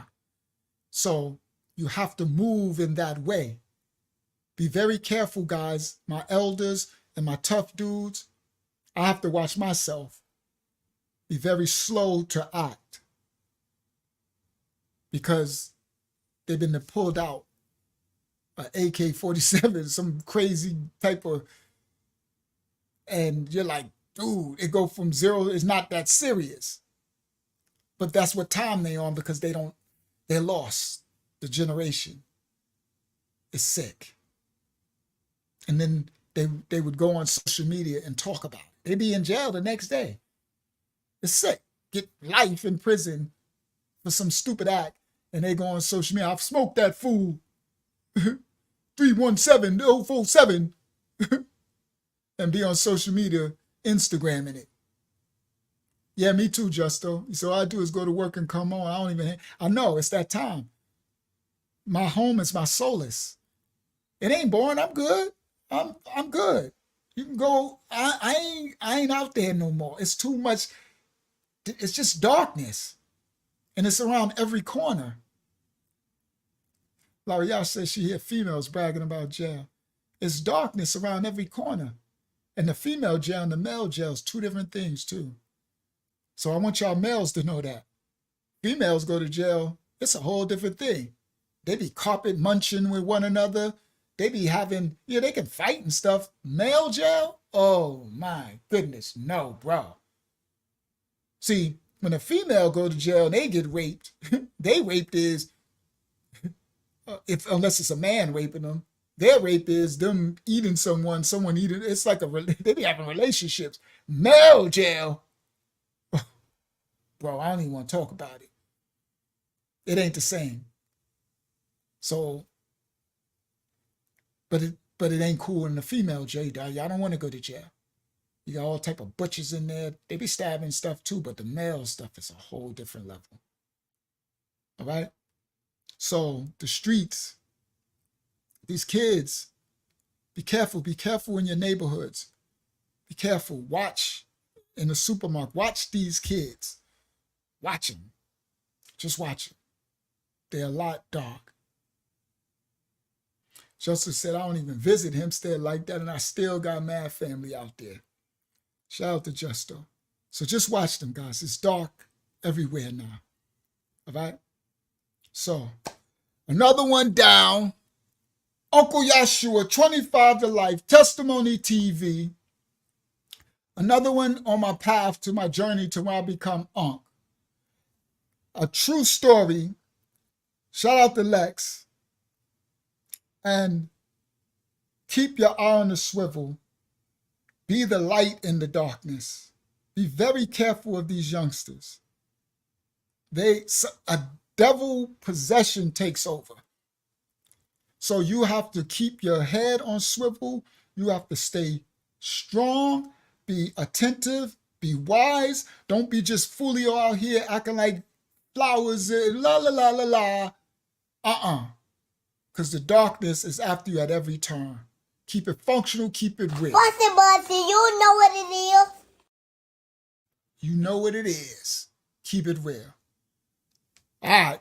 I love y'all. I see most of y'all tomorrow on the what's the name? On the ministry channel. Bringing out something good. I have to figure out what I'm going to do tomorrow. I might go somewhere. I don't know yet. But it's going to be good. Everybody, wherever you at, take care of your wife, your husband, your mama, your family. I showed that video. They went into those people's house because the young dude was some rapper dude, and they came in. You saw them come in the house from the camera, show them. They walk around the house with these and shooting up these kids and everything. They have no regard for your life. It's not a game. It's getting darker, and it's only gonna get darker. If you can get a gun license in your state, I advise you to.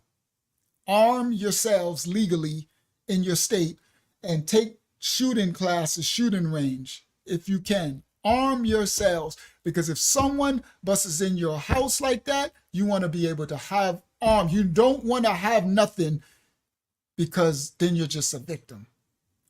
Because if they bust in or something like that, wherever you live, if you shoot off a shot, then they're going to shoot and run out. You can save. So if it's legal for you in your state to get a license carry, get a license carry. If you live in the state and you don't even need a license, get you a gun and ammo and protect yourselves. Keep your eye on swivel. The darkness is after you at any chance that it could get. I love y'all all. Keep it functional. Remember the motto of this channel. Love the Most High. Y'all. We out. 25 to Life Testimony TV. See y'all tomorrow, guys. Love y'all, Mashiach Assembly. Thank y'all for joining me. We out.